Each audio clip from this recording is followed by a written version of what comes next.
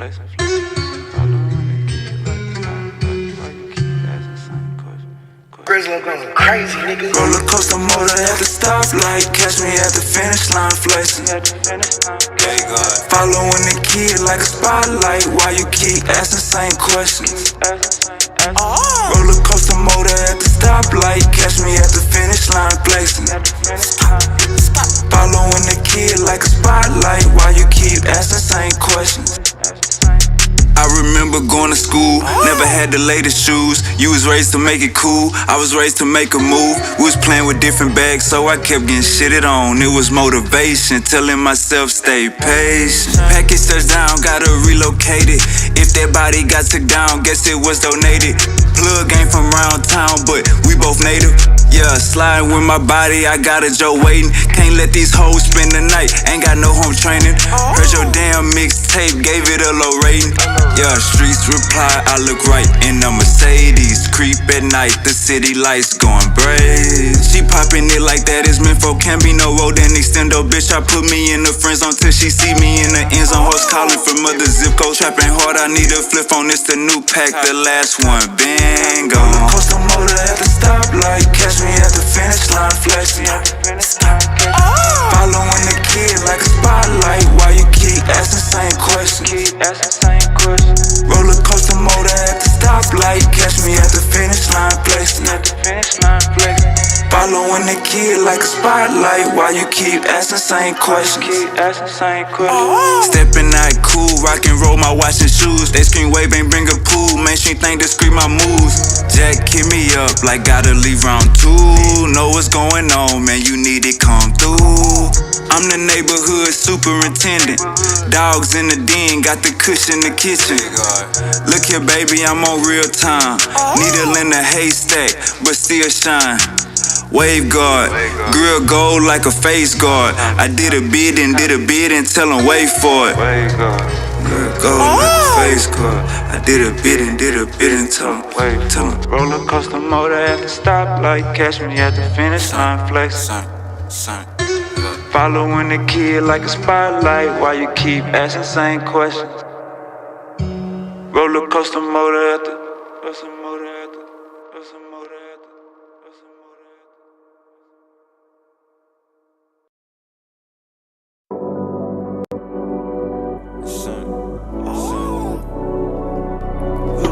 but don't even post it. She got a nigga, but don't even post it. Where you go?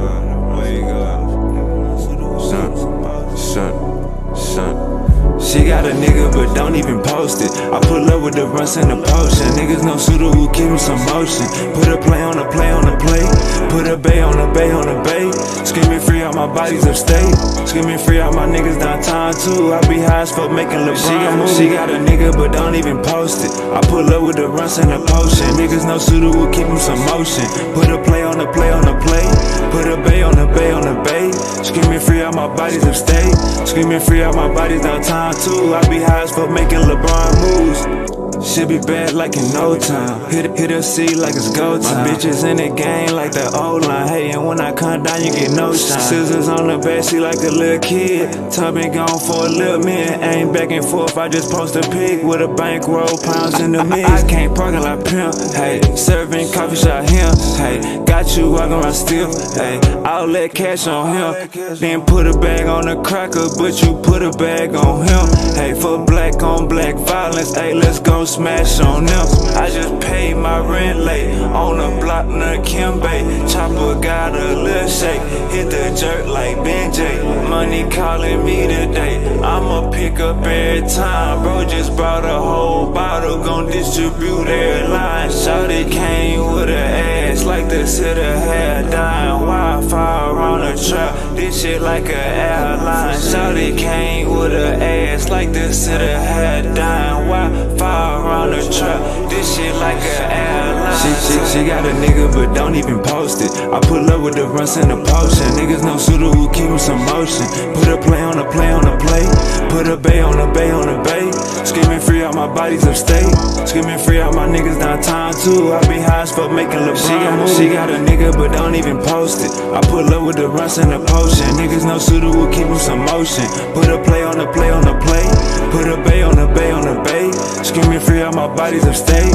Screaming free, all my body's downtown too. I be high as fuck making LeBron moves. Gotta get up and get up and get up and get it. You working that job, but you stuck in the trenches. Cash to be made, so who out here tripping? My cellular phone got a damn chip in it. Wake up, sign for 30 balls. Still in the trap with dirty clothes. You can be different, work my phones. You can be dead and work alone.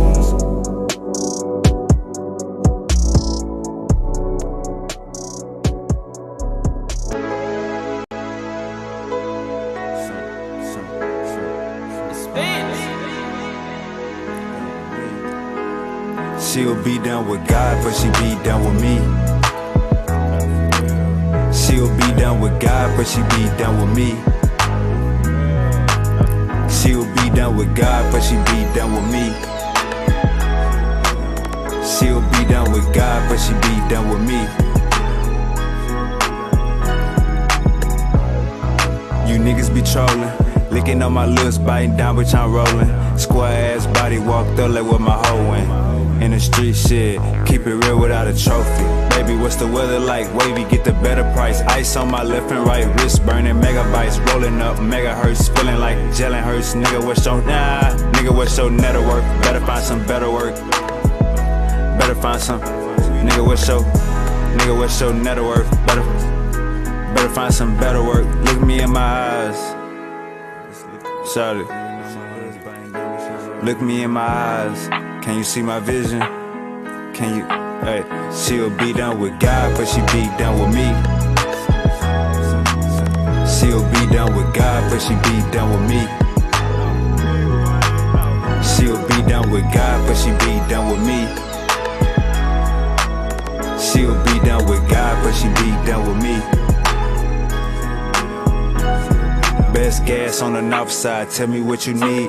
Only sell cat if you selling it for me. Plants ain't ready, I'ma sell them in the spring. 36 bitches, gotta tell them when to leave. Ran up a check, gotta put this in the house. Talking too much, baby, put this in your mouth.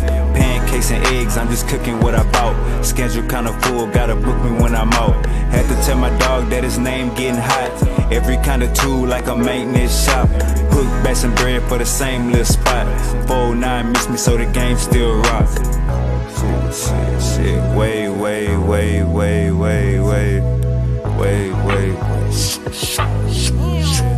For me, she'll be down with God, but she be down with me. She'll be down with God, but she be down with me. She'll be down with God, but she be down with me. She'll be down with God, but she be down with me.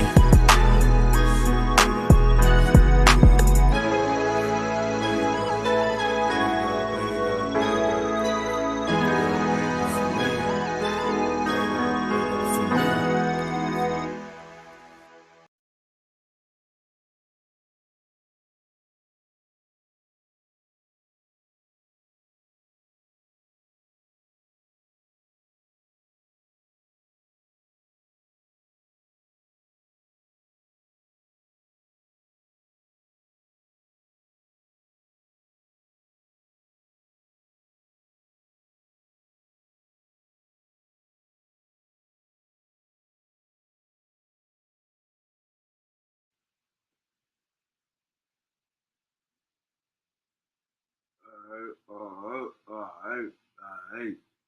Man, I hope y'all having a great weekend. Man, it's the weekend. It's about to go down. You know,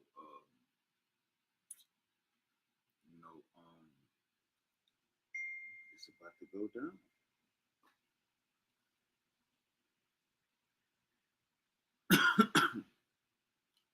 Everybody stay focused.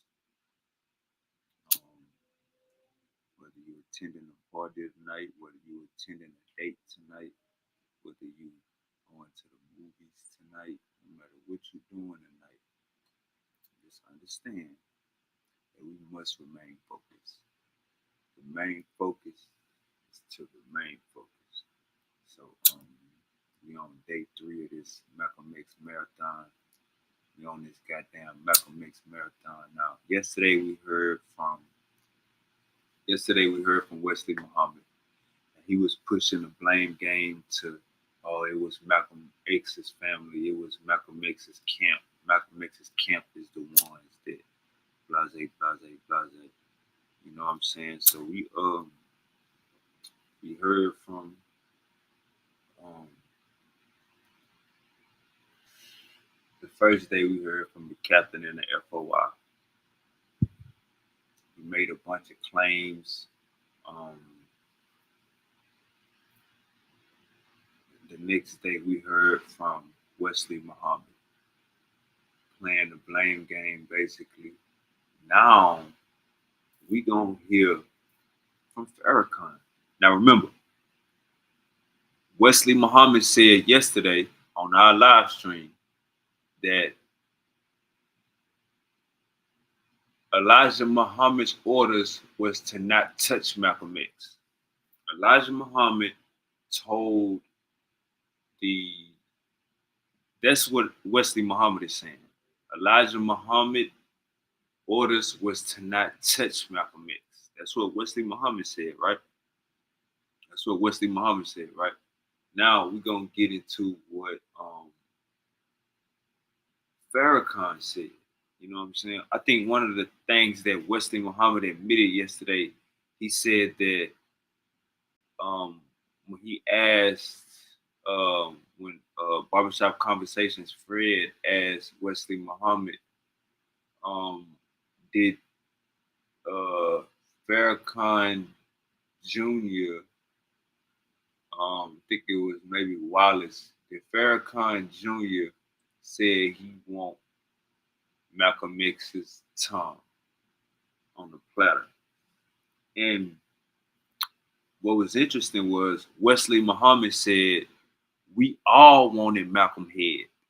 We all wanted Malcolm. That's what Wesley Muhammad said. Wesley Muhammad said we all wanted Malcolm. You know what I'm saying? So let me share our screen and we're gonna get to the bottom of this. Let me drop the link too. I forgot. Drop the link in the chat for the chat and for the game. So yeah, we heard Wesley Muhammad. Now we about to hear Farrakhan. And if some of this shit you don't agree with, don't even worry. We're gonna bust it down. We're gonna break it all the way down. Pine Club Apparel. I posted the link at the beginning of the show, man. It's in the chat. If you're trying to get fly, man, you know who your guy, man. You know what I'm talking about. We got some big plan for Christmas. You know what I'm saying? We're gonna be doing I'm gonna keep it on the hush. But let's break down what Farrakhan said about Malcolm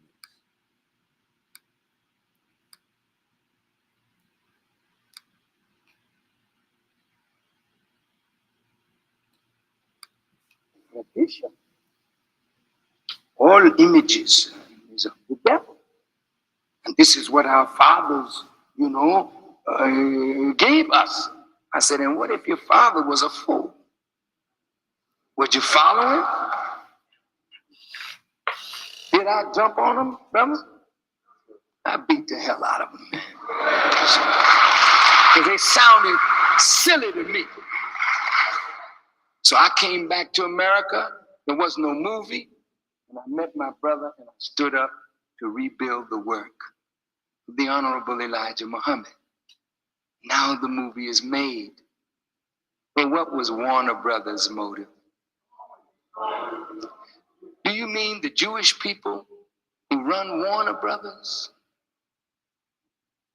would put $30 million behind a so-called anti-Semite?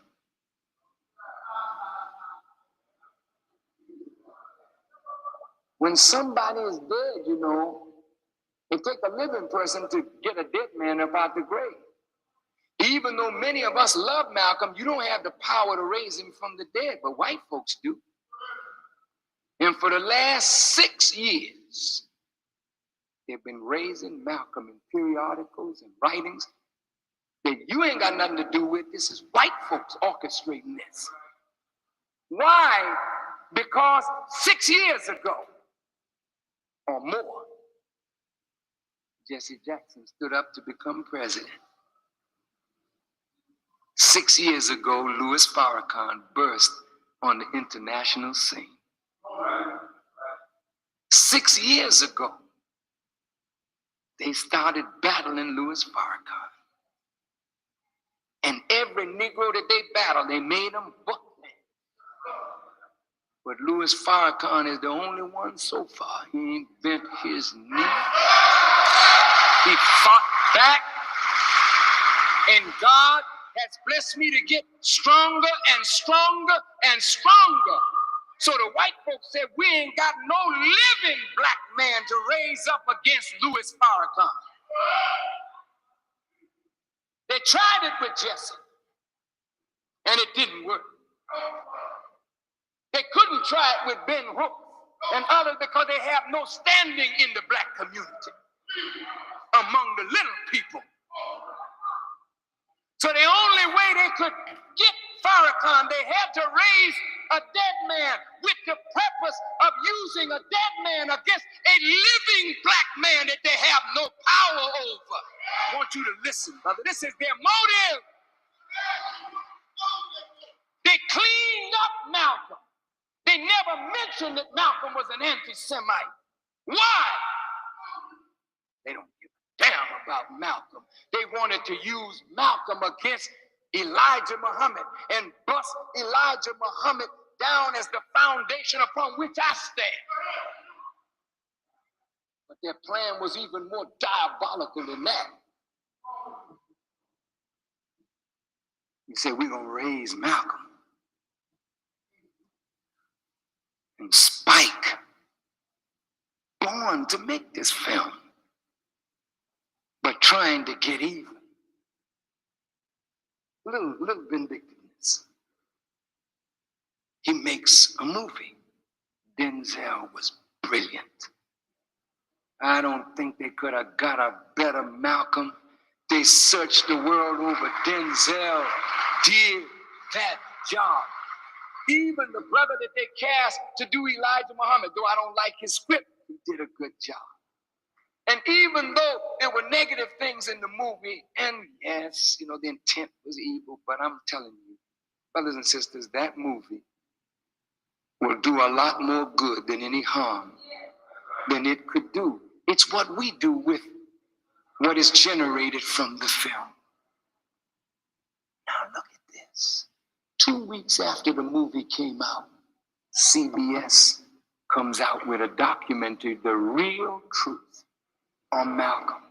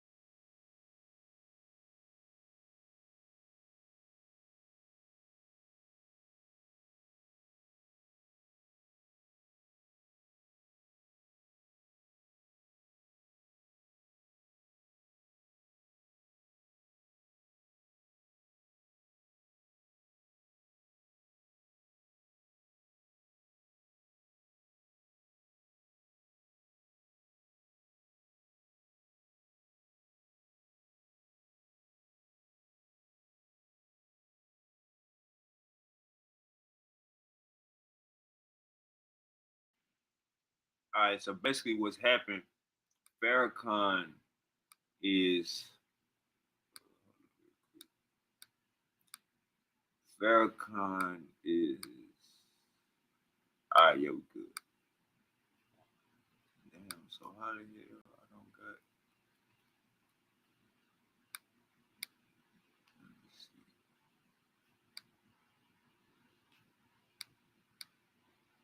Where is the logo? All right. So Farrakhan is preaching trying to convince his audience that basically the government did it. Like if you listen to what he's saying, he's insinuating that Malcolm X was an anti-Semite. That's why they killed him. And if you listen, and if you don't look at the facts, right? If you listen to these old heads talk, you know what I'm saying? They trying to put it 100% on the CSI. I mean, 100% on the CSI, FBI, the government. They saying the government took out Malcolm, but they not holding the NOI accountable. They not holding the NOI accountable at all. They not holding Minister Farrakhan, Elijah Muhammad. None of them niggas is getting held accountable. They blaming it on the cracker. But we know for a fact a cracker ain't killed that man. A cracker ain't shooting him 16 times. That was a damn Muslim. There wasn't no goddamn cracker. So if you listen to people that was there, the old heads that was there, and you don't follow none of the facts, if you don't follow none of the police work, if you don't follow none of the paperwork, if you listen to what the old heads are saying, that this is on the government 100%. This is 100% on the government. And I would like to get an old head up in here to explain to us. We kind of need a better analogy of what y'all saying. Like, are y'all saying that the government coerced this plan with the Nation of Islam and used the Nation of Islam to kill Malcolm X? Like how the government brought crack cocaine into our community and they used the black man to fuck ourselves over? Is that what you saying? Is that the same parallel analogy? You know what I'm saying? Like, cause I'm confused when you leave, you saying, oh no, it's bigger than that. It was the government. It was the government. Like, brother, we're gonna keep reading this, but you got Malcolm X going against the grain. Motherfuckers riding with this leader, so they hating Malcolm X. They want to do anything to Malcolm X. One of the dudes that killed Malcolm X, he was in the Nation of Islam. They said they suspended the nigga, but he already had his ex for over 2 years. He was in the Nation of Islam. They said they suspended the nigga, and he did that to try to get back into Elijah Muhammad's good graces. When he went to jail, he realized that they wasn't riding with him. They didn't agree with his decision. We got to understand one thing. If Elijah Muhammad's son is saying, I want Malcolm X's tongue on a platter, if Wesley Muhammad is saying, all of us wanted Malcolm X's tongue on a platter. Like this thing, so none of them respected Malcolm X once he got suspended. None of them respected Malcolm X. We got to keep it all at 100. They trying to make it seem like, no, Elijah Muhammad said, don't touch him. Elijah Muhammad said, don't touch him. Man, bro, Wesley Muhammad, we don't believe it. But let's keep going. Farrakhan is trying to convince the mosque that he didn't have nothing to do with Malcolm X's murder, and he blaming it on the white people. Now, if you was paying attention yesterday, Wesley Muhammad blamed it on Malcolm X's own crew. Let's keep going. Then the movie would take off. And they didn't think they could build Malcolm up and dog the Honorable Elijah Muhammad and we would be quiet. They just knew we were going to jump into the fray. And they were counting on that because what they really wanted to say was that Louis Farrakhan had something to do with Malcolm's assassination. They had it all fixed up. Since I was the man that came and took Malcolm's place in New York, came to live in the home that was Malcolm's, and had the position that once was Malcolm's, they could make a case, they thought, saying that Farrakhan was envious, turned Malcolm in to get Malcolm's spot, had Malcolm bumped off.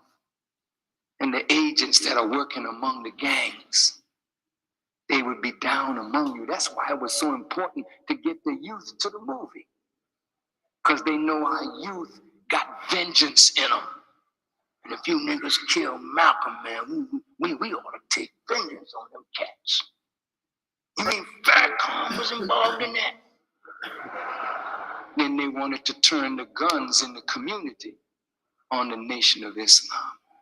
And if we started fighting each other, then they could bring the government forces in to round up Farrakhan and the Nation of Islam. It was all set. They had Oprah Winfrey and Hey, let me say this too, gang. If you notice, all these niggas in the NOI, FOI, all these niggas smile when they talk. We got Uncle Asar in the building. Uncle Asar, what's goody? What's good with you, Farrakhan? Come on, man. You know, we on day 3. He said the Malcolm Marathon is going down around this piece. Malcolm Marathon. Hey, Uncle Asar, if you notice, all the Nation of Islam guys, when they speak, they always smiling. But it's not a, it's a grin because it's not a real smile. And you know it's not a real smile because they gonna take away that smile when they change the next sentence. Right. And that's it's, I mean, when you hear him explain it, it's how I said it the other day. You have they're mad because Malcolm was saying stuff about Elijah, but at the same time they don't want to get pent with the murder. They don't want to get pent with the frustration of having to live that situation out. And those dudes that came to get him, that's you know, even if the CIA helped, you're not supposed to help. Let me give y'all real loyalty. Ibrahim Traore's right-hand man was offered $5 million and some change to knock him off. He said no. They was like, we'll put you in whatever house you want. What do you want to do? What do you need? He was like, I need my mans. That's my mans. We don't move like that. Your money's no good here. You have to know and draw a line in the sand about your lifestyle and about real commitment and real loyalty to your people and to your cause. Because if you keep doing that, you'll never be anything. That's why you don't have nothing at the moment. Because one, you got brought over here. Two, as you started to build, they started to attack, and you started to bend and fold and be okay with them being in charge and COINTELPRO. You have to put your foot down. Sometimes you got to die for the cause or kill for the cause if you're going to die. Some people don't understand that. That's a fact. When we watch Uncle Reggie talk, when we watch John Henry Clark talk, when we watch Dr. Ben talk, when we watch the elder South Africa, I can't think of his name, Kwedo Mutua talk, when we watch our ancestors talk, they don't do all that goddamn smiling. They trying to get their damn point across. If you when just like yesterday when we watched Wesley Muhammad, today this Farrakhan is smiling for no reason. That's how you know he trying to. What I said yesterday, Wesley Muhammad was trying to sell us a car. Now Farrakhan is trying to sell us a car again, another 2 days in a row. And watch how the crowd just eat it up.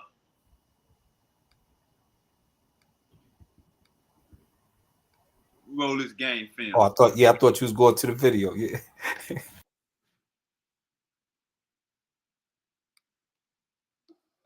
Magic Johnson and Bill Cosby putting their money in, because anything that your money is in, you're concerned. So if Farrakhan had come out beating down the movie, then Oprah would have been angry.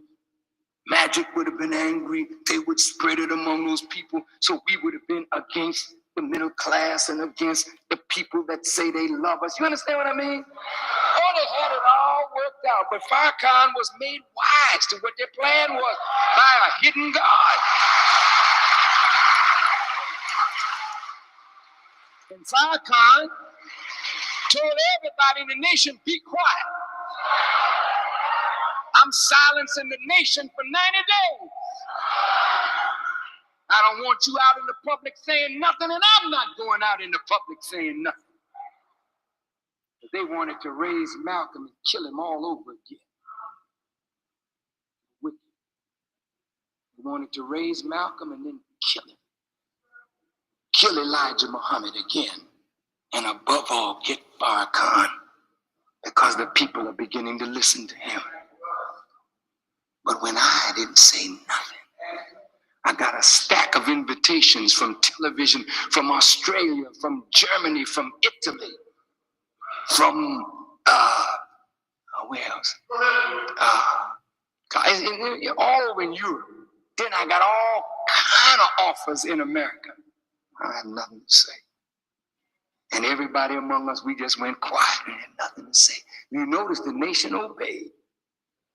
And nobody in the nation opened their mouth. Just pay attention how he mocking Malcolm X. And all of a sudden the movie went up.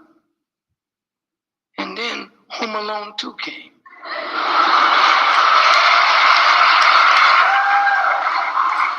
And then Bodyguard came.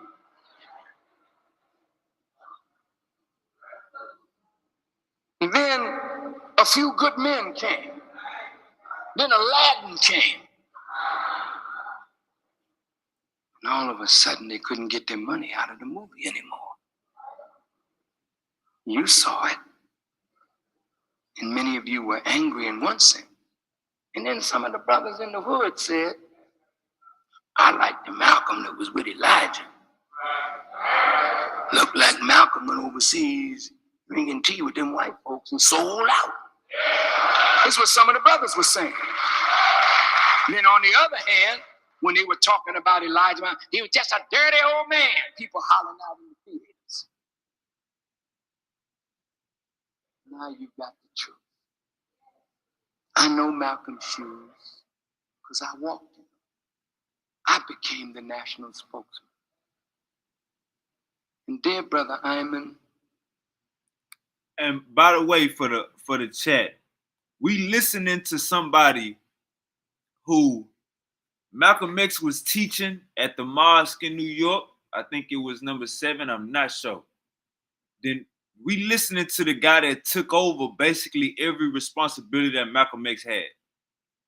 Right now, we listening to a guy that took over basically every responsibility that Malcolm X had.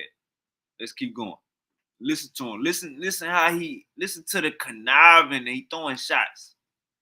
On Blessed Clara Muhammad's deathbed, when she was at Mercy Hospital, she asked me to come. And I visited her. I love her like my own mother. And as the tears fell from her eyes, Brother Emmanuel, she said these words to me. She said, brother, help my husband. He's getting up in age now. Help my husband. He's not going to let you do it. But you help him anyway. She said, it ain't nothing but jealousy. Help my husband. Look at the word. Elijah Muhammad was not jealous of me or Malcolm. You can't be a jealous person or an envious person and have the Spirit of God in you. Elijah Muhammad just tried us. And I'll tell you what happened to me, Brother Isnt. People begin to praise me as the national spokesman.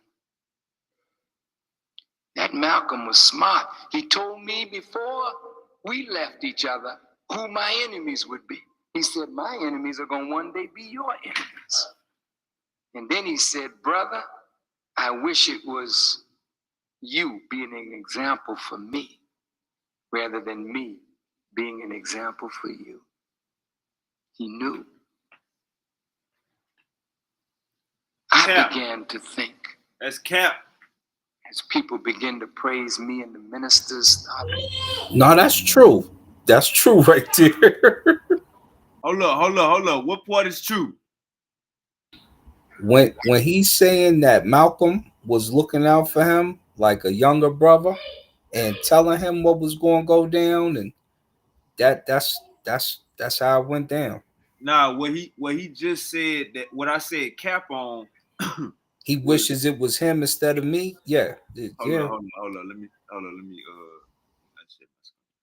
What I said it was cap on was when he said, "I wish I learned from you instead of you learning from me."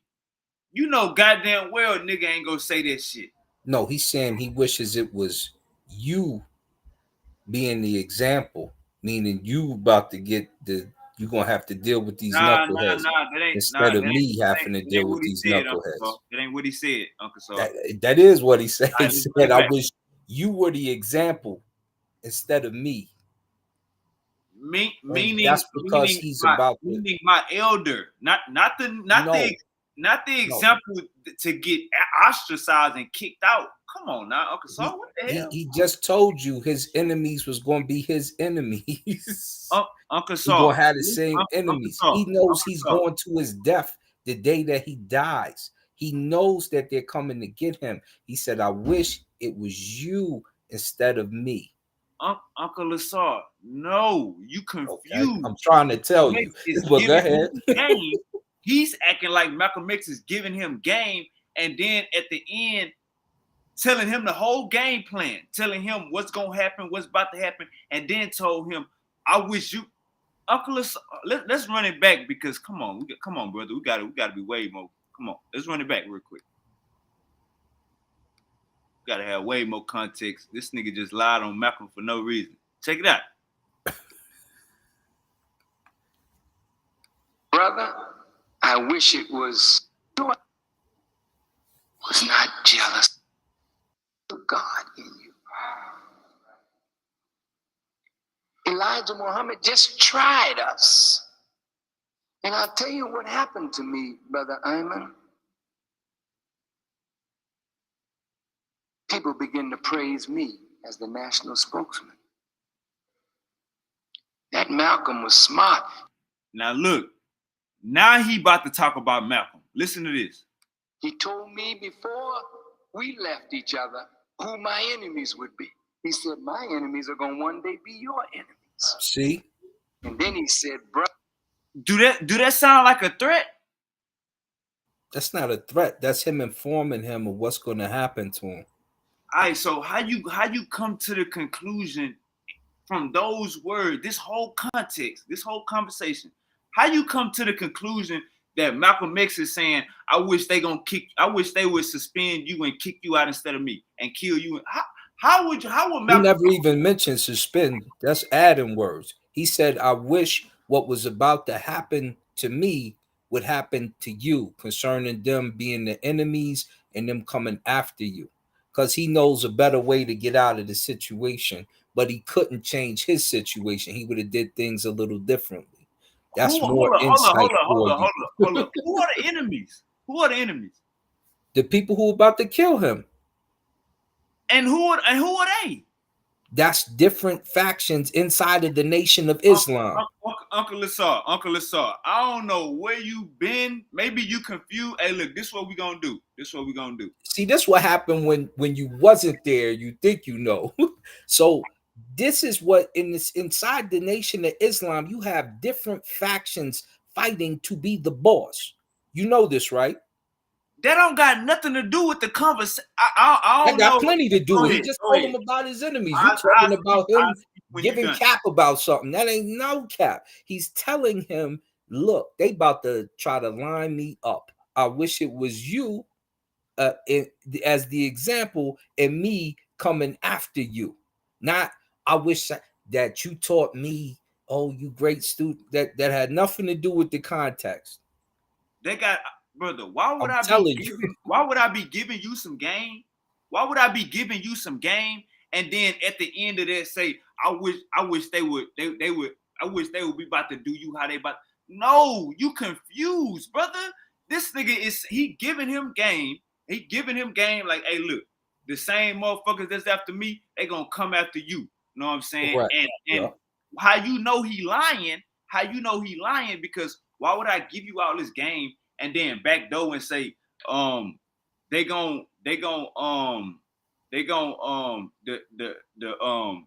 basically I wish this would happen to you instead of me, basically saying that I wish we could I'm trade digging you places. up. I think you would be a better leader than I am. That's what Farrakhan is saying. Malcolm X told him, hold up, officer, hold up. Malcolm X told him, I'm bigging you up.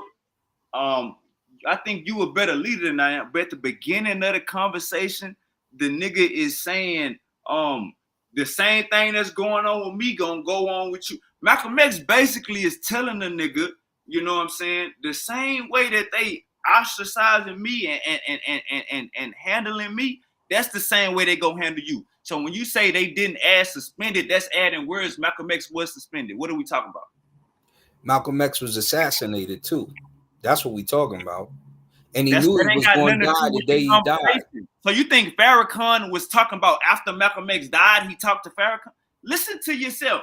No, we're talking about Malcolm already knowing he was going to be assassinated, as most who get assassinated by the Nation of Islam know ahead of time, because there was nothing that was going to help them, because you're already against the country. The CIA is after you. And now you got Muslims ready to assassinate you, and you really don't have the backup to stop them. That's He a knew the goddamn lie. When No, Malcolm that's a X died, fact. that's And a you're goddamn lying lie. When about the Malcolm X died, situation. That's why I'm trying to hold help up, y'all, because y'all that's a trying to goddamn lie. repaint When history. Malcolm X died, they set Mars number 7 on goddamn fire. Even you and Reggie was basically admitting that Farrakhan was scared to come to Malcolm X funeral because he knew what the game was. Malcolm X had gangs too. For some reason, that day, goddamn me, I don't know what the hell. We're gonna find out. We're gonna find out. But you're We not about to around sit the here people and act who like was Malcolm around X didn't him, have no game. so You we ain't about to know sit here and act like Malcolm X didn't have no team. Malcolm X had all of that. his Malcolm team X wasn't bigger than the Nation of Islam. That's where you're sadly mistaken. That's a lie. So it wasn't like his small team was going to do nothing. All they would knew that they was going to do was die with him for the cause, and that's how they would speak. I don't care who does what. We going down with you. That's how it would go down.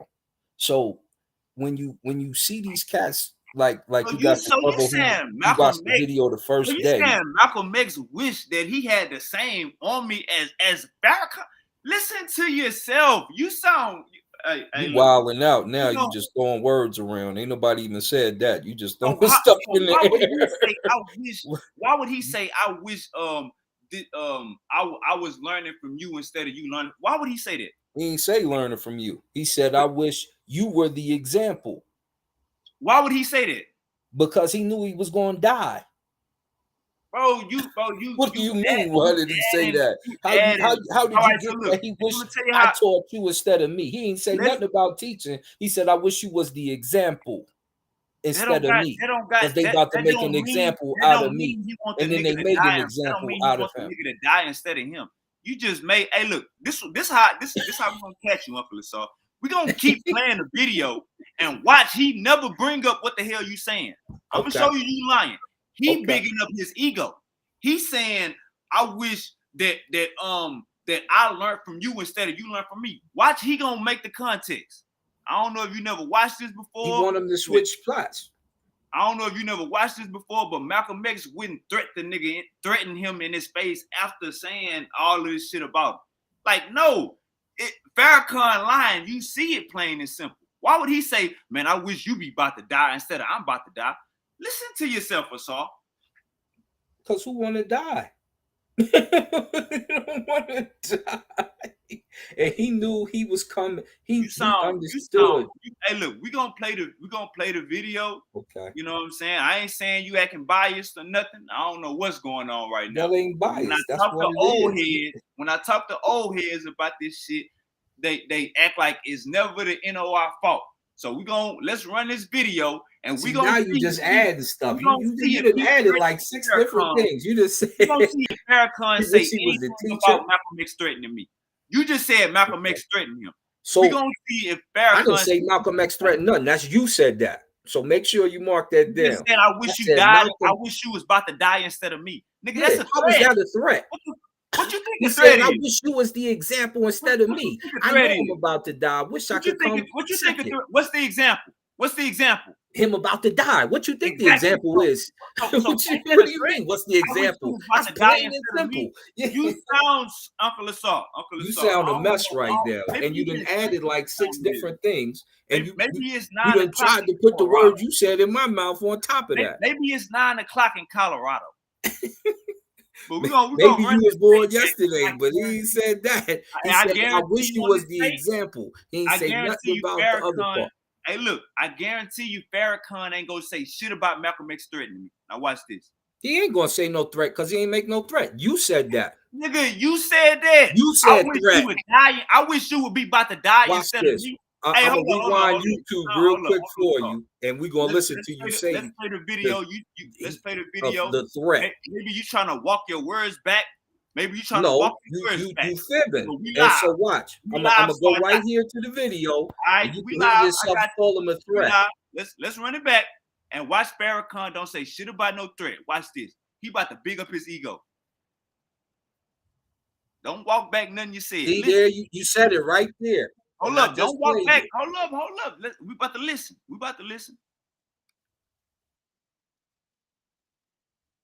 People begin to praise me, the national spokesman. That That's Malcolm. you telling him you said the threat. Hey, don't walk back nothing you said. Just listen. Don't put nothing you said in my mouth, now. Yeah. You said all right. So let's get some clarity. Let's get some you clarity. said threat. I said no, that's not a threat. Hold up real quick. All right.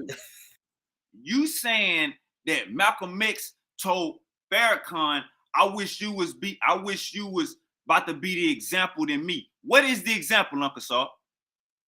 Example is that he's about to be taken out. All right, you good. Now watch this. Let's keep going. Now watch this. Maybe you never seen this before. Watch this. My enemies are going to one day be your enemies. And then he said, brother, I wish it was you being an example for me rather than me being an example for you. He knew. Now, what did that mean to you right there? Hold up. What did that mean to you right there? It don't. He's not saying what you saying, but let's keep going. Okay. I began to think as people begin to praise me and the ministers started talking about yes, yeah. Listen, what he just said. Let's keep going though. me. And they begin to call me names like I was going to be the hypocrite who would lead the nation astray. Now, who is the hypocrite? Malcolm. All right, let's keep. No. Hold up, my bad. Who did they call? Who did the NOI call the hypocrite? Malcolm. They called Malcolm the hypocrite, and that's what he's telling Farrakhan. Hold up. Let's keep going. We good. We just getting clarity. It's not over. Imagine a man working for an organization and giving it everything, God sacrificing his wife and his children and every bit of money that I had. You know, I was 42 years old and never had a bank account. I never owned nothing. Everything was for the nation.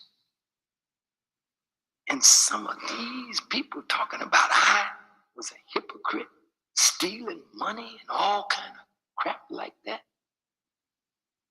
And when I went to Elijah Muhammad ready to blow up one day, he just said these words to me. He said, brother, seek refuge in Allah from the envier when he envies. And he got up and he walked out of the room. And when he came back, he said these powerful words. He said, brother, when you got a piece of wood and you're going to put it in the corner of the building to uphold the weight of the building, you got to put a lot of stress on that board. And if it breaks, then you know that's not the board you were looking for. You throw it away and you get you another one. What was he telling me? I'm about to put you in the corner of the nation to uphold the weight of the nation. So he's slowly making a story, Uncle Asar. But who was the corner in the nation before him? You there, Uncle Asar? I'm trying to talk. It's on mute. Malcolm is the corner all right. So Farrakhan. he gonna get to the end, but example. he's trying to draw this long story out. Go ahead. Yeah, he's the broken piece of wood is Malcolm, and Farrakhan is supposedly the strong piece of wood. So this is why I'm telling you, it's not that he wanted to. Hold on. Where you get a broken piece of wood and a strong piece of? Where you got that from, Uncle Son? Did you not just listen to Farrakhan tell you? He just was giving you an example. Elijah Muhammad said, when you build a building, you use a piece of wood. It's going to go through stress and what have you. When that piece breaks, that's not the piece of wood you was looking for. He didn't. Nah. He's telling Farrakhan that he's the cornerstone. He's the piece of wood that's going to replace Malcolm. Nah. Uncle, oh, wow. God damn. You're bugging. God damn. That's a mess. Uncle Saw, look. You didn't see. You don't understand what he's telling you right there. This is what Farrakhan is saying. Farrakhan is saying, Elijah Muhammad telling him he about to put him in charge of the nation. That's what exactly. He's the corner piece of wood to hold up the building. Are you not following the example? Yes. So when he tells him he's that corner piece and Malcolm is the broken piece. No. He didn't say no. He didn't even. Uncle Saw. Brother, rewind that so you can listen again. You're not even listening to the video. Malcolm right there. He didn't say nothing about Malcolm. Oh, goodness. You want me to play it again? But yes, play it again so you can hear him when he's describing it. He's telling you Malcolm wishes he was the example. Then he turns around and says that they got jealous of him. They got jealous of Farrakhan. Farrakhan was like, how you jealous of me? I ain't even had a bank account since I turned 42. I ain't had no money. I ain't stealing from no nation. And then he went to Elijah. Elijah said, rely on Allah. When a piece of wood breaks, you are the piece that I put in its place. You just said it with your own words just a few minutes ago. You just said this is the guy who took over all of Malcolm's dealings. You gotta listen. You butchering the video. Let me tell you why you butchering the video. And not comprehending he starts off with a conversation with him and Malcolm. Yes. Then it goes to the one with him and Elijah. Hold up. That analogy is not done. Just because I stopped the video just so we can get clarity. But now you add Malcolm. Well, he ain't even supposed to be it. So look, this is what's going on. Man. It started with the conversation with Malcolm. Now he's showing what Malcolm said was true. But he gonna get to the ending part, that last part that haven't came up yet. How is what Malcolm said true if Malcolm wasn't the broken piece of wood that Elijah referred to in the story? What did Malcolm tell Farrakhan before that? I wish you were the example instead of me. Before that, he said, your enemies will become my enemies. Basically, people will hate you. Now he's telling you how he's seeing this in real time. But he gonna get to what me and you talking about. It ain't over. But we can't Malcolm didn't live to 42. People that ain't there. You doing that Christian stuff. No, you're not listening to what he said. No. Barely, I'm telling you. Malcolm didn't live to 42. He's talking about himself when they started to do what Malcolm said they would do to him. So he's telling you what started to happen to him after Malcolm said it. And he went to Farrakhan, he went to Elijah because he was upset about it. And Elijah said, you sometimes a piece of wood breaks under stress. You are the new cornerstone. You are the piece of wood that won't break under the stress. You are the piece that will hold up the building. So quit stressing just because they tripping on you, saying you're stealing, saying you're doing this, saying you're doing that. And he's the replacement. You called him the replacement earlier, right? This But is his story it to don't how he became that replacement. it don't say nothing about replacing a broken piece of wood. Like It, I don't it know. does. Where are you missing to that? Go rewind the tape. All right, Rewind the let's tape run it real back. quick. Let's run it back.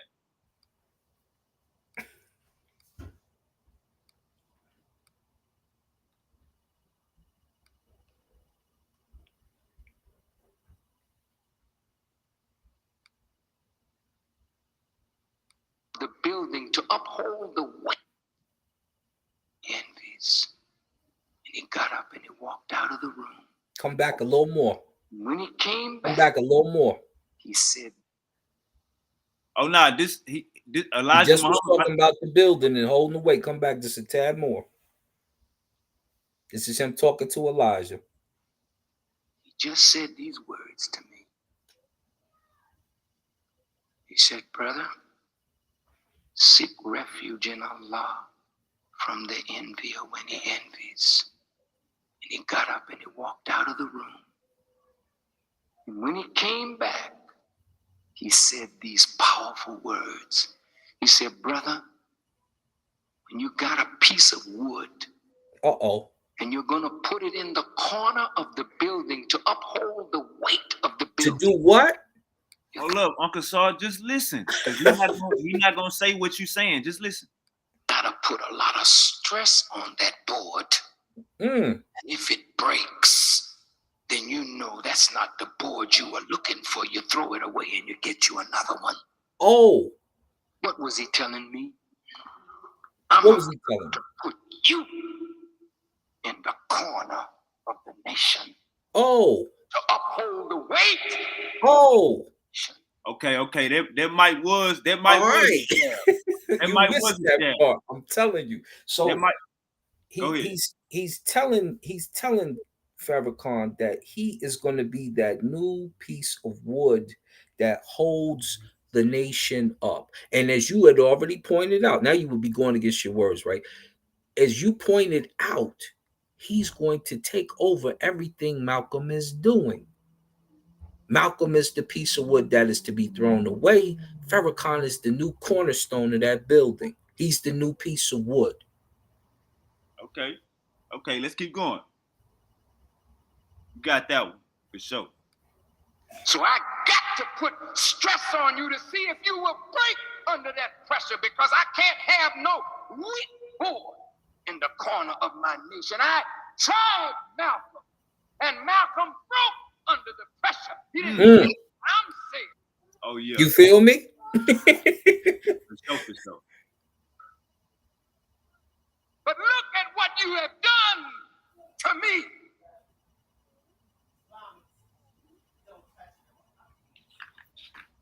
Some of my own brothers sought to take my life. You heard that part right there, right? He says some of my own brothers sought to take my life. Yeah, that's what Malcolm told him was gonna happen. I think we gonna keep on running it, but he gonna get to that. He gonna get back. He gonna double back on that example, because right now all he doing is basically going through what Malcolm told him. He added that conversation with Elijah Muhammad in there, but it seemed like he building off of that conversation, and he either go make Malcolm X look like a lie, or he gonna make himself look better. He does do that often, and I get mad at them about that, and that's why I say it's convoluted only because where Malcolm started it, the nation didn't have to finish it in that manner. That was not cool. That was not cool, and it shouldn't have been done that way at all. at All all. right, and just so we clear on the context of the oh, Uncle says lies, he's scamming. Damn. Yeah, see, I know he lying. I'm saying, especially on Malcolm. But hey, just to be clear, Uncle Saw, Farrakhan might lie, but it hold up, Uncle Saw. Let me say this. Me and your disagreement is that I'm saying that Malcolm X never told him, I wish he was the example instead of him. That's what I'm saying. You right. saying the opposite, right? Yeah, right. Because Uh, he just finished saying it, but that's no biggie. nah, he ain't just finished saying He nothing. did. He just said. We He talk about you just said saying that the example is him dying. I'm saying Malcolm X would never go to Farrakhan and threaten him like that. That's my stance. but he didn't threaten him. That's what I'm saying. You taking it as a threat. He's What letting is him the know. example? The example was that Malcolm is going to die. He's telling Farrakhan, you're going to experience the same thing. I wish that we could trade places. But Farrakhan ended up Trade just places? telling you, Trade yes, places? I don't want to die right now. I got stuff Trade to do. places? Listen to Yeah. yourself. Hey, not. I think you just ran yourself into a wall right there when you said trade. He's saying, I wish I could trade places with you because what I know now, if I was you, I could use totally different. That's what he's trying to tell him. But Not Uncle Saw. What he's saying is, I wish. He said, Malcolm X is saying, Farrakhan, I wish you was the example for me instead of me being the example for you. And he goes on to talk about sacrifices and all of it. Like he making Malcolm look crazy. That's why I say he gonna close it off because he about to make Malcolm X look like a liar, or he about to make himself look better. But in one of those ways, he gonna prove like why would you so you telling me Malcolm X is suspended from the Nation of Islam, and he's talking to Farrakhan, and he's saying, "I wish you was gonna be the example instead of me, Uncle Asaf." yeah, concerning what's about to happen to him and what he's about to go through. And he So told Farrakhan he you was think, going to go through the same thing, and he did. all right, And then Farrakhan just was like, they was trying to kill me too, and my own brothers was nah, trying to. this He's like, this yeah, this this after he's seeing Malcolm X's words come to fruition. What I'm yeah. saying is this. What I'm saying is this. Who was the head of is who? Uncle Asaf, you trying to put Farrakhan ahead of Malcolm X? I'm confused. Huh? How'd you get that? That's what Farrakhan is doing. No, Farrakhan is Not him. just saying he's taking the position now, and Malcolm is giving him the heads up on things to come. That's all. And then he said, I wish you would, I wish I learned from you instead of you learning from. Listen to yourself, Uncle He Saul. didn't say learn. He said, I wish you was the example instead of Or me. or me And instead I of me wish being I the was example. the If I'm the yeah. example for you, if I'm the example for you, nigga, you learning from me. You No, about if to learn you what's the about to happen. example for They about to listen, kill me. You gon' and listen. it ain't just about him biting to die. It's about how they turning their back on him, how they coming at him from all kind of ways, and he feel like he a dead man walking. It's not the example is Right. they But gonna kill him. The example is nigga, everybody turning on him.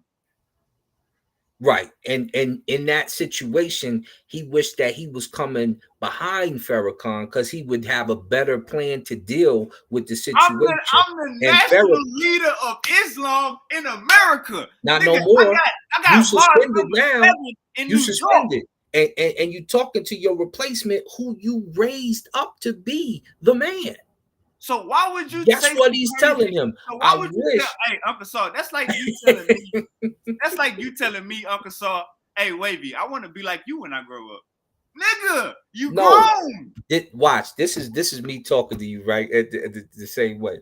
Wavy, I wish I was your age because with the knowledge I have now, I'd be a superstar in your boots.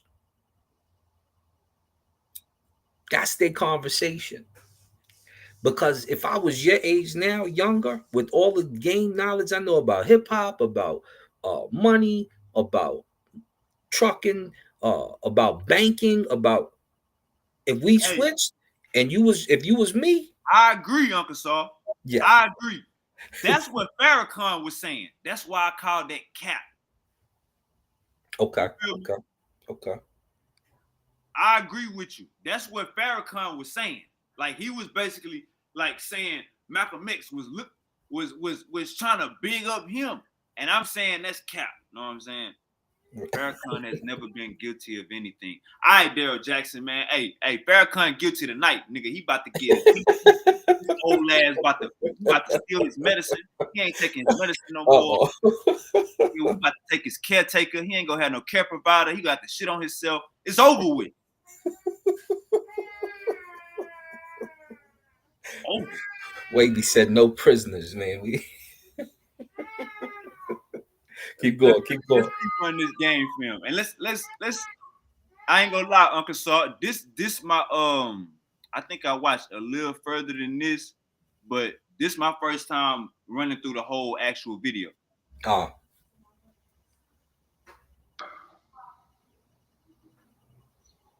But I have never told one to come after you with evil. A man that you know very well, I won't call his name, robbed the nation. We were poor of $25,000 because we were trying to get back the old home of the Honorable Elijah Muhammad and the mosque. And he said he could. God damn, Uncle Saul, you heard that? Mm-hmm. All right, we gotta break that down. We gotta break. This nigga just said Malcolm X robbed Mosque number 7 of $25,000. No, we didn't say. He didn't say Malcolm robbed it. No, he's just saying they were trying to get that back. Well, hold on. But did he say Moss number 7? He said right here. He pointed right here. Stole $25,000, and then he mentioned Elijah Muhammad's house. So we know who he talking about. Yeah, he did kind of say that. Yeah. I'm gonna run it back.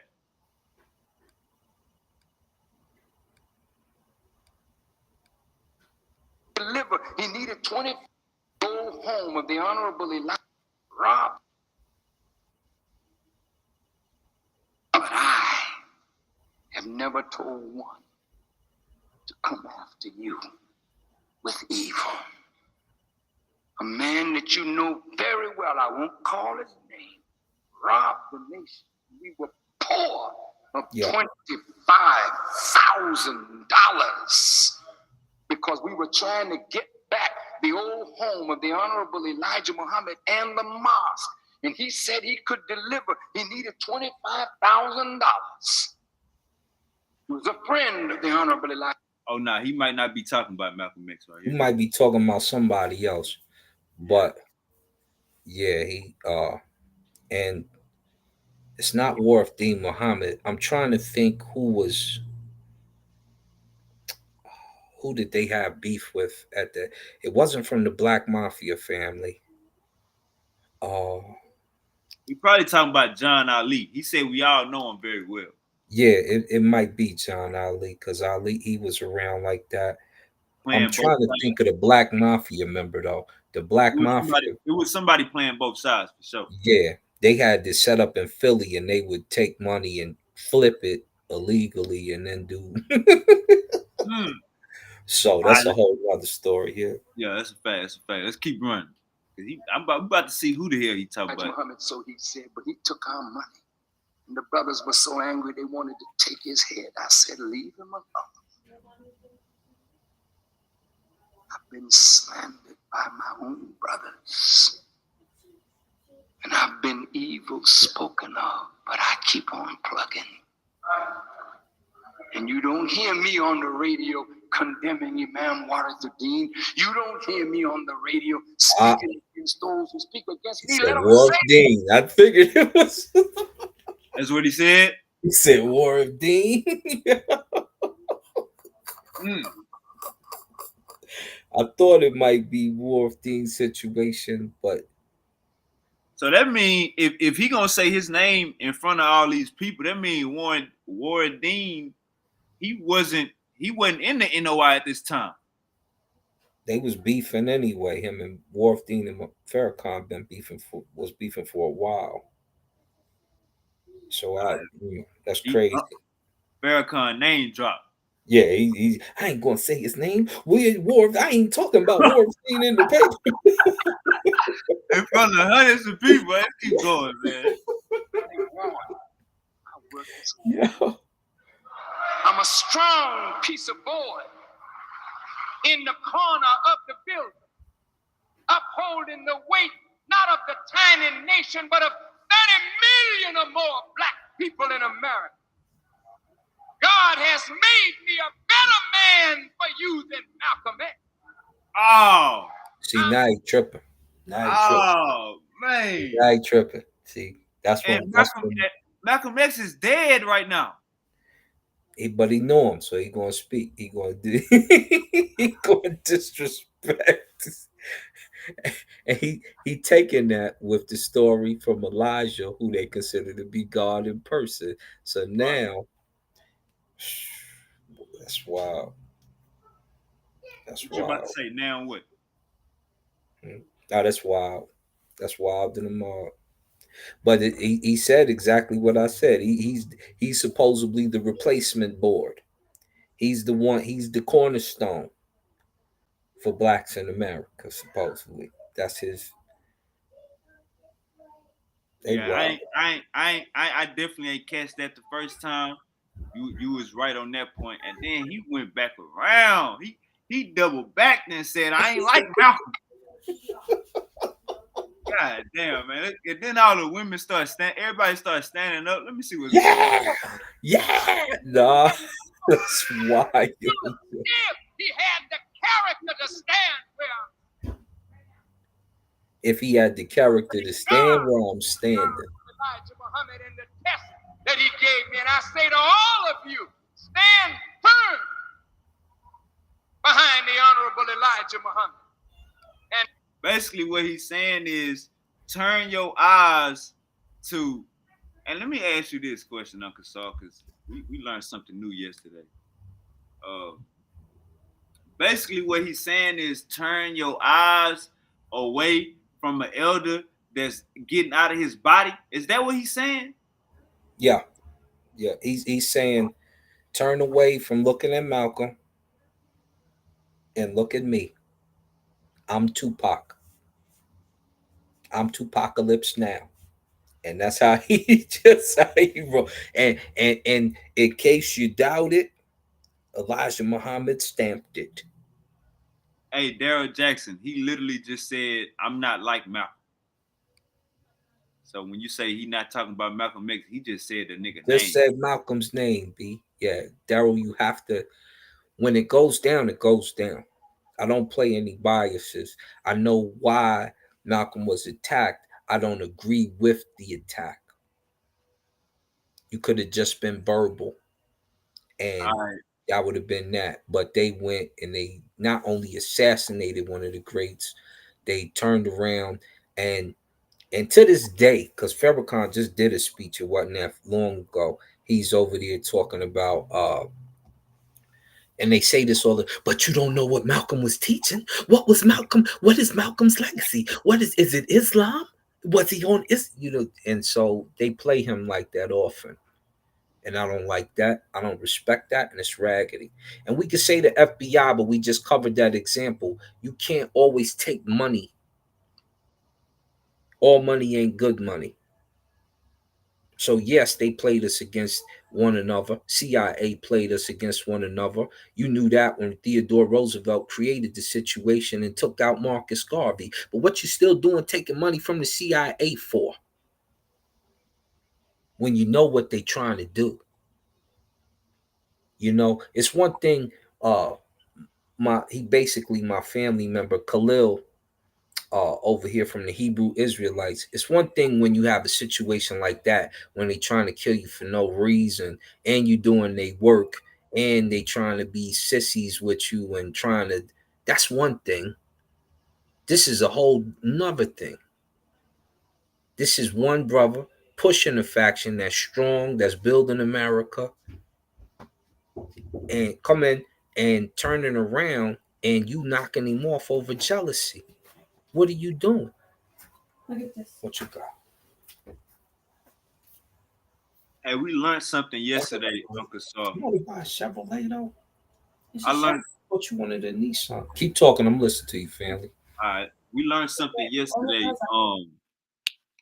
That Malcolm X had a fiance, and that fiance, I guess she, but she became a secretary for Elijah Muhammad, and then Elijah Muhammad got her pregnant, and he didn't want to.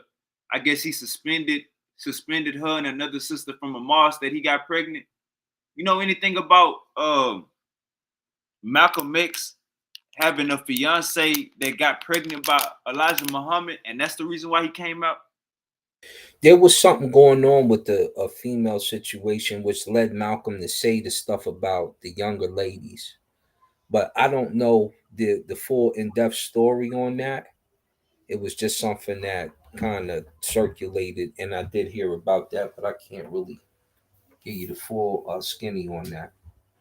Wesley Muhammad, he basically said that yesterday. He said Malcolm X fiance was a secretary, and Elijah Muhammad ended up getting her pregnant and removing her from the mosque. He ended up getting like I think 6 secretaries. He had 23 kids.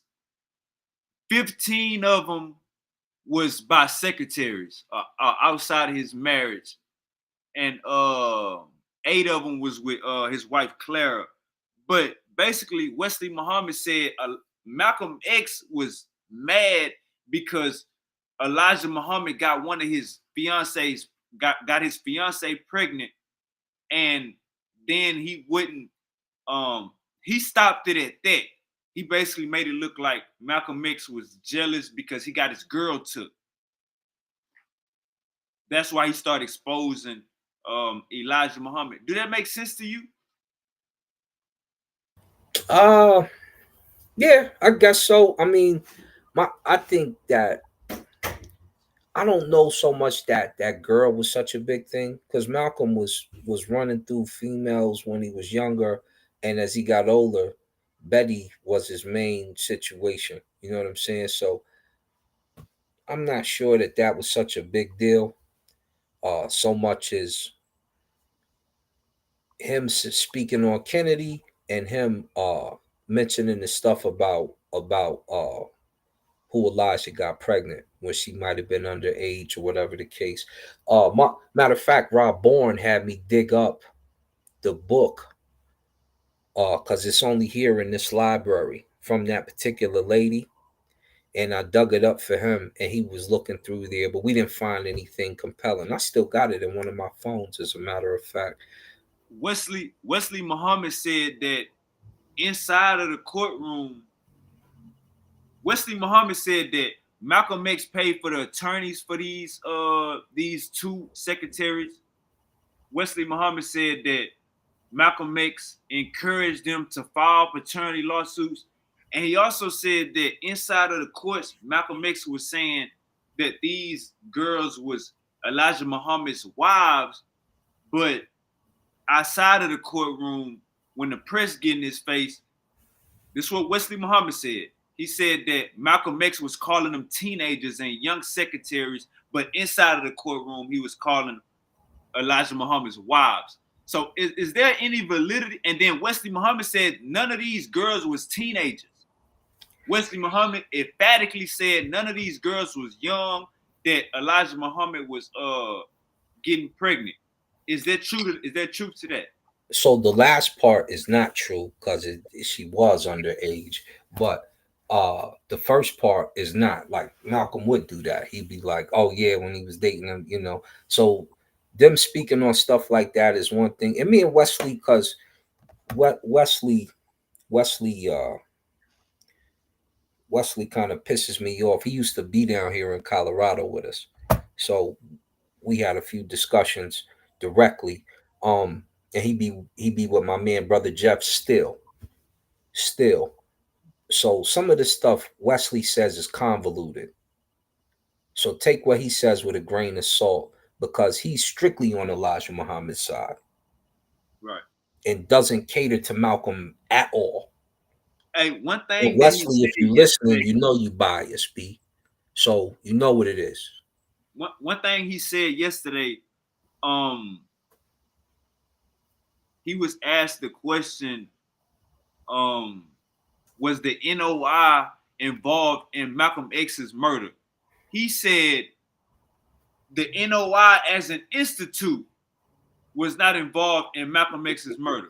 He broke down the difference between the NOI as an institute and just renegade followers. He said the dude that shot Malcolm X, he was shot 16 times, I believe. But he said the dude that shot Malcolm X with the shotgun, he said that he received his ex in 1962. I believe this happened in 1965.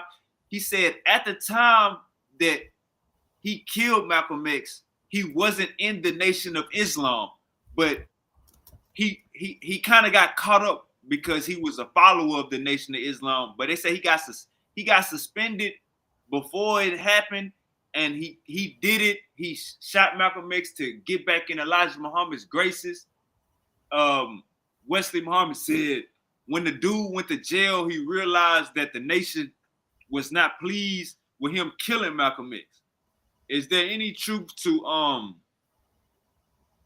how you feel about Wesley Muhammad saying that NOI as an institute is not responsible for Malcolm X's murder? He's doing what I said before. He's totally sitting on the side of the NOI. So he's doing what he's supposed to do, right? He's protecting the brand. Um, Concerning that, whatever, you could call the dude a renegade, but it's three to four of them. So what about the other two? And if the other two knew, he had to know too, which means that it came from somebody up top to hit him in the first place. So you can't pretend like, oh, these were renegades that did it instead of the institution. You had two institutionalized ones with you. So the renegade was just playing his part, Facts. trying to become a Facts. part of the institution. Hey, this the sad part, Uncle Asar, and you can give me your insight. But he said the dude said in court the only reason he did it, he said the dude said in the interview with detectives the only reason he did it was because he got paid. You also have Wesley Muhammad also, he went further. He said that it will be more accurate. It will be more accurate to say that Malcolm X's own the what was it the UAAO UAAO. United States of Africa, his Oh, that was that institution he started at the end. Okay, at yeah. the end. Wesley Muhammad said that it will be more accurate to say that the Malcolm X's own group killed him. That would be stupid. He said that with a straight face. Yeah, that would be stupid. And he knows that would be stupid. How you going? And this is what I'm talking about. This is, you just watched Farrakhan take jurisdiction through Elijah Muhammad, and you just heard Wesley Muhammad defend the brand through Elijah Muhammad. But we're on the outside. We, as I told Cam the other night when I was speaking with Cam, he like, but you're not an FOI. I said, you're right, and I wouldn't be. Right. And he I said, and I know more Islam than the branded FOI member I'm talking to. And then we commenced to have a discussion, and I said, so where do you get your prayers from? Because they're not in the Quran. No, they're in the Quran. I said, show me the page they're on. It's in the Hadith. It's not in the Quran. Exactly. and he had to understand that. And it's because you, when you're institutionalized, you don't see the whole picture. You don't see the whole picture. You see what you're given, and you can't go outside that box. And so I respect Wesley as a man and as what he did, and he helped assist what happened in Colorado, because he was here shortly after uh, me and my cousin went and did the gang unification, where we had them squash their beef after the summer of violence. He was here after that, not during, but after. So you didn't take the walks across with us to go talk to the Bloods or the Crips, because everybody was scared to do it. So we had to go do it, me and him, and Rob and Pigeon, for us. So when you look at what he's doing, he's protecting his brand. So you can't get mad at some of these people for protecting their brand, but you can be disgusted at the illusion painted by black people who will stand on one side or another instead of condemning a bad act. Just condemn the act. It was wrong. It was dirty. Yes, Malcolm was culpable a little bit. He did some funny stuff, but and we paint him as a superhero. Of course, we've been doing it for years and we'll continue to. But you don't knock him down. When Farrakhan goes, we're gonna paint him as a superhero because he got busy too for us. You can't act like the institution didn't do a lot. But we have to condemn acts that took place. We seen who shot Malcolm, so I can't say Farrakhan, you did it. You took his place, and Malcolm raised you to take his place and knew you were to do that after he started to say what he was going to say, because he was ready to split. He was done. He was tired of the death threats from inside. He was tired of the jealous disrespect from inside. So the movie is not 100% accurate, but it paints pictures for you that you can see. If you didn't see hand in my pocket, or well, damn, a brother looked nice today, he must be getting good money from a lot. You see the jealousy going on, and then you hear Farrakhan tell you the same thing. It was happening to me too, just like Malcolm said. But I'm the stronger piece of wood. And guess what? You still sound jealous than a mug. You still sound like you trying. Facts. Facts. What you mean you the stronger piece of wood? I'd have been like, I was equal to my brother holding up the building. He held up the building. He didn't break, but they removed him and placed me in his spot. And so he held up another building. But he said you broke. And Elijah Muhammad. Uncle Assad, this is the sad part. This is why we shouldn't. This is why we got to stop. We got to burn Bibles and Qurans. Because look, when Malcolm X, when it's two different stories. It's two different stories. Malcolm X got his own. It's a story in Malcolm X's book where he's saying that he didn't even question Elijah Muhammad about the daughters. Instead, he was talking to Elijah Muhammad's son, and they went through the scriptures. Then he told Elijah Muhammad, we went through it in the scriptures. I seen it. You know what I'm saying? You fulfilling prophecy. But when we get other sources, we get other stories, people saying, Wesley Muhammad is saying, Malcolm X never questioned Elijah Muhammad about these secretary wives because he sourced his book.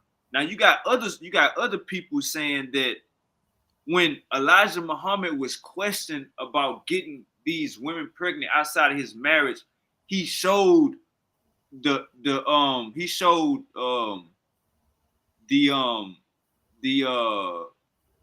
scriptures. Basically, he showed in the Bible how what was it? Who all had multiple wives in the Bible? It was Solomon.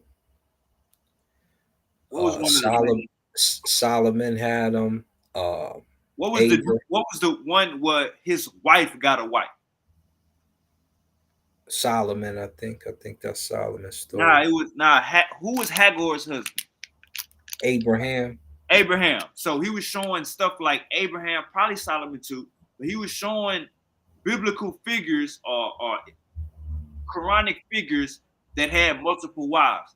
And the way that Wesley Muhammad took it was it's scriptural, it's prophecy. He is the prophet, he is the new Christ. Elijah Muhammad is the new Christ, so it's in prophecy. That's And how they see it. right. So how you so it's kind of like this, Uncle Saul. It's like this. When we fuck up, we can always go to this comic book to justify our fuck up. It's like you and don't get me wrong, like if this lady, one of these ladies that Elijah Muhammad got pregnant was Malcolm X's old fiance, if that was the case, then I could understand, like, yeah, maybe Malcolm X was player hate a little bit, but we also got to understand that Elijah Muhammad had a wife, and he wasn't marrying these secretaries. He was popping their ass, and they popping up with babies. He keeping it on the low. What did Wesley Muhammad say about why when these women was popping up out of nowhere getting pregnant, these secretaries, 6 of them, 7 of them getting pregnant out of nowhere, and you hiding them from the church? Wesley Muhammad told us that is his bedroom. That's his personal.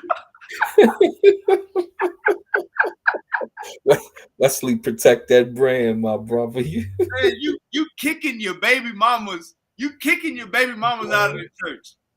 Kicking them out, Uncle Saul. You kicking your baby mamas out the church, and they all going, man. I can't think of who I was listening to today. Oh yeah, it was I gotta find this cat's name, but he was basically a captain in the NOI in Chicago. He said that they found one of the baby mamas in Mexico. They found one of the baby mamas in the South. They found, like, basically like Elijah Muhammad was keeping this on the hush by moving these women away. Yeah, pretty much. I mean, and what can you say when you're talking to somebody who's there to protect the brand? He's gonna defend that brand to the bitter end. It'll never be nothing different. It's gonna be, and that's why I respect him, because, like I said, you hold water, you hold your loyalty, and that's what he did. So, Hey, Uncle Saul, I don't know if you remember 2 days ago, we was having a conversation about the minks and the rings, right? Yup.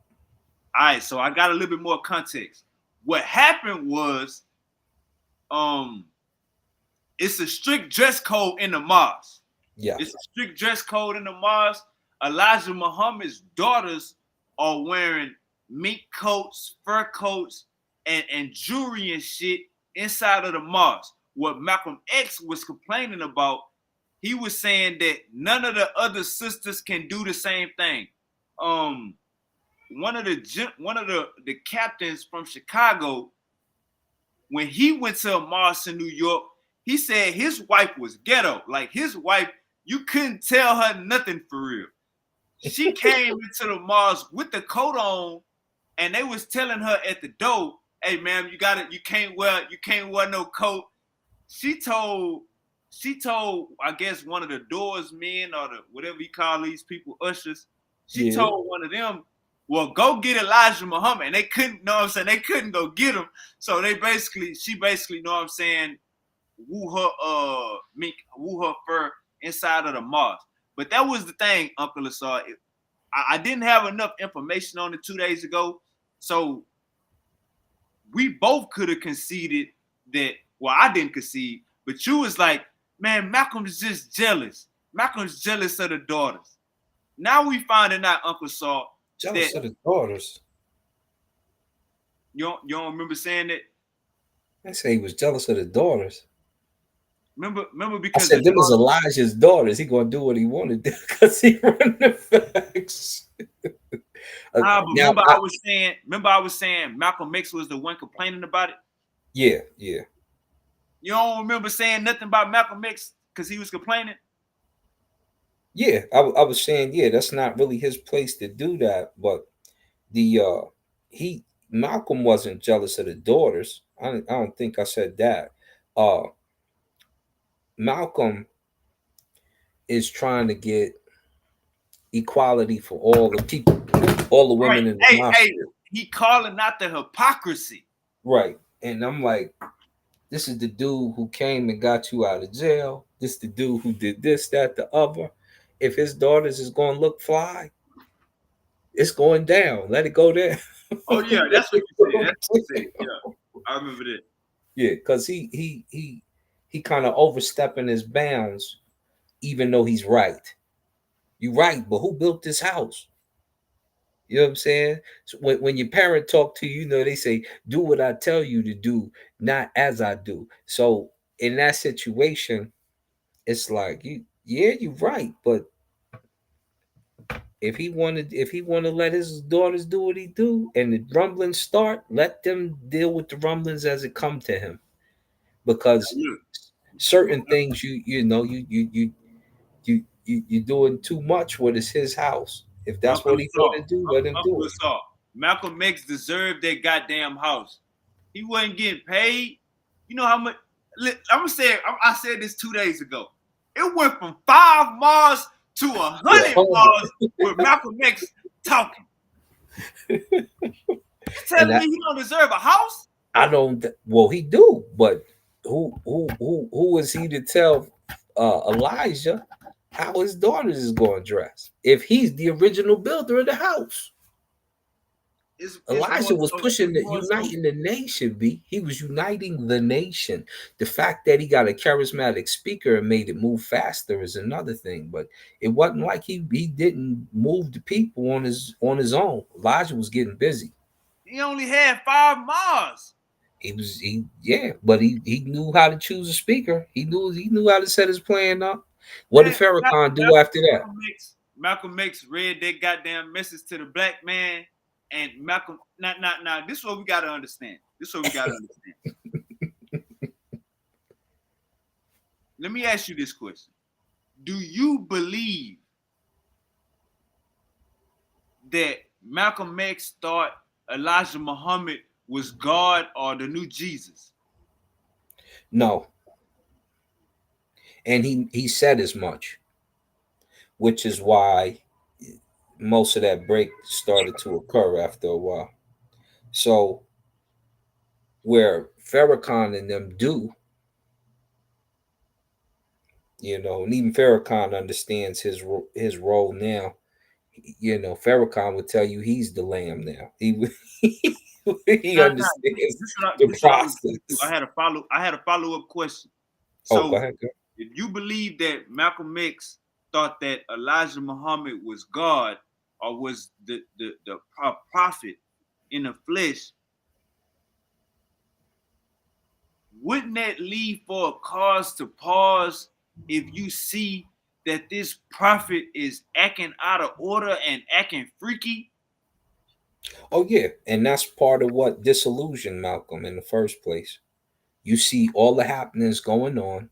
You see how things are being conducted, and you watching a little bit of decadence take place as opposed to good character. And once that happened, he was like, I'm gonna move around. Now, let me ask you this. Speaking of character, besides, and everybody got their own religion, besides faking it for Islam, do we know, like, from what I hear, before I ask you this question, let me say this. From what I hear, Malcolm X was strict. He was stern. He was straight up and down. If your ass smoking on a corner, he gonna condemn you. If you doing some fuck shit while he was in the truth, he gonna condemn you. Yep. Why would he be fake? Why would he be fake for his master teacher? Why would we expect Malcolm X to be quiet or be fake when he catches doing some bullshit? Because you know that's the person who built the house that you in. You know, not saying the physical house, but the the the the new position that you have in life is owed to that man getting you out of prison, sitting you down, and giving you the guidance that you have today. And so certain things, you would see as you gave me the keys to the car. I'm gonna respect that. I see what you do, but that's how you move. I'm gonna move like this over here. That's why I say the whole breakup, because that's what it was. It was just a breakup. It was handled poorly on both sides. You know, I think Malcolm spoke on JFK on purpose, But look though, because I think he was ready to go. look though, somebody asked him a question and put a mic in front of his hand, and he But said he already one word. knew. He knew, and he He said knew how to 5 words. move. Yeah, he said, "I think it's a case of chickens coming home to roost," and he knew when he said that it was going to go in the paper, on the TV, as a big deal. As, Look, oh, look at the national this why speaker we of the gotta nation of Islam. This why we gotta call a spade a spade. And Malcolm X stood for no hypocritical bullshit. Cause look, Correct.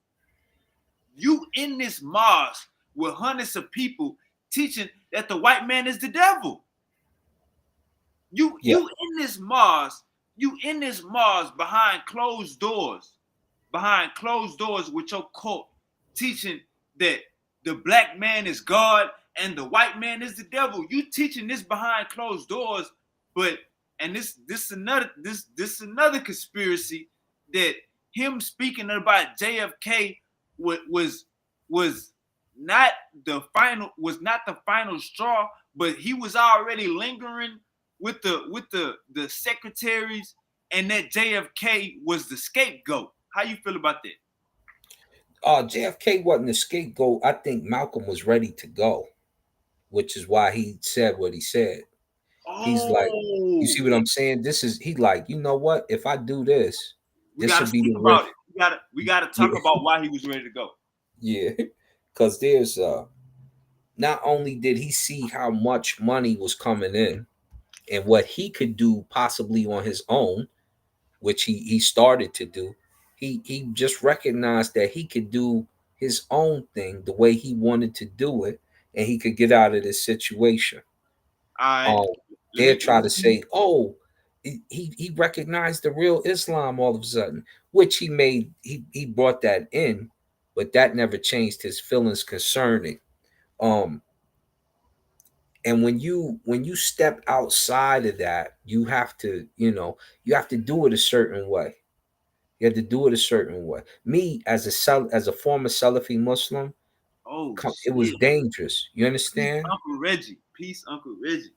Big Reg in the building, Saber. Yeah, you have to get that permission from that leader, and that's exactly where I'm going. Because with Salafi Islam, the way out is supposedly death. You're supposed to die. You understand? So when I stepped out, and some of the cats you see from the Taliban and stuff like that was, and I stepped to what? So there's certain things that you have to deal with, that can, and remember, this is then. So saying something nationally could start a race riot, all that stuff. You was still having stuff like that at that time. So you have to mince your words a little bit and be very careful with your tongue. And But there's dangers behind it. Uncle Saul, this is hypocritical. Not hypocritical, it's being careful with your tone. It's not that you don't think that or won't preach it on Sunday, but why you got to go out and yell it on the street corner? You You not see hold what up, I'm saying? hold up. So yeah, Malcolm X did. That's the Hebrew Israelites. Malcolm X didn't yeah, yell it on the street corner. he Somebody did put a mic worse. in He his said face it. and to the ask media. how you feel about JFK. Yeah, and you said it to the media after getting direct instructions to not speak on JFK. We all Uncle Asar. Hold up. We all if I'm at the mosque, Uncle Asar, three Mhm. times, 5 times a week. This was Malcolm's job. He going from mosque to mosque. If I'm at a mosque 5 times a week and we preaching that the white man is the devil, and you put a goddamn mic in front of my face, and you expect me not to say what your teachings? You're not going to say that if you're smart. You're going to say, it's unfortunate. Thank you. And you might smile after you say it, like, oh, that's unfortunate. Oh, wow. All Wish right, his family well and move around.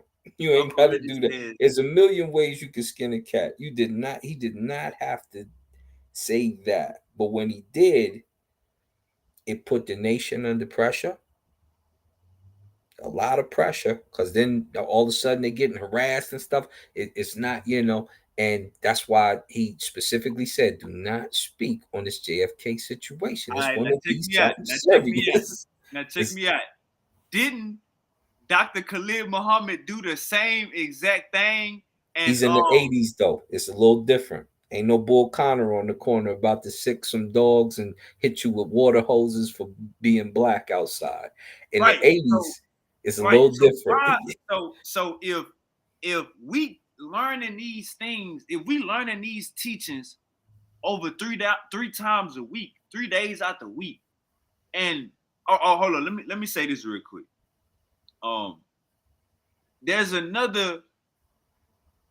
I did a little bit more research, and they said before Malcolm X made the comments about JFK, stuff was going on where NOI members or Muslims was getting beat, and Malcolm X was bringing it up, and nothing was happening. Did you hear anything about that? This is right before he made the statement. It was incidents going on where Muslims was getting mistreated, and Malcolm X was bringing it up, and nothing was happening. Did you hear anything about that? Yeah, in the jails and stuff like that, and outside, yeah, absolutely. The harassment, like I said, it's not like now. See, cats, we walk around now. It's different, but about the time, see, I'm born in '74, right? So I'm '80s, '90s, and mid '70s as a youth, as a 5 year old and stuff, seeing some of this stuff. But when when you talk about how the '80s were, it wasn't so willy nilly, but it was a little more carefree. Things started to loosen up. We still might get in a fight over something said at school. There's several teachers who called me out my name. My mother had to come to the school, and I beat up several people in the school concerning this. When y'all come to school, y'all never had to experience that type of stuff. Like the George Floyd incident was like really, are they doing that? You know what I'm saying? So for us, we got to see it coming up, like going through Benson. Here, Saber Reggie, walking through Bensonhurst in the '80s was a no. If you Hey, was, let me ask you this, and Uncle Star. coming through Harlem was a no. If Let me you ask what, you this, Uncle Star. All yeah, right, Uncle Reggie says JFK had just died, and they were looking for the assassins. The NOI did not want that look. So can exactly. we call Uncle Assault? Can we call the NOI cowards because they preach bad about the white man in those, but outside of those they making deals and bowing down. Can we call the NOI cowards? But you can't say cowards because All they were right, all right, all still. right, all right. Hold Yeah, up. that's Cowards tough. to the white man. My bad. Cowards to the slave master. Can We we can't call the even say NOI that cowards to because the slave master? I'm gonna tell you why we can't even say it, because there were times when they would get down with the police, right? But you just had the son. So say Michael Jordan died and Rush Limbaugh was alive or something like, and Rush Limbaugh got on and said, well, "That's what he gets. He thought he flew high, but now he's in the dirt." Rush Limbaugh ain't coming outside. He definitely ain't going to no black neighborhoods. He barely going to be able to go to his own neighborhood because Michael Jordan is revered and loved. So you got a son of the nation. They love JFK, son of the nation, and he gets shot in the head. for expulsing the mob, the mafia. Which is stupid because the mafia put his dad in power. The last thing you want to do is speak on him in a derogatory manner when he's uplifted the nation. All right, let me ask you this. This is why I say, well, let me say this. This is why I say that NOI is cowards to the slave master. You got Malcolm X speaking about who they call the white devil, and they treat him like we ain't learning this shit at the mosque. Then the same thing with Dr. Khalid Muhammad. He speak about the Jews, speak about white people, and the same thing. It's like are we sure they not cowards to the slave master? we pretty positive. I can tell you, once it got big. See, there's two things on the line. And I'm gonna let Saber Reggie pop in. There's two things, right? One, you've built an organization that's creating money, creating jobs, is stable, and you don't want to destabilize, ruin, attack, or in any form. You got to think like a business after you get to a certain level.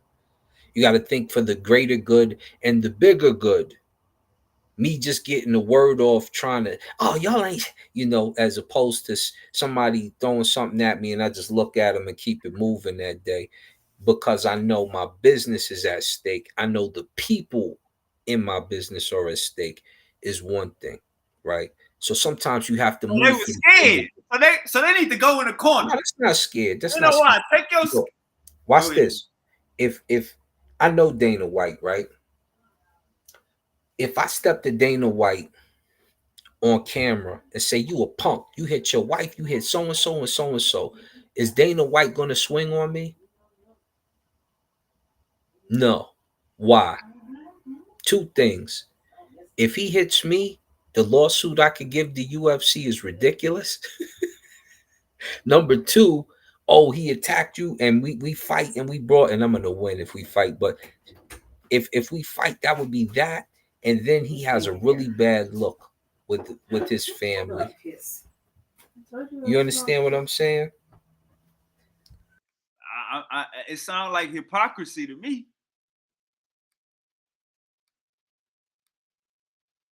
It sounds like hypocrisy from the NOI part. You hate the white man behind closed doors, and when your leaders start speaking out against them, you condemn them. That sounds like hypocrisy. No, it just sounds like you pick and choose when to speak. You can't That's just always throw things hypocrisy, out. Uncle Saw. That's hypocrisy. Hypocrisy is when you say one thing and do another. It's like duplicity. You double talk. In this That's case, what they Uncle I Saw. said That's this. what's They're going on. approaching me, and I'm choosing to say nothing, even though my feelings haven't changed. I'm just not going to speak on it right now. It's just not the moment to speak on it. You just Uncle pick and Saw, choose this your is spot. hypocrisy. This hypocrisy. I'm at a mosque saying that the white man is the devil. One of my members go in front of the TV and say the white man is the devil. That is hypocrisy. And hold up. And I suspend my damn member. That's hypocrisy, Uncle Saul. What are you doing? No, in this case, it's like this. You just seen him die.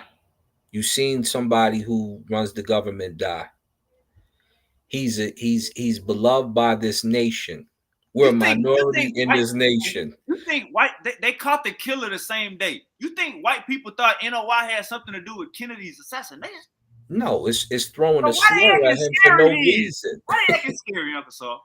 Well, I don't know if they scary. They just wasn't going to throw a slur at the situation. It's like, for what? Why would you poke the bear? You feel me? I got you. Saber Reggie. Uncle Reggie, OG, doctor, professor, streets advocate. Nah, you all of those things to us. You all of those. You don't need no PhD to be a doctor over here. You got an honorary doctor's degree, Uncle Reggie. You is the elder. You is the saber. Peace to you. Happy Friday. Oh, your Saber, mic. you on mute. You on mute. You ain't got no sound. I don't know why. Oh, you probably got to come out. We can't hear you, Uncle Reggie. You probably got to come out and come back in. Can you hear me now? There Yes, sir. you go. Yeah.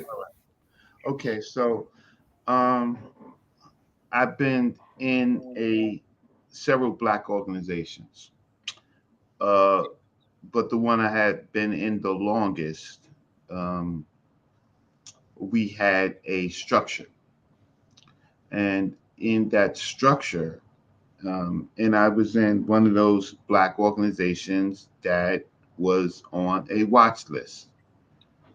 And while I'm in that organization, if there was a standing order from the head of the organization, I had to follow that standing order, no matter what I was taught. In this case, the Most Honorable Elijah Muhammad, right, gave a standing order that no one should talk when about the JFK assassination. It was too fresh, too new. It was all over the airways. TV was the major way of getting out information besides newspapers. When when they put the camera in front of Malcolm's mouth, right?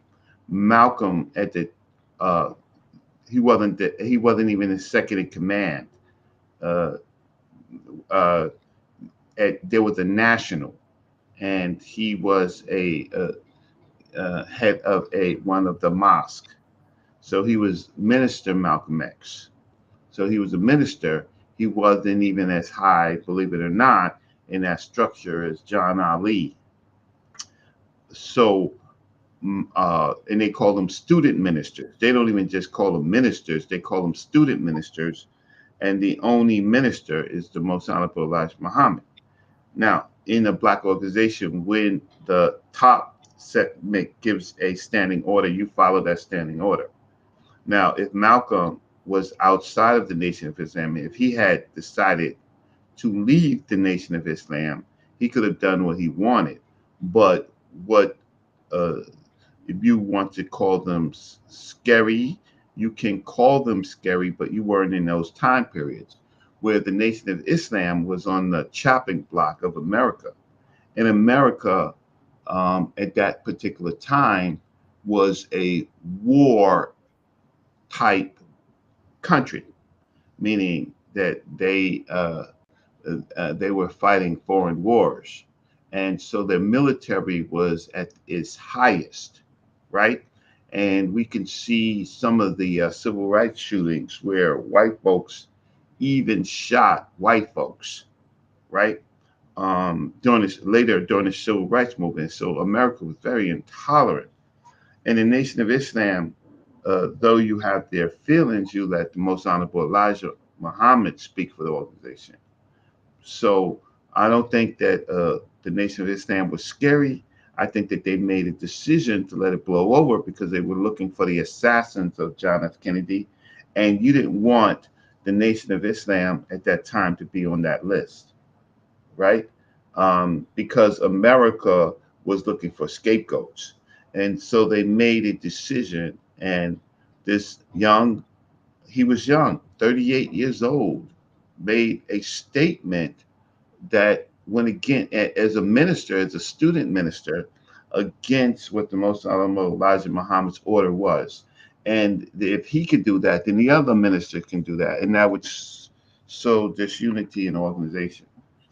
And so let's just say that the United States military, the United States, they work on that same principle. The military, if you've ever had uncles, fathers, brothers, or if you've been in the military yourself, which I have not been in the United States military, you have a command structure. You break that command structure, then you're going to be court-martialed. In this particular case, Malcolm X was simply at this particular time disciplined, right, and put on suspension. During the time of the Dr. Khalid Muhammad was a different time under the Most Honorable Elijah Muhammad. Minister Dr. Khalid Muhammad, he was higher up in the structure, but still Minister Louis Farrakhan, no matter what Minister Louis Farrakhan was saying, the white man is the devil, uh, he could say that because he is the minister, and Dr. Khalid Muhammad was a student minister. So Dr. Khalid Muhammad uh, broke a command structure and then was suspended. Now, suspension gives you two things. One, you can leave the organization, right? Or you can wait for whatever things cool off. But in Malcolm's case, it was the organization felt it was detrimental and gave him a 90-day suspension.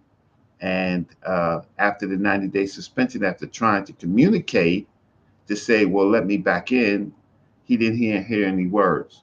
So then he stepped outside.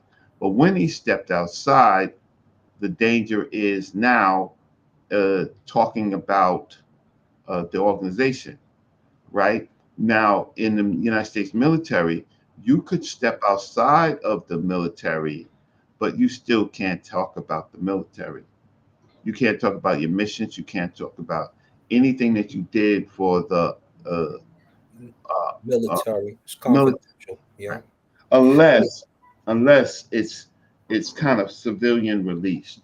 So, Super Wavy, you take a very, very um, here's the thing: the position that you take is you seem to be a very righteous dude. Also, in just because of my age, a little young, right? But if you built up an organization and somebody stepped outside the organization and you was the head of the organization and they did something, then that would be problematic. Now, in our community, we have criminal organizations. Criminal organizations, things happen quick, fast, and hurry. You step out the Bloods, the Crips, you step out any of those other organizations, Gangster Disciples, and now you start talking about it. Even in our local organizations, which we call gangs, you're going to be quickly dispatched. So um, I hope you hear that part, but you could continue I what you got, did. I got a. I'm glad you brought up gangs because in the gang, if you do something out of line, Uncle Reggie, you get DP. They might run your ass with a 5-on-1. They might run your ass with a 7-on-1. They not gonna kill you. It's very few times where they doing a goddamn gang execution for a DP. No, they found out this motherfucker's a rat or something. So if you make a mistake, you gonna get ran. They not gonna kill you. You're not gonna get shot. No, you about to get jumped. You're gonna get your DP. You're gonna learn your lesson, and then you come back. That's kind of like it's not exactly a suspension, but you about to get your ass physically beat up, and then you come back and you in good standards. You work your way back up. I understand that. So let me ask you this: did Malcolm X deserve to die? Okay, well, in your analysis, Malcolm X could have been DP'd. So they basically, they what they basically did was, well, it depends on what you say, how you say it, right? But in the same analysis that you gave, when Malcolm X spoke out and then started speaking about the leader, then it was like on site. That didn't mean necessarily they were going to kill him at first, right? It wasn't that because a lot of people love Malcolm X, but what it did mean is that he broke the rule, and Malcolm helped create the structure, right? So Malcolm gave many orders in the Nation of Islam to discipline people. So did Malcolm X deserve to get assassinated? Well, my position is he wasn't assassinated by the Nation of Islam. They used the Nation of Islam, just members, a fraction of people affiliated with a mosque, right, to assassinate him. And um, uh, but they did not do it themselves. They may have wanted to. They might have created, but these groups of people were outside of the Nation of Islam. And how I know this is because two of the assassins, there was three assassins, at least three. Now there was also in the room somebody they called the Laughing Lieutenant. The Laughing Lieutenant what happened was before Malcolm was assassinated, there was a lieutenant inside the ballroom sitting at the first row. And if you know the story, he had a pin on, right, letting you know who he was. And there were three of Malcolm's security, right? Um, two, and I know personally one of them. One of them. I know personally one of them.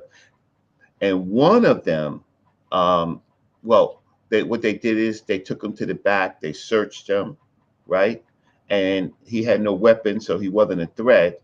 They didn't kick him out, they let him stay. What happened was after Malcolm X was assassinated, people reported that he was laughing when Malcolm got assassinated. But they did not kick him out. And um, there's no connection between the assassins and the laughing lieutenant. Uh, so that this is why people say that the nation has something to do with it, but this, but but the fact of the matter is the three people who did it, when they did it, right? One was caught, and the two others, watch this, they were not prosecuted by the police, and people knew pretty much who they were, right? So yes. All right, So so it reminds me. Oh no, because I want to ask you, brother Wavy, because we got to bring Wavy to that dimension, right? To that time. So, brother Wavy, you watched uh the Fred Hampton movie. Uh, some true, some not in the movie, but close enough for you. There was an informant that helped him get knocked off COINTELPRO, one of the early ones. Hold on, baby. Hold on. Yeah, hold on. So was Fred Hampton stupid the way he moved and for speaking when he spoke? Him or hell, Huey P. Newton? Huh?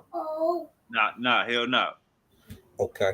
Would you say that his assassination was in vain, or that nothing profitable came or fruitful came from it? I would say he was definitely assassinated. Um, I don't know what you mean by nothing fruitful. If anything, it set us back hundreds of years. Set us back hundreds of years, and it could have been avoided. Could have been avoided. So when we look at that, and then we turn around, because Malcolm X and them, they hit Malcolm for the same thing. They hit Collar for the same thing. How do you see the difference between Malcolm's situation and Fred Hampton's when it comes to speaking on the situation instead of not speaking on it? When Elijah says, "Don't speak on that situation at this time. We don't even need to speak on it. It ain't got nothing to do with us." It's kind of like claiming a murder you didn't even commit.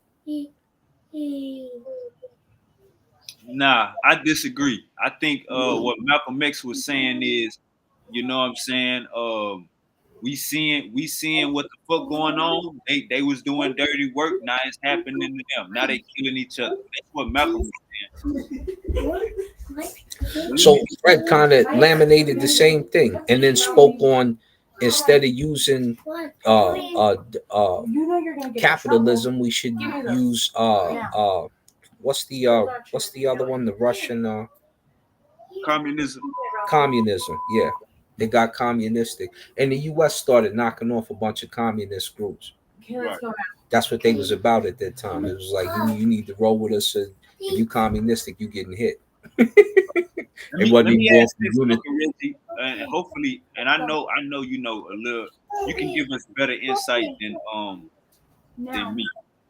I see y'all Wesley later. Muhammad yesterday Wesley Muhammad said that Malcolm X was jealous because his fiance got pregnant, was one of the secretaries and got pregnant by Elijah Muhammad. So the whole reason Malcolm X was he got her a lawyer, encouraged them to file paternity suits is because he felt like Elijah Muhammad took his soon to be wife. Did you hear anything about that? I hear people talking, but go ahead. Oh So no, again, that's all I who had. was talking? Who was talking? Wesley Muhammad. Okay, so here's the problem. So here is the problem. Was Wesley Muhammad alive No sir. at that time? No sir. Okay, so he has his own sources. Am I wrong? Nah, you right, Uncle Reggie. So that's hearsay. Okay, so but the fact of the matter is, from the record, Malcolm X had a interest, and she was one of those people that ended up with Elijah Muhammad. And so, was Malcolm upset about it? Possibly, but Malcolm was also married. So, if he was upset about it, the Nation of Islam's position is the Nation of Islam's position is what does that wasn't Malcolm X's business at that time, right? It wasn't his business at that time. Do you accept that? It wasn't his business as far as Elijah Muhammad's bedroom. That's correct. He was Nah, out of the organization. I disagree. I feel like the reason why he well, you could say he's out of the organization is because of how he was speaking about. It's kind of like this. I feel like Malcolm X looked at Elijah Muhammad as God. He looked at Elijah Muhammad as the new Jesus. He couldn't do nothing wrong. Then when he seen that the nigga is just like us, then I think that's what pushed him away. Go ahead. Okay, well, okay. So in Islam, and I can ask my good brother Son Ka, who was in Islam. In Islam, right? Even though the Nation of Islam was their version of Islam, in Islam, can you have multiple wives? Yes. Can you have young wives? Yes. In So their as you get version, administration, they okay with it. So I in, can't. in, hold on, let's be clear. Let's be clear. In their version of Nation of Islam, Wesley Muhammad said yesterday they couldn't have multiple wives. The only person that could have multiple wives was a divine person, and that's That's what correct. Elijah Muhammad showed He's them in the wrong. scripture. Right. He's wrong. And there he's not. Elijah wasn't even the only one with multiple wives. So Wesley would be wrong. But go ahead. Right, but in the Nation of Islam, right, the issue was the uh, the their prophet. You have to understand that if you look at Muhammad speaks, that was before the final call, right? Uh, Elijah Muhammad was a prophet of he was a prophet of he was their prophet, Right. right? So I'm gonna just show you something. I'll get back to this, and I'm gonna pull up another video. But since I'm doing this, I'm gonna pull up another video. So Say, for yes, do you have the video where they go in the mosque and shoot him? Shoot our good brother. That's what I no, can't find. I can't nobody find it has nowhere, that. Uncle Reggie. Nah, they had it on YouTube for a while. No, they don't have it. They have it after his death. No, I seen the one where they walked up and start shooting and then try to run up out of there. I can't even find a video where he get beat up. I think they might have took it down. You're talking about Minister Malcolm X? Yeah, they show when he got shot. I can't even find a video where the killer is getting beat up at. Yeah, I'll look in and I'll just try to find it. But this is let me just see if I can find let me see this studio. Let me see Malcolm X 2019. All right, so let's see here if you can allow it. I think All it's right. witnessing Malcolm X assassination. I think they have some. It's only like a minute long, that one, but the original one was like 10 to 7 minutes long, if I remember correctly. All right, so this is May 19th. I think this is 2019. So this is one of the organizations that I worked in. This is the organization of Afro American Unity Muslim Mosque Incorporated, right? And and my organization is one of the organizations in it, right? And so this is me during this time. My position was I'm in charge of the grounds. I'm completely in charge of the grounds. Everybody. So I don't know what I'm gonna say. If it plays, okay. Let me just turn off the music because I don't want you to get strike.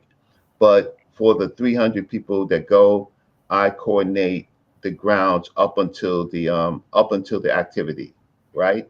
Up until the activity, and I used to participate in the activity, and that's where I met uh, Sister Ella Collins, right? So this is before the ceremony, so I line up everybody.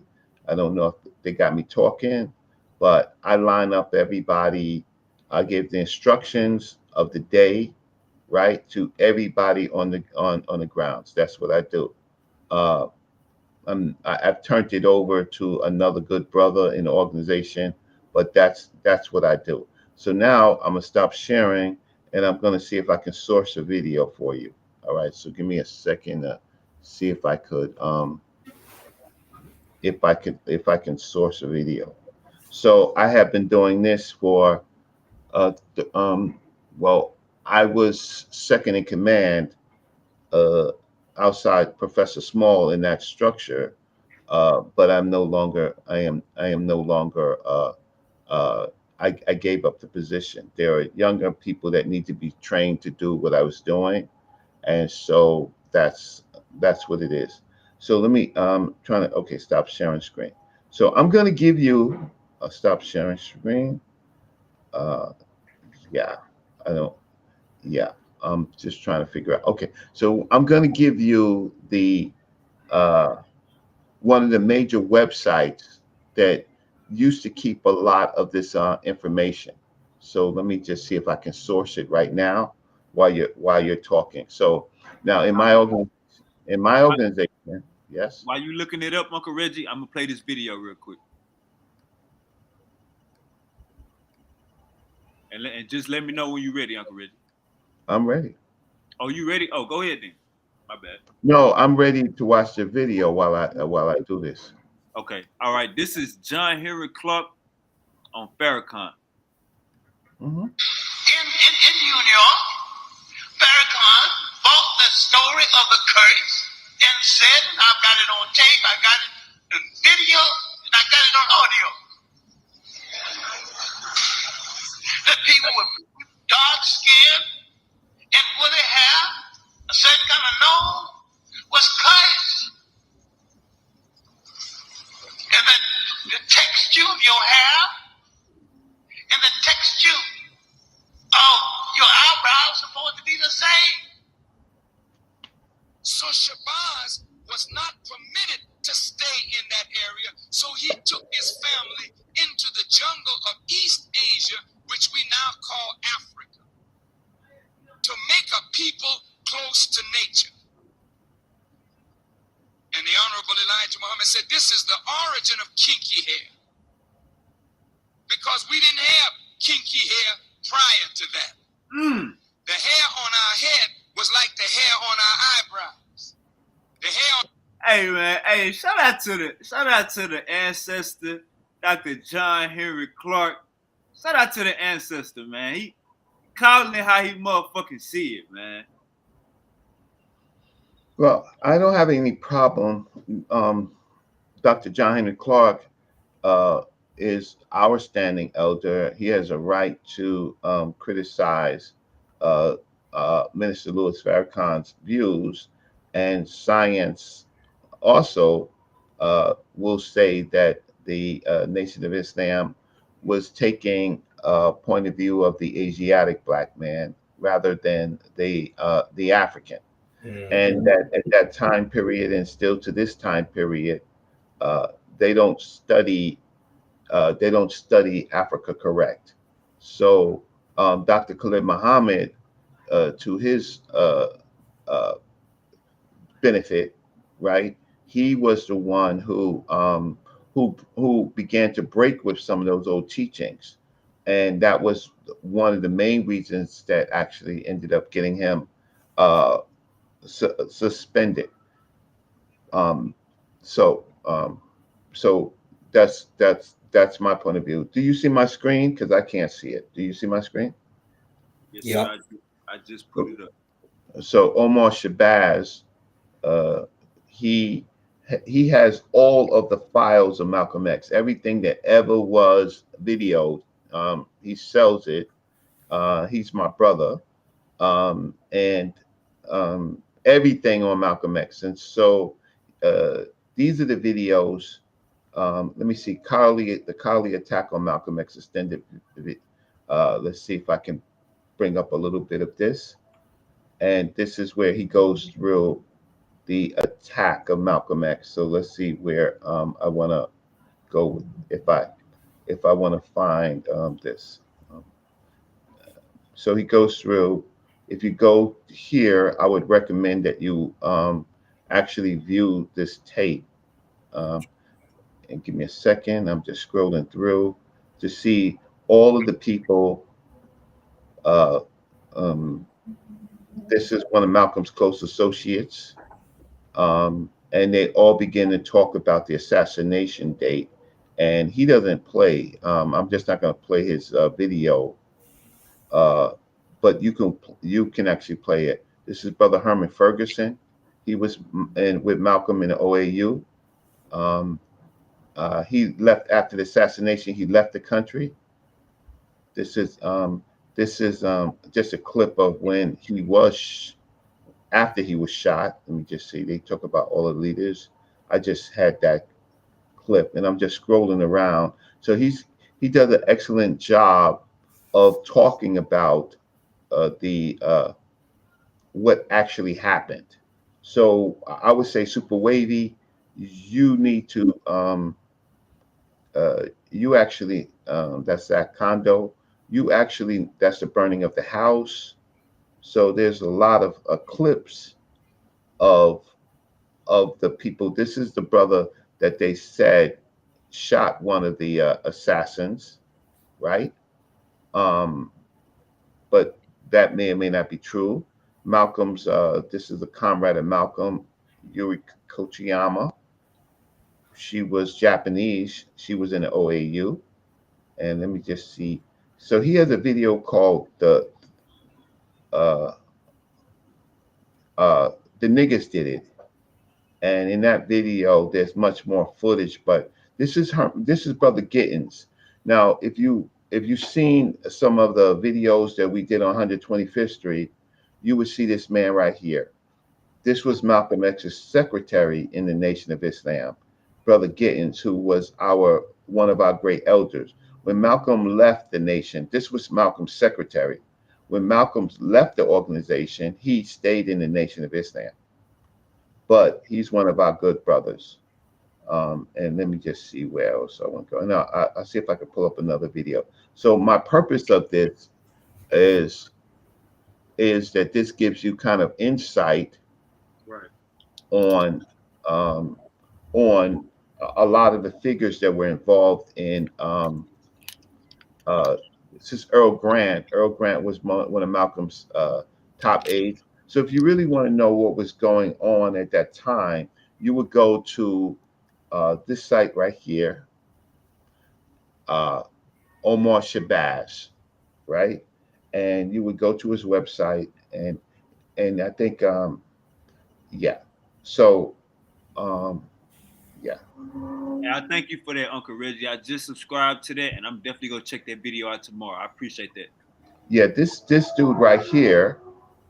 Okay, so this dude right here is one of Malcolm's assassins. You see this right here? Yes, sir. Uh, this that dude right there was one of Malcolm's assassins, and um, he he lived a long life, and no one ever bothered him. And the people that knew. Right here he goes right here. This dude right here is the one with the shotgun, right? And he was one of the people who actually killed Malcolm X. And nobody touched him. The police department, the FBI, no one ever touched, no one ever touched him, right? He was protected. He was protected. He was protected by the government. And I'm gonna find another video that I'll show, but he does an excellent. He does an excellent. And he's on Malcolm's side. He does not like the Nation of Islam, not one iota, right? Not one iota. Uh, I definitely got to check that out. Uncle yeah. Pan African James, Uncle Pan African James says, I just popped in. Did Brother Reggie touch on Malcolm X leaving the nation and forming the OAAU with Dr. Clark? I wasn't asked, but I can talk about it. That came up because Wavy was asking me about the OAAU.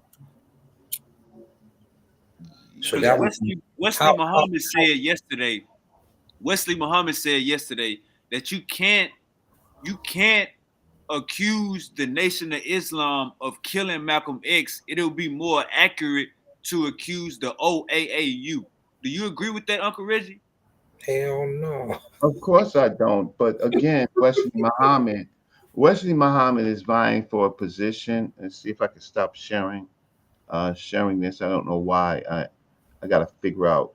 But Wesley Muhammad was not there. He doesn't know the members of the nation of the OAU.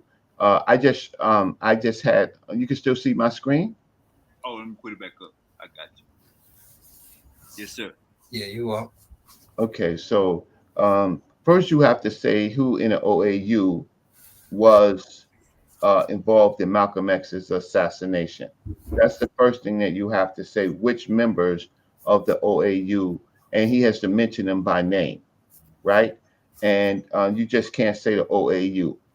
Um, and what happened was, uh, okay, so this video right here, uh, this video right here will show, yeah, some more footage of that day and what people. That's the Autobomb on the day on one of the days that Malcolm spoke there, but not that day because the police were not outside. Saber, Um, yeah, Saber. I want them to recognize that the Autobahn Ballroom is, I believe that's the same place where Kim on trial was at, right? no, that's the Alejandra Ballroom. Alejandra, okay. Right, But I thought y'all did something in the Autobahn one. So here's Brother Malcolm. This is Brother Malcolm, and why his feet is up just bothers me, right? Because that means all the blood.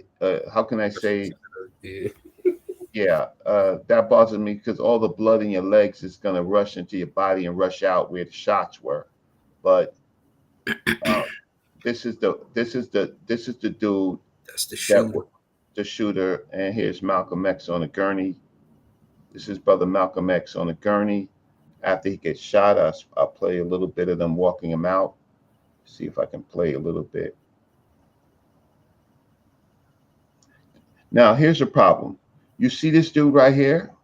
Okay. So here is, watch this. The dude that I showed you who was one of Malcolm X's killers, right? Here he is right here. And he's trying to help this dude who was one of Malcolm X's shooters. So he's a shooter, right? And he's the one with the shotgun. And he's trying to help him escape. And I'm gonna show if there's a little footage of that. No, there's only a picture. So that's the guy that I showed with the gray beard. With the gray beard. That's him right here. So he's outside with this shooter. So he's trying to find if he can assist his comrade. There he goes. There he goes. That's him. There he goes in his later life. There he goes. And I can show you, I can find another clip. So didn't he say the reason why he did it was because he got paid? Who did it? Because we were Showing never right able to talk to him. So this is outside. This is this dude right here. Uh, he's not dressed as a member of the Nation of Islam. He's dressed as a regular person. He's external, and uh, I think that they were a faction, and I think that they were controlled.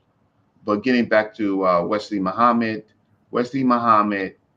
uh, he has the protection of the Nation of Islam.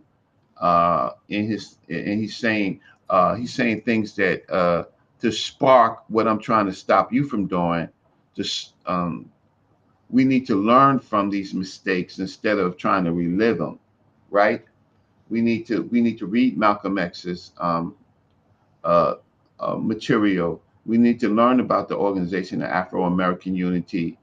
We instead of continuing to hate between black organizations, certainly after Malcolm was assassinated, makes no sense. But Wesley Muhammad is trying to get favoritism in his organization. I think this the issue, Uncle Reggie. This the issue. Let me unshare your screen real quick. This was going on. This was Okay, going I'm on. sorry. But I'm gonna find the clip of the members of the organization Afro I got American you. Union. I got you. Let me All tell right. you this what's going on, Uncle Reggie. When we do our research on this shit, you got motherfuckers saying it was 5 shooters, motherfuckers saying it was 7 people there, 1 person went out the side door. You got people saying that the police was on top of the building on hush mode. They knew what was gonna happen. You got people saying a bunch of shit, Uncle Reggie. But this what the NOI is saying. Let me show you what the NOI is saying. Hold up. Check this out. This is how the NOI is speaking. He said these powerful words. I'll be right back, though. You got a piece of wood, and you're going to put it in the corner of the building to uphold the weight of the building. You got to put a lot of stress on that board. And if it breaks, then you know that's not the board you were looking for. You throw it away and you get you another one. What was he telling me? I'm about to put you in the corner of the nation to uphold the weight of the nation. So I got to put stress on you to see if you will break under that pressure, because I can't have no weak board in the corner of my nation. I tried Malcolm, and Malcolm broke under the pressure. All right, let's stop right there. So we got numerous Nation of Islam members saying Malcolm X is a traitor. Malcolm X was out of line. Malcolm X deserved it. They asked Barbershop Conversations asked Wesley Muhammad. We broke this down yesterday. He asked him, did Elijah Muhammad's son go into a meeting and say he want Malcolm X's tongue on a platter? Wesley Muhammad with a straight face said we all wanted Malcolm X's we all wanted Malcolm X's tongue on a platter. So Uncle Reggie, what we got is you got the NOI saying deliberately, and you just seen what Farrakhan said. Elijah Muhammad was shitting on Malcolm X to his counterparts. So you see the NOI's energy. I'm matching that motherfucking energy. We don't got too much on this other side. I'm matching them. I'm standing on the shoulders, goddamn, of Malcolm X and showing no, this brother was unjustly done wrong. He could have got DP. Y'all could have just kicked him out. But what y'all want to happen is you want a nigga to be quiet. This is my prophet. This is my damn God in real life. You want me to be quiet because I see this nigga doing fuck shit. But when I speak about it, hold up, Uncle Rich. I'm about to stop right here.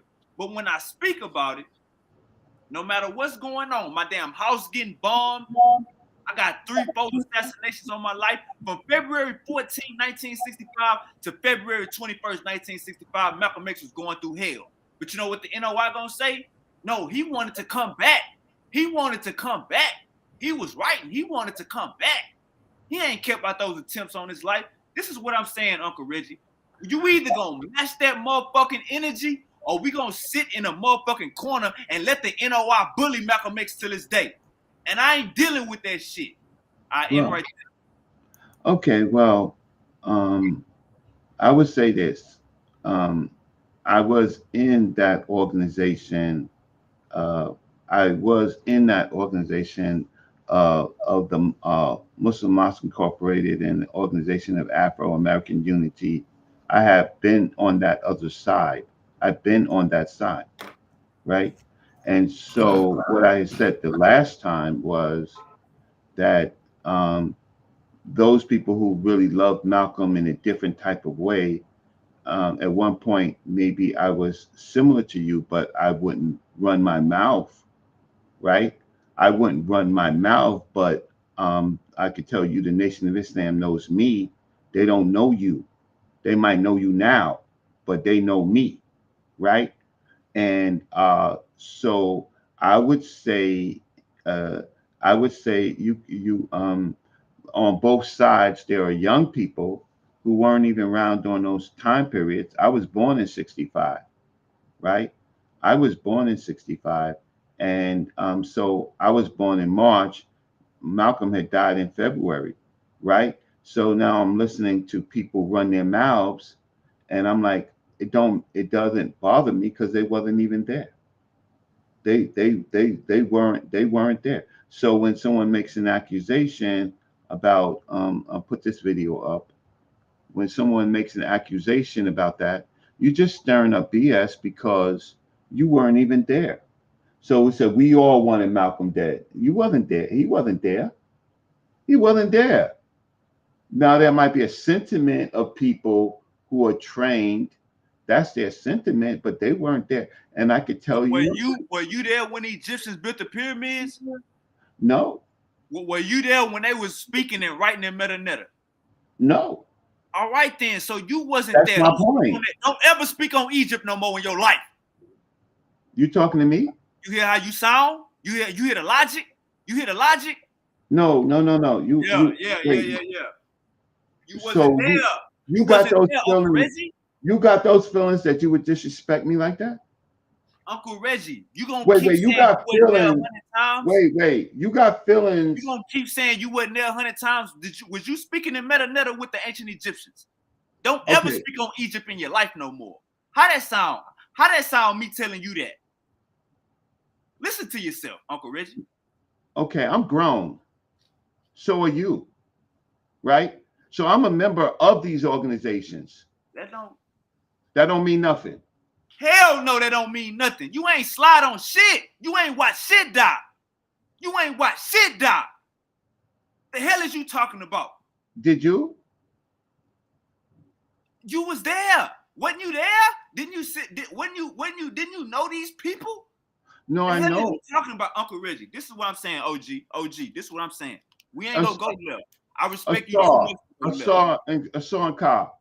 Is this I respect you too much to go left. This is what we gonna do. If you don't want to speak on shit, Uncle Reggie, that's cool.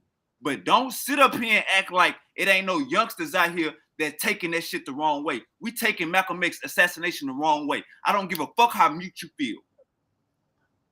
First of all, I didn't say that you're taking Malcolm X's assassination the wrong way.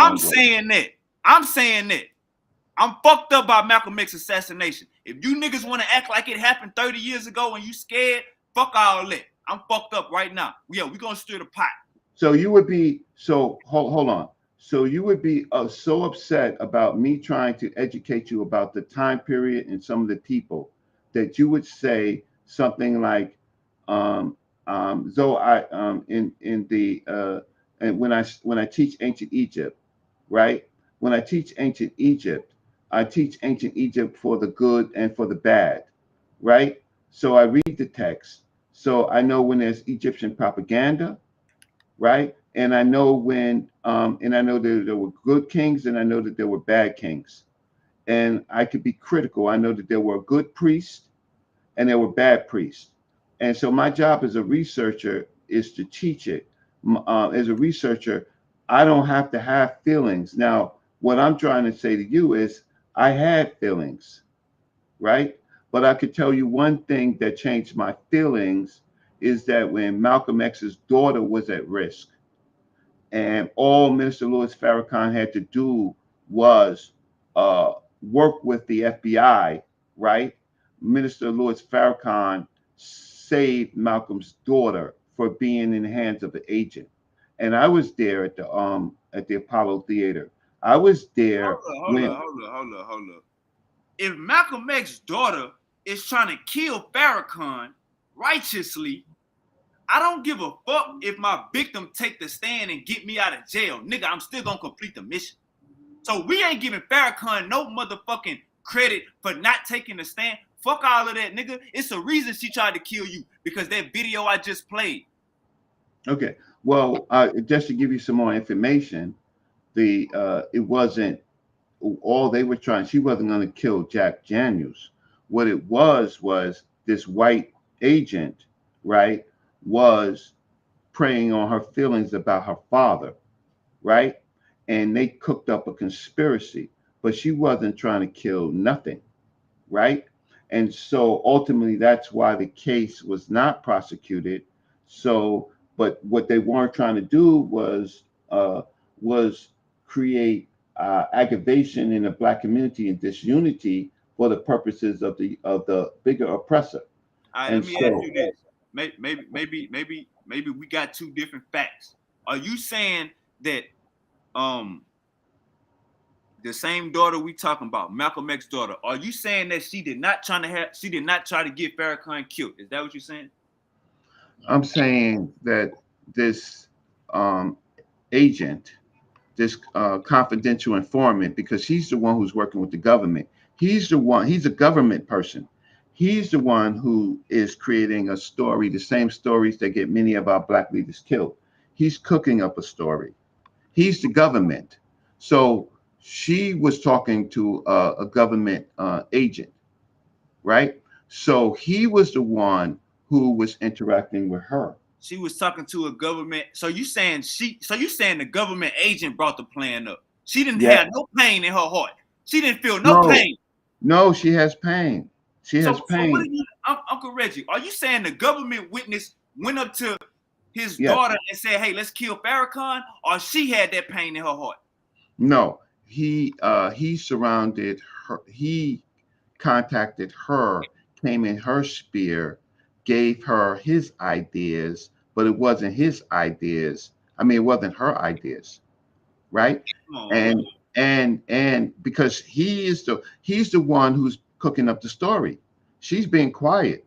So whatever she was going to do or thinking about doing, she was going to do. But it was him that was cooking up the story. It's just like all of the other stories that we have, the New York Eight, right? We have a whole bunch of informants in our organizations, right? And they are the ones who go and cook up the story, and then our people are put up on trial for conspiracy, and so that is the Just like this right here. Just like this right here. what? As far as this was just the government trying to kill Malcolm X. That's what you're saying. It's the same exact thing. Yes. Uncle Reggie, and I'm telling you, we gotta hold ourselves accountable. That's what a disconnect between me and you at. You scared to ruffle the tree. Excuse me. You know these people, so you know what I'm saying. I don't know what the fuck going on. This is what I'm saying, Uncle Reggie. The NOI is involved in killing Malcolm X. If we gonna say that the goddamn the government helped them out or they used I don't give a fuck. Black men pulled the trigger and shot that man 16 times, Uncle Reggie. We gotta acknowledge that. No, I acknowledge that, but the difference is the difference between you and me is that I knew several of the people who after Malcolm X died, right? See, after Malcolm X died, people died on both sides, right? And most of the people that died on the other side of Malcolm X were people that were marked as agents, meaning they weren't directly in the Nation of Islam. They was a faction, right? And so many of those people, they got killed. They got killed. Watch this. Also by the government, they disappeared off the face of the earth to tie up loose ends. So I'm saying that this is actually bigger than what it is, right? And some of this is gonna come out with the court case. That's why the family is suing the FBI and the CIA for their role in this, right? Um, every place that Malcolm spoke, particularly the Autobahn and then the Teresa Hotel, right? Those particular places, every time that Malcolm spoke, there was police. There was more than 20, 30 police uh, out. On the day that Malcolm X died, there were no police out, right? There were no police out. But one of the police officers, two police officers were there at that day. Uh, Raymond Wood, and Raymond Wood was the one who wrote the letter apologizing for his role in Malcolm X, and he was a police officer. And then there was, uh, then um, then there was another police officer. I'm not going to mention his name, but he was the one giving Malcolm X mouth-to-mouth resuscitation. And they came out in trial, and they had suspended him and told him you were just supposed to basically let that man die, right? Now there were other undercovers in the audience, but there was no other police.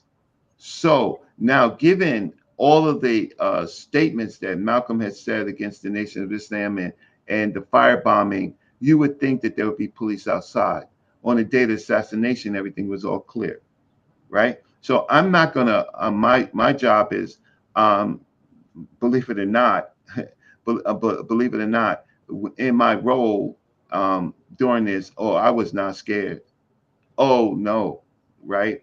But these are different times, right? And so people are going to do what their emotions feel, but please do know that there is a bigger enemy pulling the strings. All right, let me ask you this: is Yeah. this this? And I'm gonna let Uncle James get in this conversation. Peace, Uncle James. Is this the same, Uncle Reggie? With history, we have soft spots. So is this the same type of soft spot that is like with slavery, as far as our people bringing the white people to the white man, and the white people, we didn't have the boats and shit. The white people bringing us over here. Is it that type of soft spot? Like we can't blame us because we wasn't the masterminds of it. We gotta blame the cracker. Is it the same soft spot with this Malcolm X, as far as they used the NOI, the NOI pulled the trigger. Like the Africans went in and got at the Africans, but the government was, oh, is that the soft spot that was going? I'm trying to think how you think. That's Okay, but that's not what I said. If anybody was listening to me, right? I said that after El Hajj Malik El Shabazz, after he died, several people died, right? So there was a lot Nah, of Uncle killing Reggie, on site. I'm not talking about that. Excuse me. I'm not I talking. know I don't understand why wouldn't you talk about that? I'm not talking about which. I'm talking before your response before that was, I asked you, Uncle Reggie, do you believe that it was the government that killed Malcolm X? You said yes. So my question was just now was like, is it the same soft spot? Like we got our like Africans got other Africans out of Africa and brought them to the white man. The white man brought us over here. Is it the same example as far as the government using the NOI, but it's the government hands? Is that the same way you looking at this? No, no, that's not what I said. If anybody was listening to me, um, what it was is those people who loved Malcolm, right? um, they did their research and they found out the fringe groups of people who was involved, and they did their best to eradicate those people, those brave people that did that.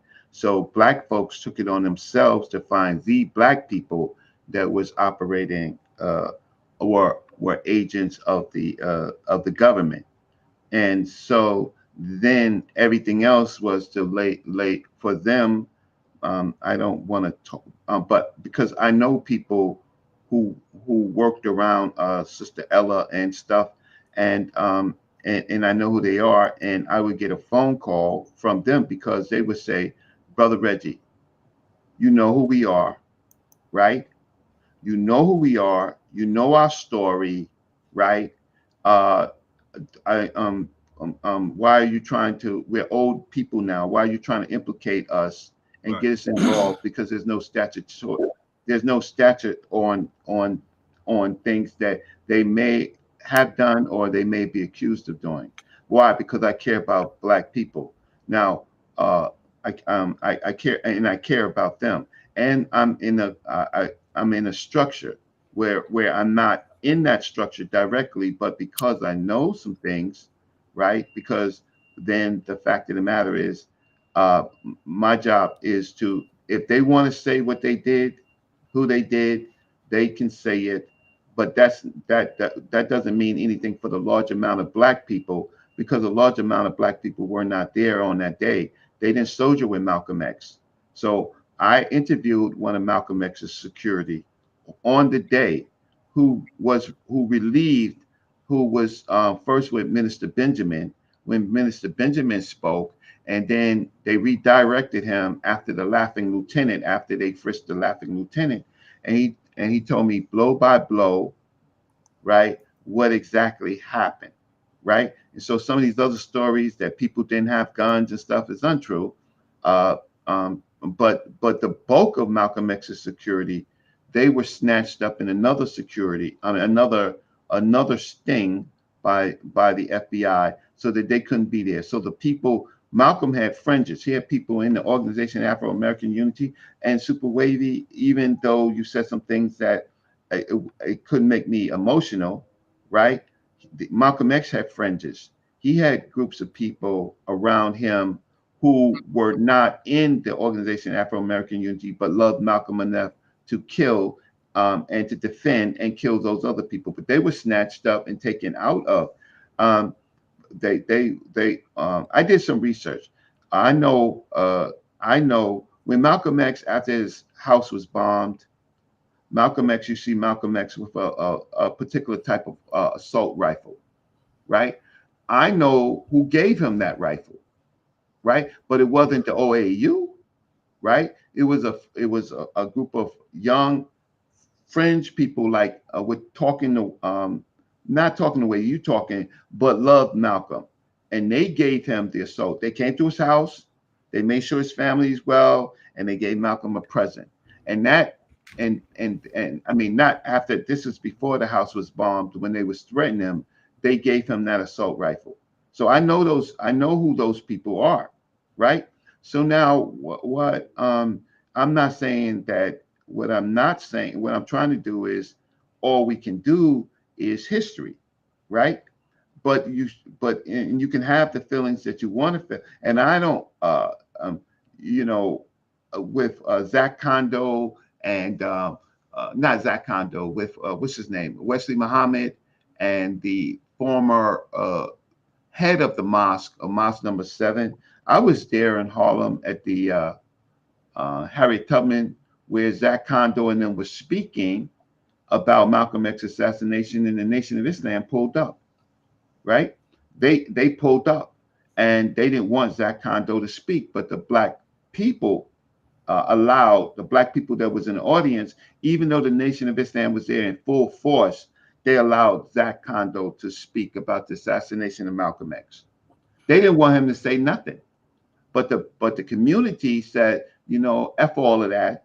He gonna speak, right? And I was there. Listen, and I was certainly, I did a I did a function for Sarasun Seti many years ago in the same place, Harriet Tubman, and Sarasun Seti was saying a lot of things about the Nation of Islam, and the Nation of Islam, they showed up. Come on, Uncle Reggie. Come on, Uncle Reggie. Don't tell me Farrakhan ran I'm to back, that. yo. All right. Come They on, Uncle showed up. Reggie. the Nation of Islam showed up, and they came up to me. They knew exactly who I was, and they told me, listen, good brother Reggie, the good brother Reggie, assalamu alaikum, with the big smile, right? Assalamu alaikum. We here. We know that he's here. We know what he's saying. He's saying, brother Reggie, we want to talk to him. We simply just want to have a conversation with him, right? But we're already here now. We're already in there, right? So we're asking you, so that we don't have any problems, can we just have a conversation with him? And they Saber, came. hold up, Yes. right before you continue, because I know you about to go in. If you want to see Saber Reggie in action and in more situations like this, I want you to go look at the Moore video when he's having the debate with Moore, destroying our brother Moore in the first round. And after that, you'll hear the crowd get a little wild, and you'll see our brother Shaka up almost stand as long as he could. Then he sat down, Sarnetta got quiet. Saber Reggie was on the stage by himself, and they No, was I had two. I had my brothers from another time period, and they was there, and all they was there. They was on stage with me. I only had two security, and then I had people in the audience. But I was smart enough to not let it go out of hand and not be disrespectful, right. because they came to me and they said the same thing. They said, brother Reggie, peace. What they say, Islam, and they say, brother Reggie, here's our rules. We're gonna control our people, but don't talk, don't be disrespectful to the honorable noble Drew Ali, our prophet, And right? let's go back to the original story. Yes, sir. Yes, sir. So I don't know anybody. Peace. Can Yeah, y'all we hear can hear me? you. Hold on, let's Saber finish real quick, man. Okay, okay. Now, I just wanted to make sure Yeah. y'all can hear me.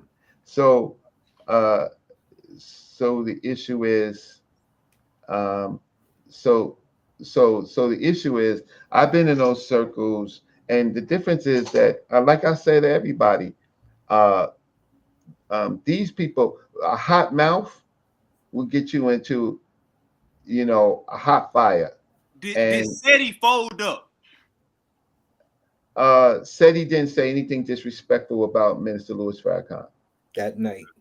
What said he did was, said he said, ask me anything. But in his speech, he didn't say anything about the most honorable Elijah Muhammad. I mean, sorry, the honorable Louis Farrakhan. He did not. But they was there. They was there, and they was plain clothes, and they were not playing. Because you know what? For some of these organizations and these young people, it's about their manhood. It's about their manhood, and so they're trained, and they want to be the one. And I'm gonna tell you something. Um, I done a lot of work in Harlem.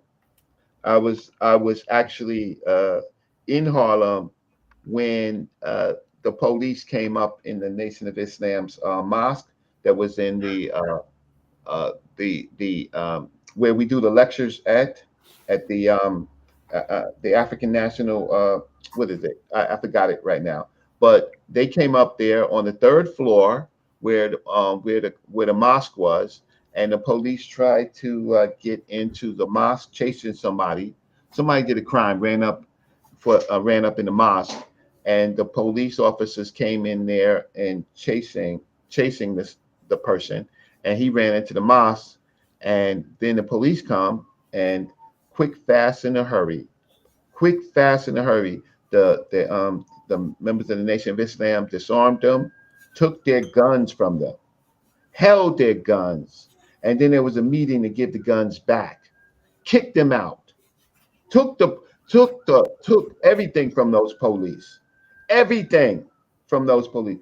Um, Look, I mean, this is a very capable organization, right? But in this case, they were right. There were no arrests or anything like that. Now, I'm just saying that. Uh, Look, Super Wavy, I'm still on this channel.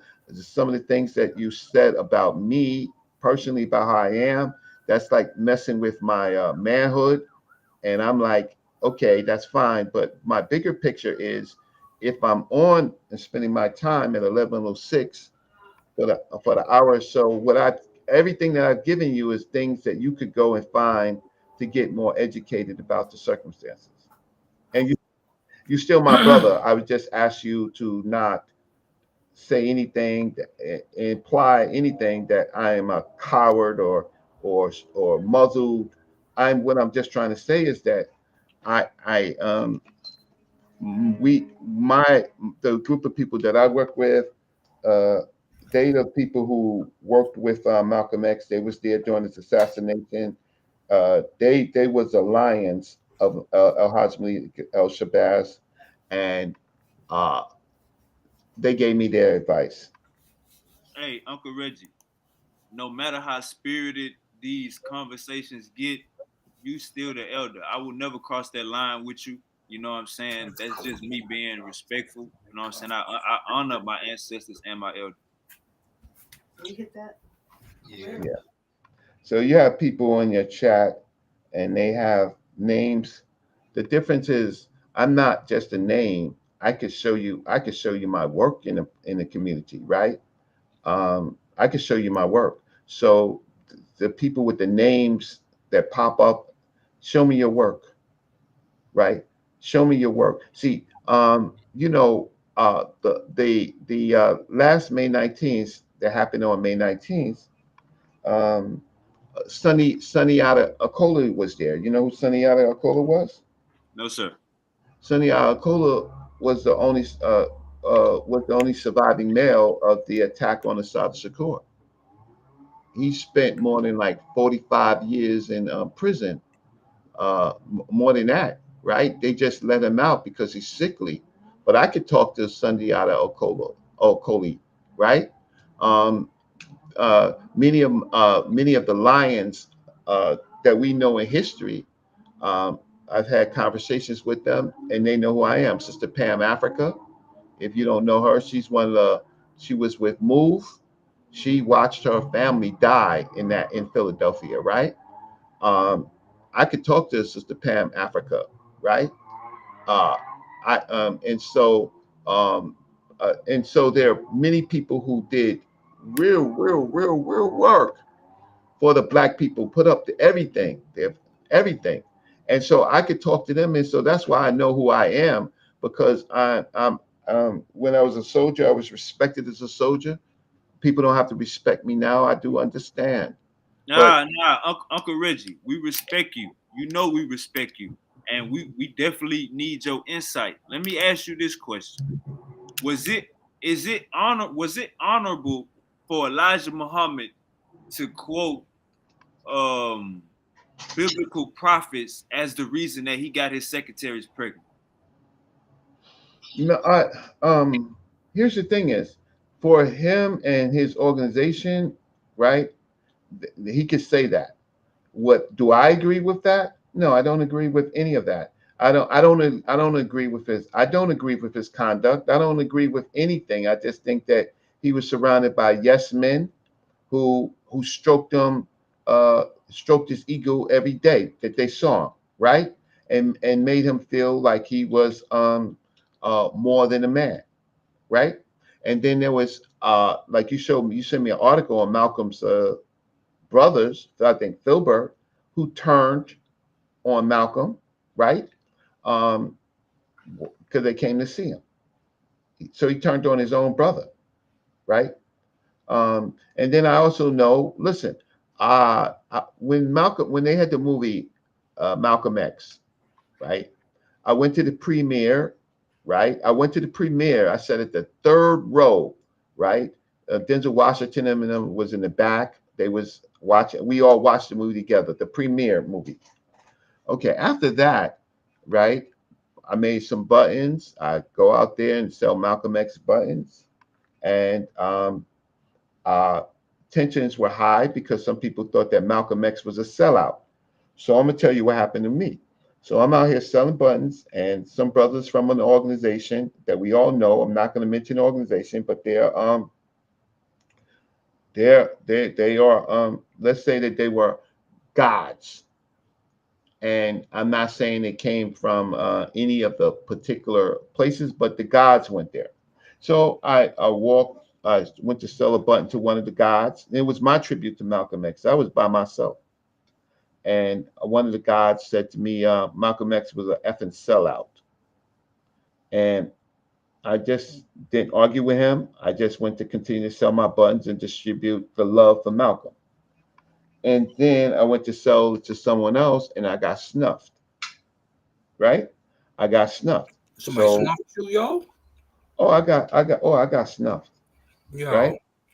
I got snuffed. And really, really right. I got snuffed. I was a knockout punch from behind because I didn't even see it. But I stood on my 10 toes, right? And then they surrounded me. And then Hold up, brother Reggie. That's when you get punched from behind. That's not snuff. You get snuffed from the front.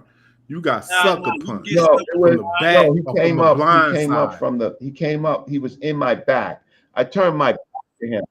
Yeah, that's a sucker. That's a sneak sucker. too, man. He got off. That's a blind Yeah, I got side. blind. You got I got blindsided. blindsided. Like you wasn't even.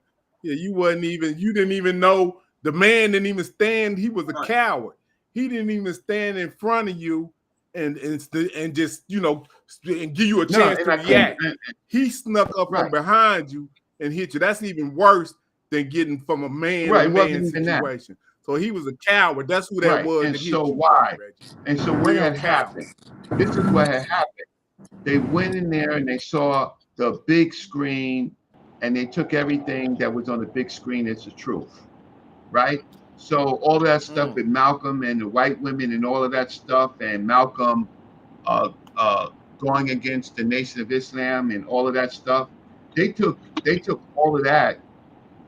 They took their emotions in it, and I think given time, they might have stomped me out, but it didn't. But so those are the things that happen because I know about emotions, right? And then if some of those brothers saw me or met me, heard me teach, they would be resentful because they just didn't know who I was. I was just a dude selling buns because I love Malcolm, right? Like that program I just saw you. I've been doing that for 38 years. Hold up, Uncle Reggie. You said the government walked up behind you and snuck you, or these Muslims? No, they weren't Muslims. They were from. I mentioned who they were. You just didn't hear it. The gods. Yeah, you just missed it. They was from the. Yeah, they were gods, but that doesn't mean that the organization. Hold on. They wouldn't. 5% of this conversation, just They wouldn't be part of the NOI. They wasn't Muslims or none of that. No, they gods. Yeah, all right, that's what I asked. Ain't that what I asked? He said the gods. 5%. No, there are different fragments. 5%. Oh, the nation of gods and earth. Yeah. Oh, my bad. Yeah. Okay, but he's trying to say this coded. But if they knew, catch it. Here's the thing: if they knew their history, which they did not know, the father loved Malcolm, right? The father loved Malcolm. He was in the mosque with Malcolm, right? And the father Allah, he loved Malcolm. And so I respect the brothers from the Nation of Islam. I'm sorry, from the brothers from the 5% Nation. They do know that. That's why I have this. See this right here? This is the street sign that's hanging up on 126th Street. See this right here? Right? But they didn't know who I was. They didn't know who I was. This might got something to do with it. Hey, Jesse, mute your mic for me unless you want to speak. Mute your mic for me, Jesse. I hear you calling. How you get that, Saber? Let me. Hey, hold on. Let me ask this question, and I'm gonna give it to you, Uncle James. Is there any truth to Malcolm X kicking out Noble Drew Ali or the temple or something like that? Is there any truth to that? Noble Drew Ali started way before Malcolm X. Okay. So Malcolm X. You got to deal with the chronology of that. Noble Drew Ali was passed away probably before Malcolm even was born. Oh damn! Yeah, I'm way off. Yeah, but let me just say that what I find disturbing about this situation is, and let me say I sympathize with Wavy, and what you're saying, but I understand what Brother Reggie is saying, and we got to deal with the geography of the situation as well, because you got to understand, Wavy, that Brother Reggie is in the melting pot of all of these ideologies, right? He's not down here in Texas where we don't have all these people just right here in our face. But the problem that I see with what the problem is we don't have enough soldiers in New York to stand with Brother Reggie. And really what you're saying is the truth, Wavy. That's what the problem is. Because Dr. Clark had the same sentiments, and Brother Reggie is a student of Dr. Clark. But he cannot, in the environment that he's in, with the less soldiers, be forceful in what the truth is. Let's just say that. And that would be the simple that okay. So that would be the best way to simplify what's going on here. Ain't no disrespect to you because you the elder, Brother Reggie. I seen you on the History Channel. I told you that. You had on army fatigues going to battle. I said, hold up. That's Brother Reggie. I was watching. This is about 10 years ago, Wavy. I was on regular TV, not YouTube. I was watching the History Channel, and I don't know. It might have had something to do. No, it has something to do with Black Panther. No, I don't know what it was. The Ku Klux Klan decided they were. Yeah, that's what it was, Reggie. Thank you. That's they was going up against. Yo, watch this, Wavy. They was going up against the Ku Klux Klan, and Reggie was right in the fire, bro. So you can't never say when I seen that. Yeah, that was a different Reggie. I heard. Yeah, but hold on. Right. When you become an elder, you are not supposed to be on the front line. But that's why I say we can't say that. Yeah, you fall back and then you just give the wisdom to the next generation. That's why we say listen when they talking, when the elders is talking, because those are the stories that you're going to get. Like we was on CNN for smacking the Klan over the Martin Luther King march. You won't physically feel that until I'm 70 or when I pass away. You won't physically feel what Reggie said till he's physically going to pass away. Then you'll say John Henry Clark was here, but I remember talking to Saber Reggie used to say, and that's when it'll start to hit those underneath you. And then you will start to you will listen to their reactions, and you're going to have a lot to deal with because you got abos, you got all types of oses running around here. So that's why we saying we needed history, hear the history, hear the method, and then listen to some of the direction. Because was he on the front line? He got snuffed by the 5% nation, and the 5% nation took a DP from you know why over Clarence 13X, because Clarence 13X used to smoke cigarettes. He was outside there. When Big Brother, he just passed away. Our big brother Allah, born Allah. Allah B. Yeah, I told him. I said, get born Allah on his side, and he went on our brother's show, and he's right there. And I know Allah B. Yeah. And so here's the thing is, and then when I was doing my research and I said that Zozo's name was Necherket and he was the first God body, divine body, right? I went in there to talk to them, to talk to them, right? So I'm loved, right? And how I got the sign, I worked on the members of the Gods and Herbs, wanted the street sign for Allah, the Father, and Justice. Okay. And they asked me, they asked the streets who could help. And they said, Brother Reggie, he does government work and stuff like that. So I went to the Community Board 10. And when I went to Community Board 10, I let I didn't let them, they spoke, but 3 of the members of the Community Board 10, one of them was my professor. And believe it or not, one of them was in my organization. And guess what? He he became a police commissioner, assistant police commissioner, but he was police in my organization. He was police, and guess what he did not do? He did not turn me in. COINTELPRO you.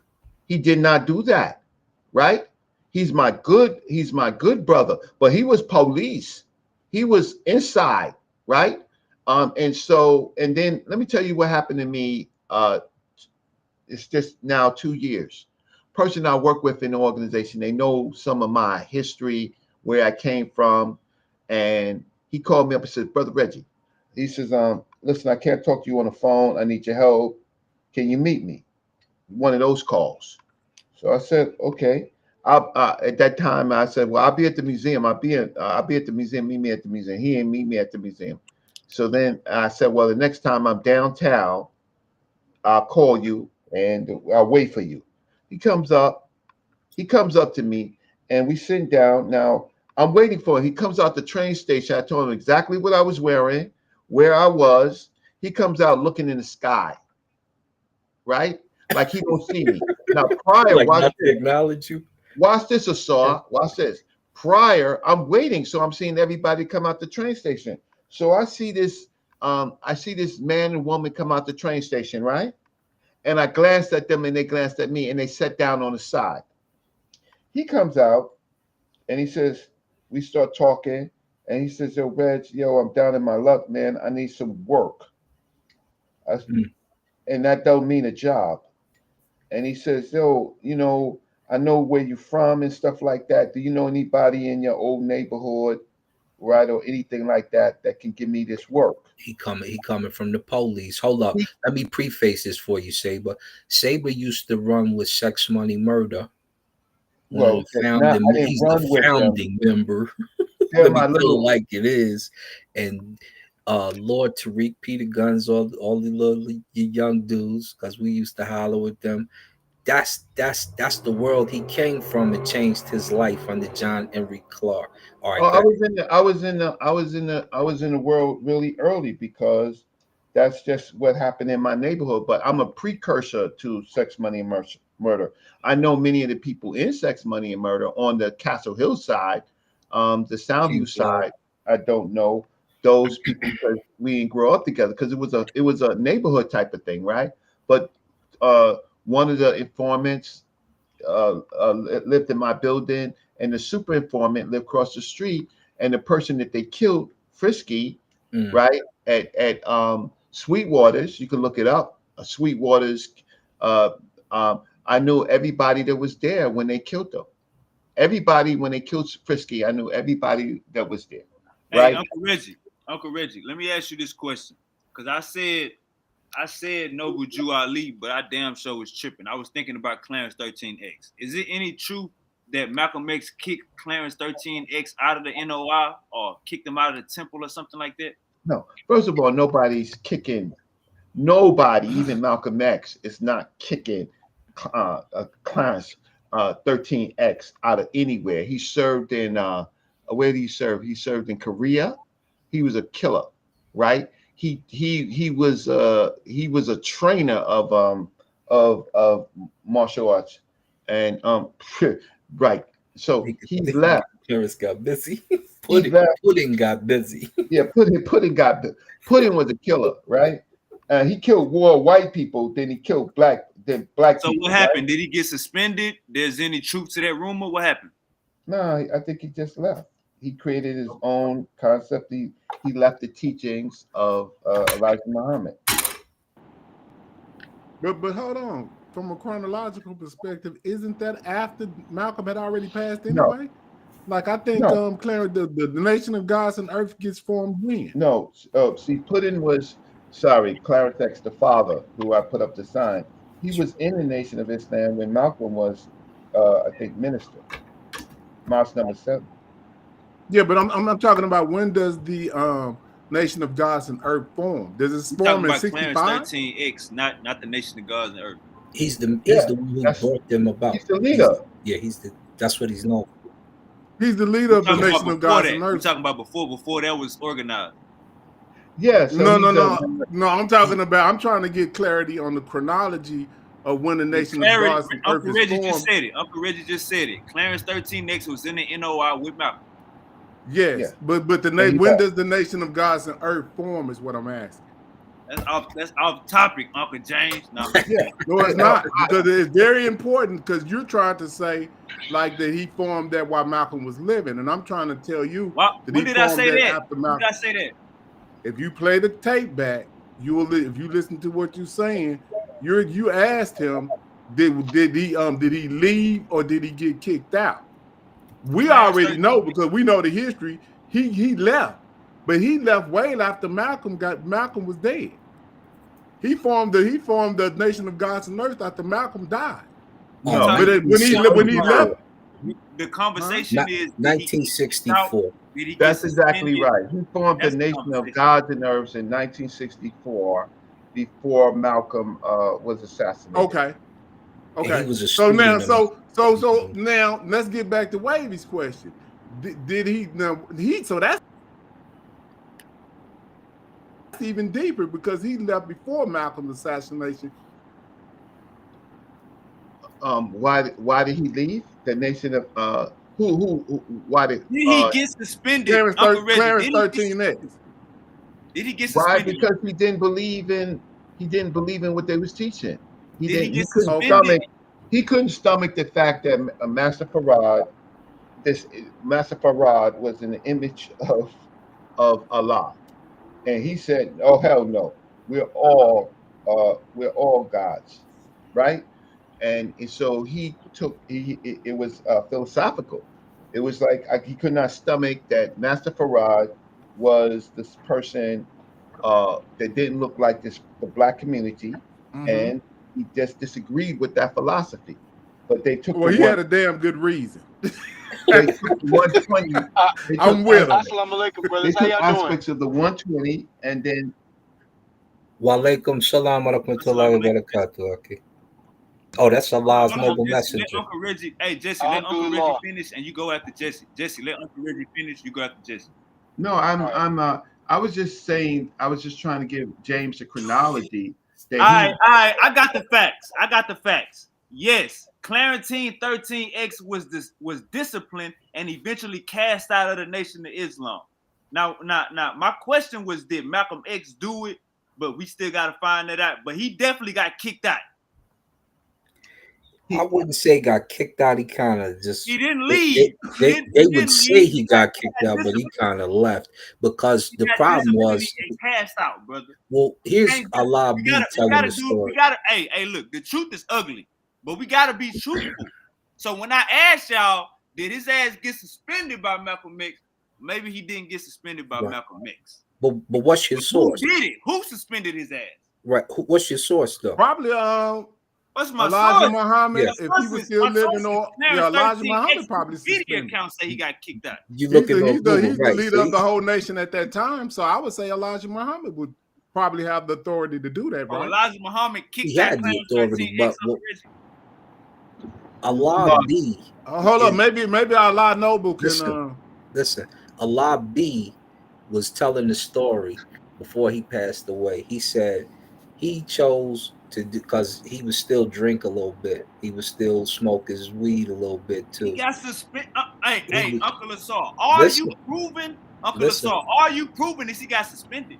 No, I'm saying he stepped away because he wasn't going to stop doing certain things, and he congregated on the corner. He used to quote. And because one of my enlightener in particular, T-Bone's uncle, who's in Flatbush, Brooklyn, who was one of his right hands, would tell us the story as well as Allah B. He would go in that corner. He would quote that Jesus quote. Didn't I say ye are all gods amongst men? And then he would start to go down the line and break down his stories. And that's once he got suspended, Uncle Assault. No, he was still in the nation. Once he started to he was double teaching. He was teaching, and he was about to step away. He was, like I said, he wasn't going to put down that alcohol and that weed. So you saying he definitely wasn't going to stop gambling because he was making money when he was gambling. So once he started to get that congregation on the block, then he started to clean up in front of them. But even on late videos, you see him smoking a cigarette, reading his Quran. Yeah, So he it's got not like this yeah. is the conversation. This the conversation. He got kicked out, whether it was ugly, whether he got suspended and then he walked away like y'all wanted Malcolm to do, whether he got suspended then walked away. The point is he got suspended by the NOI. Now Jesse, let's hear you. Assalamu alaikum, brothers. Assalamu alaikum. I just wanted to say I'm not in the Nation of Islam. I'm a regular Muslim. I personally believe that the Nation of Islam is on the wrong path, and also the brother who says that we are all gods. I believe he's on the wrong path as well. Um, as a regular Muslim, we're not supposed to divide the faith. Uh, we're just supposed to be Muslims united in that.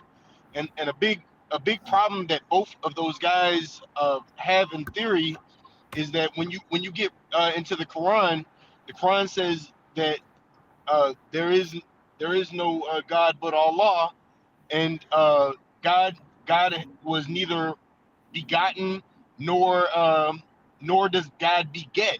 So Say that in Arabic. Can you say that in Arabic? Right. no, Hey I Jesse, can't. you might have I came. can. Hey I can. I Jesse, can. you might have came on the I'm wrong an day English. because Uncle Reggie. I'm Nah, an he's English. good.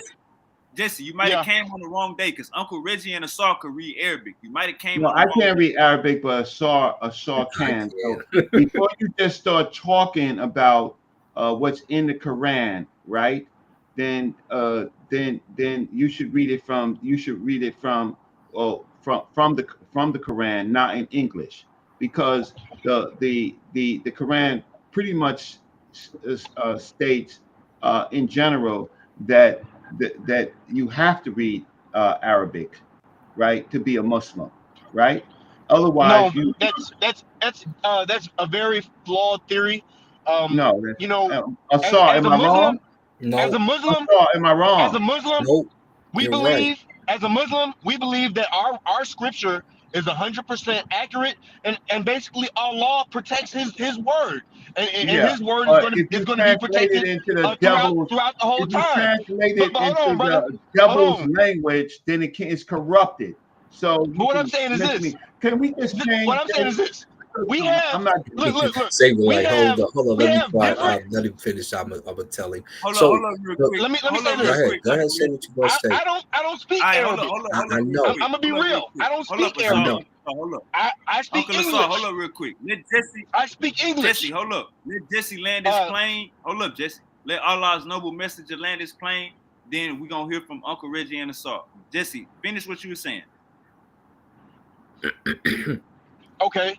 So the reality is, I don't speak Arabic. I am an American man. I was born. I'm black and Hispanic, and I was born into Christianity.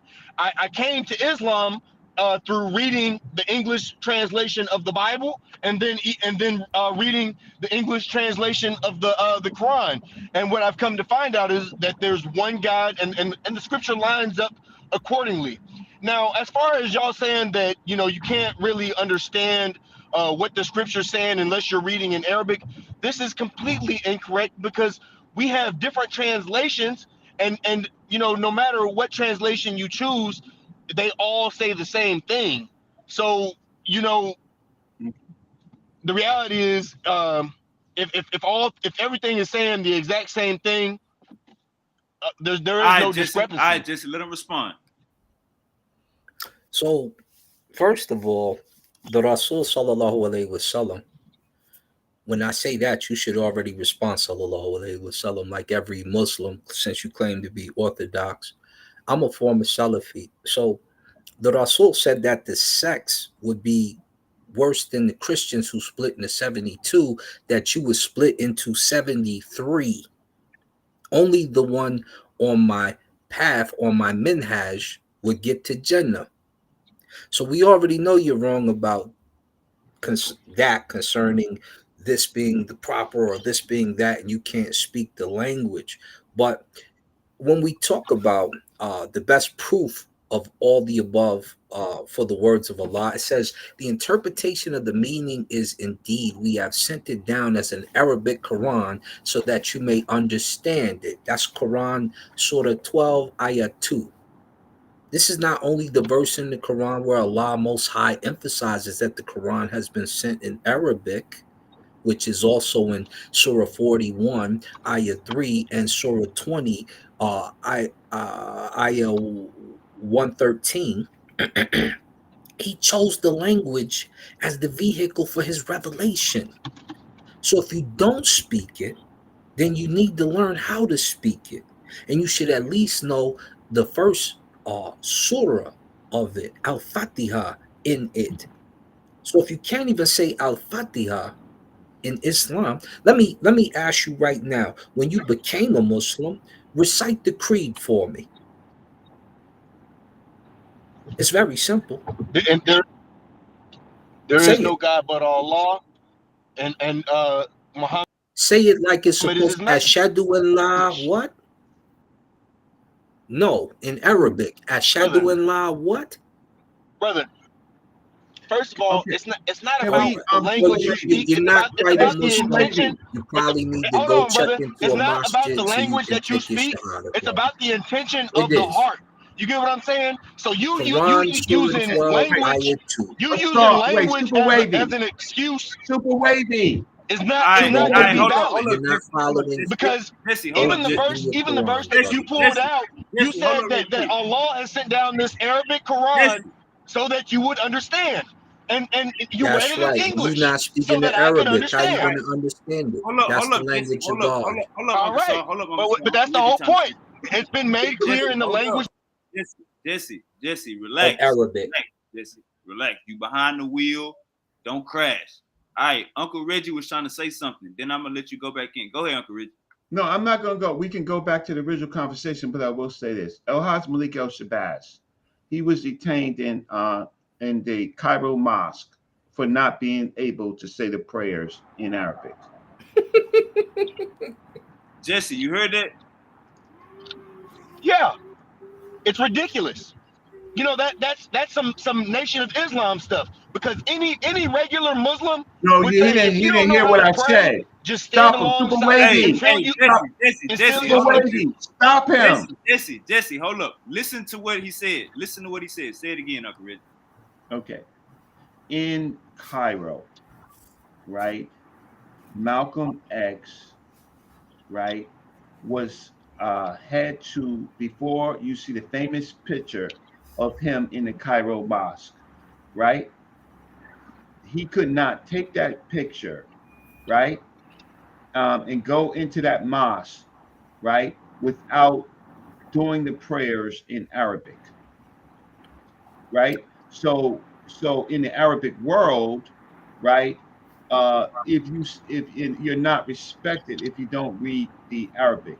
Now I have been to Jordan and I have been to Egypt. I've also been to Senegal, which is largely Muslim, right? Mhm. All of them, all of them, when it comes to Islam, it's no matter what their traditional or their local languages that they speak. When they are Muslims, they have to speak Arabic. La ilaha illallah. Ashhadu an la ilaha So illallah. All right, Bismillahir hold on real Rahim. quick, Uncle Sar. All right, Jesse. So what Uncle Reggie is saying is, in order to be a Muslim international, you got to be speaking their language. Go ahead, Jesse. so the brother is correct when you say that when you go to the mosque, when you pray, you have to pray in Arabic, and of course, when we recite scripture, they originally say the Arabic version, and then they say whatever language you're around. So it is important to learn the Quran in the language that it was given, because that is Allah's word direct. But what I'm saying is that is not an excuse for not knowing what is in the book, because I speak English, and what I'm telling you is, just because I don't speak Arabic doesn't mean I don't understand. You know what I'm saying? So what I'm saying is, Allah has made His scripture for everybody to understand. He sent it down in Arabic, but it has been translated in just about every language, so everybody can understand it. So with that being said, there are things in the Quran that the Nation of Islam goes directly against, and Okay. Well, yeah. So let him, because you know what? How can I say he was cut off because of the frequencies in the universe. I do want to say that I was incorrect about him being arrested in Cairo. It was in Mecca where he got his Hajj. Yeah, Mecca, you cannot enter the country unless you take Shahada, and you have to say it in Arabic. Yeah. So it was. I want to correct that. So it was because he's Hajj El Malik El Shabazz. So during his Hajj, they were suspicious of him, and they delayed him, right? They delayed him in. Now I'm reading the source. They delayed him in Jeddah until his bona fides could be established. His bona fides would be that he had to be able to recite the prayers in Arabic. So these Muslim Americans, they can't even take Hajj, right, without being signed off, even though brother. First of all, response. let me explain something to you. Hey, Super I'm Wavy, not I'm getting perfect. off. I'm not perfect in Arabic. We're I'm not not talking perfect in about this. Arabic. I'm not talking. But I know how to recite the prayers in Arabic. Jesse, You hold know on. what I'm saying? Super Wavy, no, there's no. Bismillahirrahmanirrahim. Maliki Yawmiddin. Iyaka na'budu, iyaka Hold nasta'in. up, Jesse. Hey, Jesse. Jesse, listen to me, Jesse. I'm gonna let you finish what you said. No, I'm not finishing. Hey, Super Wavy, was a Nah, pleasure. Uncle Reggie. No. There's no Pan African James. There's no now. Uncle Reggie, relax, I came here. I am relaxed. Jesse, I came here. I'm gonna let you finish what you saying after. No, Uncle Reggie. there's no. Hold up, Uncle Reggie, relax. I'm trying to leave. I am relaxed. Uncle Reggie, relax. I am relaxed. All right, so Jesse, let me talk to Jesse. Jesse, I'm gonna let you finish what you're saying after I let Uncle Reggie finish. What you was talking about is with Uncle Lasar. So Jesse, Uncle Reggie is just giving you a broad brush and just giving you some facts, and with your conversation is with Uncle Lasar. So don't get confused. But I'm gonna let Uncle Reggie finish. And Jesse, you got cut off, I guess, your connection, and I'm gonna let you go after Uncle Reggie. Then I want Uncle Lasar to respond to what Jesse is saying. Go ahead, Uncle Reggie. Okay, so on my closing arguments, good brother Super Wavy, it's always a pleasure to talk to the youth.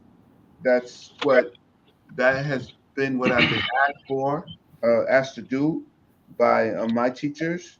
The purpose of me coming on the show was to give you some sources in understanding what happened to El Haj Malik El Shabazz. I showed you one of the killers that people do know now that he was one of the killers and that he was protected, and that the Nation of Islam had a role in the climate of hate, right? And it may have been people who were former Muslims, but the fact of the matter is they were working with the help of the agencies in the United States. So that disqualifies them for being members of the Nation of Islam. And so with that said, it's always I'm hoping that what I've said has been helpful. Sometimes it gets heated, right? But I love Malcolm. I love Malcolm as well as anybody else. I walked with his wife, right? Talked with his wife.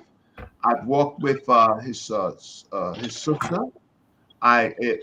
You can ask Rodnell Collins, Malcolm's nephew, about me, and you can ask other members of the family. I attended Malcolm's daughter's funeral. All right, Uncle Reggie.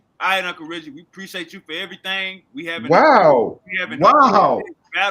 We having a full-fledged battle right now. So this ain't time for no goddamn closing. I'm gonna let if you don't want to respond to Jesse, I'm gonna let Asar respond to Jesse. Okay, that's fine. Thank you so much. Good night, sir. Good night, Good night. Good night. Hey, Uncle Asar, let me let Jesse. Jesse got cut off. Remember, Jesse is in the car. He got cut off. So I'm gonna let Jesse finish what he was saying, and then Uncle Asar, I'm gonna let you respond. Jesse, you there? Yeah. So I will say this, I do agree with what they said as far as Mecca. And in Mecca, you do have to be a Muslim to make Hajj, but it doesn't necessarily mean that you have to speak the language. I think the brother was incorrect on that. But in Islam, understanding Arabic is essential. You do want to typically learn the language that Allah sent the message down to, but ultimately what I'm trying to say is that should not be the excuse of why you don't understand what's in the word, because ultimately we have English translations and multiple English translations to confirm to confirm the ones that we have. So uh you know the fact that it's been sent down in Arabic is not an excuse of why you should know it in English.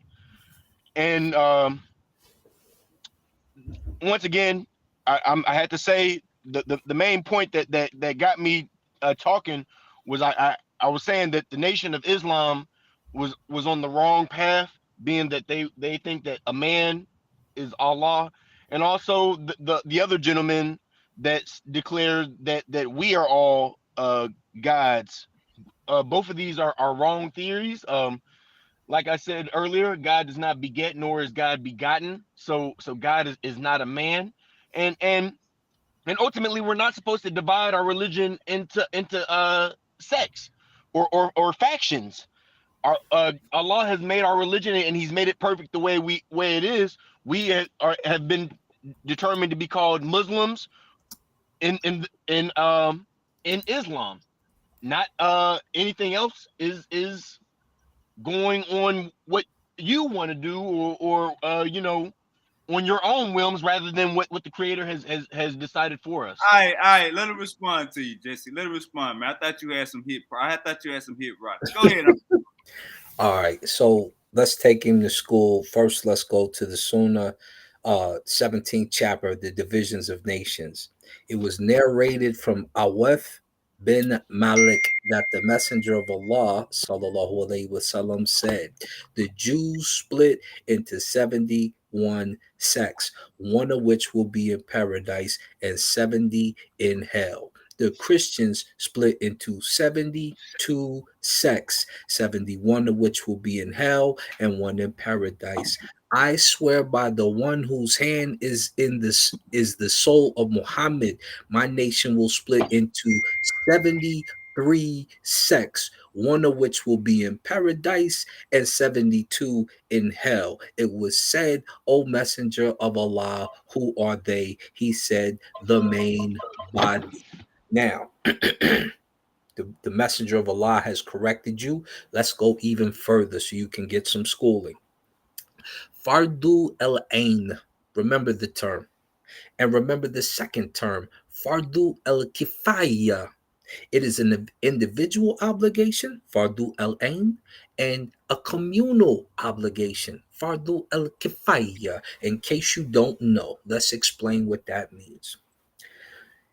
Imam Shafi said that it is obligatory upon every Muslim to learn from the Arabic language what allows him to make effort in fulfilling his obligations. Irshad al-Fuhul on page 421. Go over there and read it. Here we go with some more. What we may understand from this statement from Sheikh al-Islam is that every Muslim must know at least the basic Arabic, that allows him to fulfill his religious obligations. Let's go further.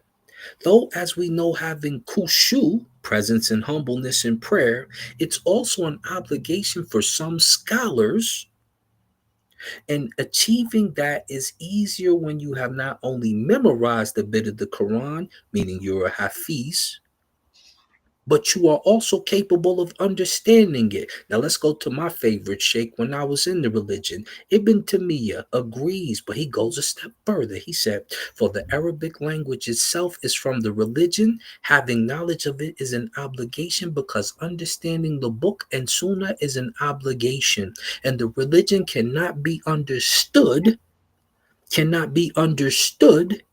except by understanding the Arabic language, and that without which an obligation cannot be fulfilled is itself obligatory. Then from it is that which is obligatory upon everyone individually, and from it that which is a collective obligation. Now, I could keep going on with some more surahs, more sheikhs, more scholars, more Sahaba, more the Prophet Okay. himself. But So that's an, so let me say this. Let me say this. What the brother is failing to realize is, as Muslims, we put the Quran first, no, you don't. You're and not a yes, we Muslim. do. You can't even We say the Shahada. brother, we put the Quran first, and then we put the Hadith second. Now, the Hadith that the brother even cited said that the Prophet Muhammad declared that the religion would be divided into 72 sects, but only one will make it. You get what I'm saying? So Mm-hmm.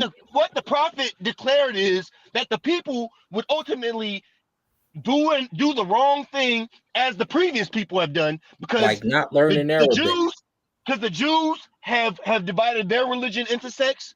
The Christians have divided their religion into sects, and ultimately the Prophet Muhammad declared that that some of the Muslims would do the same, but he also declared that only one would make it.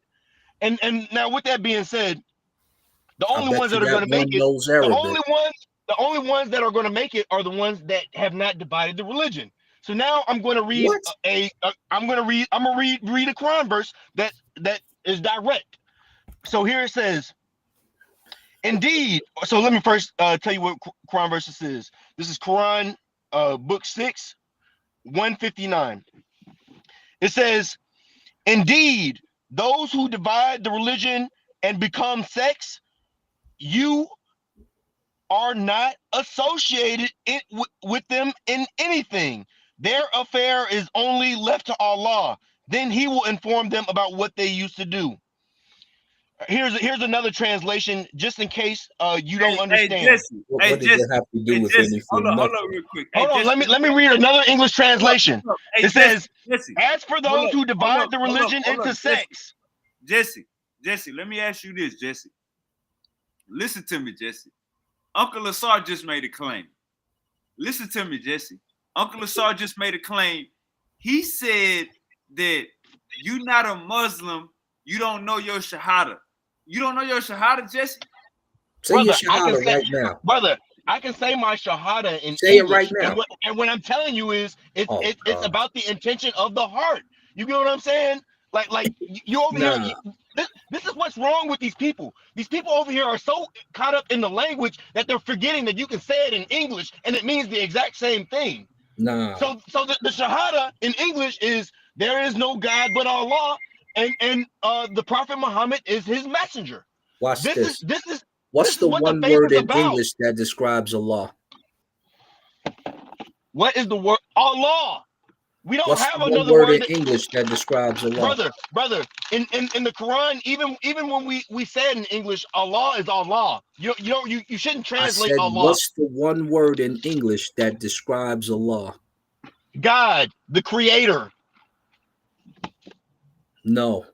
That's two words. The Creator, God. The Creator of the heavens and earth. He got 99 names. Keep going in English. Brother. Keep going. Because you didn't fulfill it Why? with one word in English. But That means you here's the need to thing. know Here's that the thing. Arabic. Me and you both know that Allah has 99 names. Why do I need to be tested on So why would how you many say that names he one got? word in English could describe him when you know that can't be done? You need Arabic. Pick it up if you think you're a Muslim, because you can't even say Look your here. Shahada. Look You're here. embarrassing. Look You're here. You're embarrassing embarrassing. yourself. You're embarrassing yourself because you over here relying on the language, but you don't have the You don't even religion think in you're your a heart. god. You're embarrassing Brother, Africa right now, but how now can you you're claim to be embarrassing a Muslim Islam. and you worship a man? How can you Because I'm claim to be not a a Muslim and you Muslim. worship a You claim man? to be a Muslim and you don't even know Arabic. You don't Brother, even know that's from the not man to follow brother. because you got It's to not follow a about man. that. It's not about that. Not one Christian It is about knows that. how to speak Greek. Not one Jew, most Jews do not know how to speak Hebrew. It's about the Let me tell intention. you in Look, Arabic, a look. bid'ah The is a first, dalala, it's and a about the dalala intention, leads to brother. a It's about shaitan, the and the intention of shaitan the leads heart, to jahannam. That means brother. every innovation, like the one you're trying, my heart feels this. That's an innovation. That innovation leads to a stray. Hold up, leads to an astray. That astray leads to a devil, and that devil leads to jahannam. That's hellfire, and you know that because you seen the prophet give the example of putting the rocks out there Hold in up the real quick. sand, Hold and he up real pointed quick. the straight line Hold up. to his south. Hey, And when Jesse, he hold up, pointed the Uncle Saul, hold up. Hey, Jesse. Now look, Yeah. we got a real Muslim that just clicked the link. Now, this is the issue. Uncle Brother La, Uncle Reggie say he called Brother La, and just like that, Uncle La popped up, peace and blessings. Now, Uncle La, this is the issue. My brother Jesse, this is my friend, you know what I'm saying, in the real life. Now, he is saying that he don't have to learn the language. It's No. about I'm Yeah, not. Look, let him I'm explain. not Let him saying, explain it. brother. Jesse, I'm not saying that you don't. Sit brother. back. You conceded already. Hold up, Uncle Saul. Uncle Locke. Jesse is saying that the language is not important. It's the it's your meaning and your emotions behind trying to be one with Allah. Uncle Law, is it cool for a Muslim to be a Muslim and look at the language as secondary and more so look at it as their heart? First and foremost, peace and blessings to everybody on the panel. Assalamu alaikum wa rahmatullahi wa barakatuh. Wa alaikum salam wa rahmatullahi wa barakatuh. كيف حالك صاحبي؟ إن الحمد لله. So, كيف أنت؟ الحمد Sean, لله. Jesse, answer the question. Eid Mubarak Aki. Oh, All right, Uncle Locke, can we get you to answer the question? Karima Mubarak. It's a little heated right now, Uncle Locke. It's a little heated. Karima. So, Hold up, let me say this. Hold on, Sean, because I just want to clear it up, brother. Because you said it, but you said it wrong. I was saying, Jesse, we heard you, brother. Hold up, Uncle Saul. Jesse, we get what you're saying. It's not more so about the language. It's about the heart. It's about how you feel inside. That's what the Hebrews say. I got you, brother. I know exactly what you mean. Uncle La, what we saying is that acceptable to be a Muslim? Because Asar said that's not acceptable because you can't take your Shahada because you don't know your Shahada. So Uncle La, is it cool to learn the Quran in English and follow it with your heart and not so much the language of Arabic? First and foremost, once you take your Shahada, your Shahada is not taken in English at all. It's taken in Arabic. It's got to be taken in Arabic. Hold up real quick before we get that. That wasn't the question. Hold up, Uncle Saul. That was what Uncle Asar said to Jesse. You're not a real Muslim. You don't even know your Shahada. So my question, Uncle Law, I'm gonna ask it again. My brother Jesse, this is my friend in real life. He's a Muslim, been a Muslim for less than 5 years, but he's probably around 5 years, but he's a Muslim. Excuse me, Jesse, if I'm a little on or off. But Uncle Law, this is the issue. Uncle Asar said, you're not a real Muslim. You can't even take your Shahada. You don't know your Shahada. He said, you don't know your Shahada. You're not a real Muslim. That's what he said. That's the claim. What I'm saying is, Uncle Law, is it acceptable for a Muslim to be a Muslim and only know the Quran in English? Not only know the Quran in English, but look at the language as a secondary source, more so about their heart, learning it in English. Uncle Law, is that acceptable? At the beginning, yes. Because there's a lot of brothers that come from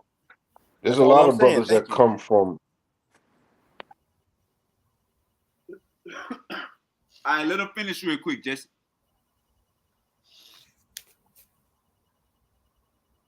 Brother Allah, you cut out. So you've been a Muslim for 5 years and you don't know Arabic yet, though. That's not Hold on. I probably was a little off, Uncle Sar. Can you guys hear me? Yeah, there you go, Brother Allah. All right, Uncle Allah, you back. At the beginning, yes, but it's more so prescribed the more you study into the deen itself for you to learn the Arabic language. And it was the examples I gave you and more. And when you take your Shahada, as our brother just told you, that has to be in Arabic. So I expect you to say, Ashhadu an la ilaha illallah, Ashhadu anna wa Muhammadan abduhu wa rasulullah. Uncle Sar, you know I cut Jesse off like 5 times. All right, Jesse. Go ahead, Jesse. First and foremost, ultimately, I agree with that. I pretty much agree with that. That's basically what I'm trying to say. As someone, when you first enter, it's pretty much you should understand basically the content a little bit from English for you to make that transition. But once you kind of have an understanding in your own language, it is important for you to learn the language that Allah sent the message down in. But what I'm saying is that first you should understand in the language that you have, you know what I'm saying, before you try to understand it in the different language. No.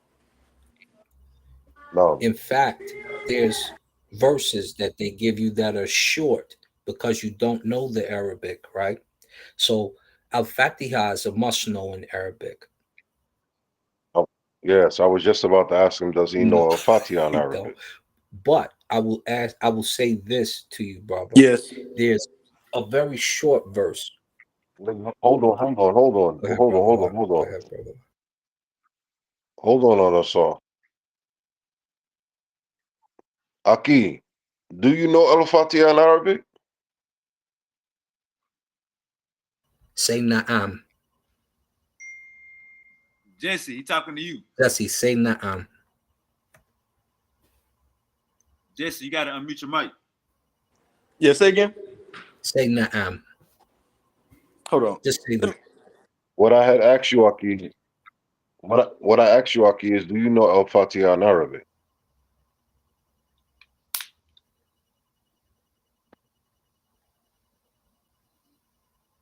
Jesse, you got to unmute your mic. Can you hear Uncle La? My bad, y'all. What were y'all saying? All right, come on, Jesse. We live. Go ahead, Uncle Sar. So this my bad. Hold up, Uncle Sar. Big brother La. Hold up, Uncle Sar. Let Uncle La ask his question again. Jesse, listen. Aki, do you know Al-Fatiha in Arabia? He said, brother, do you know Al-Fatiha, the surah? Yes. In Arabic? Yes. Bismillah ar-Rahman ar-Rahim, Malik yawmiddin, Iyyaka na'budu wa iyyaka nasta'in. But you missed the part. You missed the part. You started well. Bismillahir Rahmanir Rahim. In Alhamdulillah Rabbil Alameen, Lord of the worlds and of the Alameen. Then Ar-Rahmanir Rahim, Malik Yawmiddin. Iyyaka na'budu wa iyyaka nasta'in. Ihdinas siratal mustaqim, the straight path, the siratal mustaqim.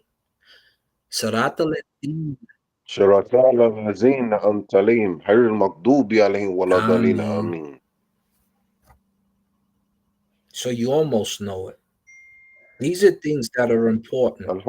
If you say that Islam is your creed and you hold fast to it, remember the innovation is the problem in Islam. So don't let the Muslims. If you know in your heart, my heart, that's different. That's a different religion. Brother, this is not a different religion. What I just declared was it's what's most important is the intention of the heart. Now, this is actually the first hadith of That's the opening of the book. That's the opening of the Quran. He's trying to get it right. What's No, not the important is Quran, but the al-Bakari. intention It's of the the nafs, first hadith that of the the intentions self. of the heart is most important. So what that basically means is, first you have to understand what you are pledging to. You get what I'm saying? If you don't know Arabic, you still have to understand what you are making this pledge to. And the pledge that we can all say in English is that there is no God but Allah, and the Prophet Muhammad is his messenger.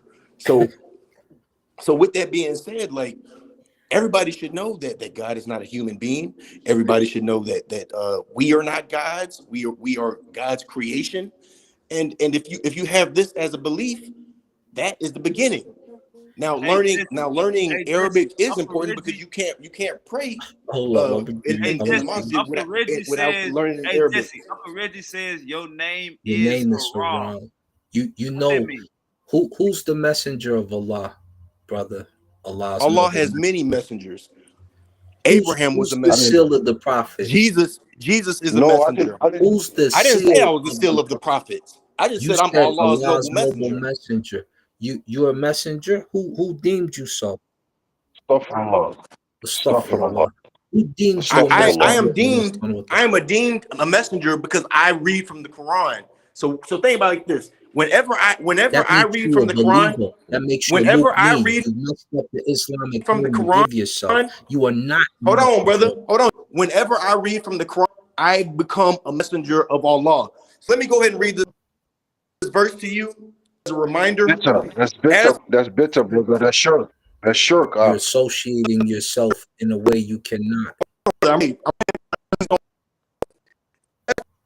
Are you clean? Did you wash your hands before you pick that thing up? You are in them Hey, Jesse, you breaking up. with Allah. Jesse, you breaking up. Allah is destroying your microphone because you're wrong. Jesse, you breaking up. Allah Can you hear is me? It's breaking destroying up your real bad. microphone It's Jesse, breaking because up you real you're breaking up. bad, wrong. bro. Hold up, Uncle Sal. Hold up, Uncle Sal. Jesse, you there? No. You was breaking up. Read your verse again. Yes. All right. So I'm going to read this verse. This is Quran 6, 159 in a different translation. As for those who divide their religion and break it up into sects, thou hast no part in them in the least. Their affair is with Allah, and He will tell them the truth of all that they did. So with that being said, I'm a Muslim, and I don't divide my religion into sects. And you know, you brothers that are in the Nation of Islam, y'all should reconsider, like Malcolm X. What are you talking about? None of us on this panel is a part of the NOI. And Okay, what are you so talking about sex? You're I'm not a talking part of about, the NOI if at all. anything, if they tell you to pick up the Arabic in the religion, you saying it's not necessary, you're creating a sect because that's not what it says. You're following your heart instead of the deen.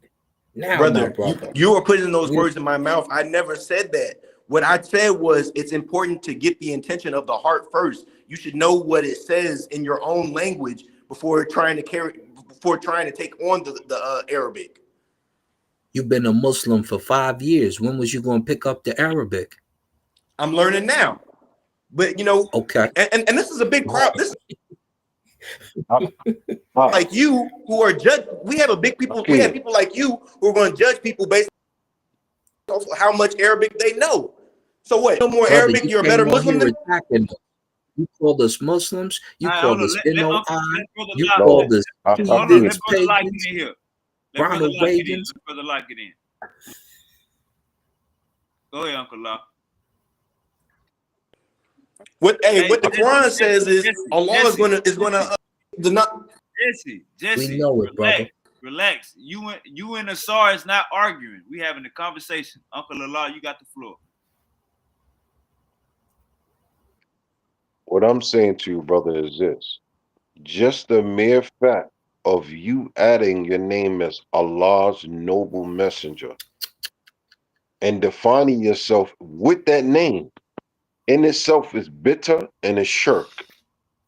It's an innovation in What I mean by that, and why the brother put up, there should be no association by any man in any capacity, form, or fashion with the name Allah. Furthermore, Allah subhanahu wa ta'ala. There should be no affiliation at all in any capacity, form, or fashion with their name. That decree, just the respect alone. Did you not know that in Prophet Muhammad regards, has Allah in his name? Did you not know that his name father is also has Muhammad. Give him Allah in his name as Abdullah. well? That's servant of Allah. Do you know what Abd is? servant of Same. Allah. Not Allah's noble messenger. messenger. He It's the is the same thing. messenger. I'm declaring that I'm working for Allah.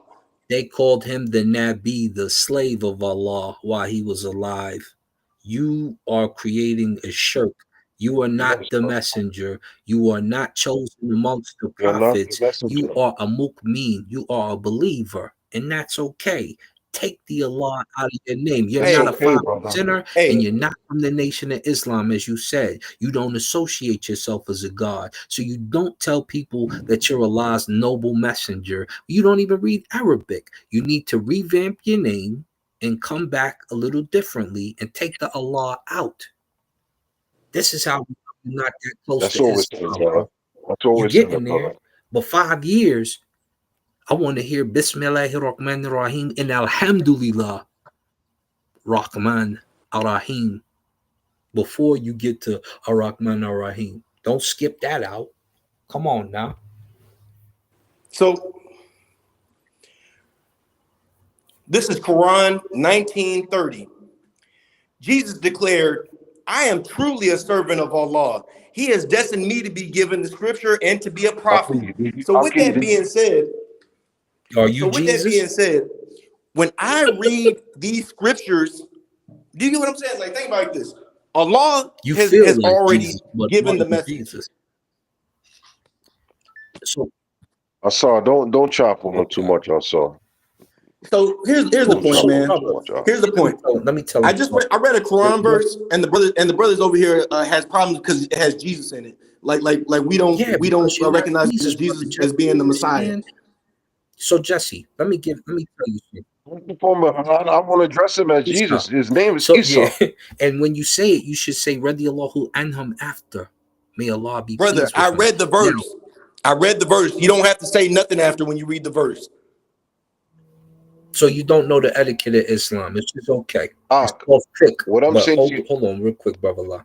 What you should know is this: Quran is God's word. The prophet who leaves the Sunnah is the living Quran. So we follow what he does, and the Sahaba radiallahu anhum is the people who saw him do certain things, and when they agree upon something, it makes it sahih. So it makes it a strong sunnah that's usable because you have a certain number of them who agreed, so they seen him do it. That's the chain, and then the isnad continues down your madhab, meaning that the people from that generation to the next generation on down keep a chain of these things that are done.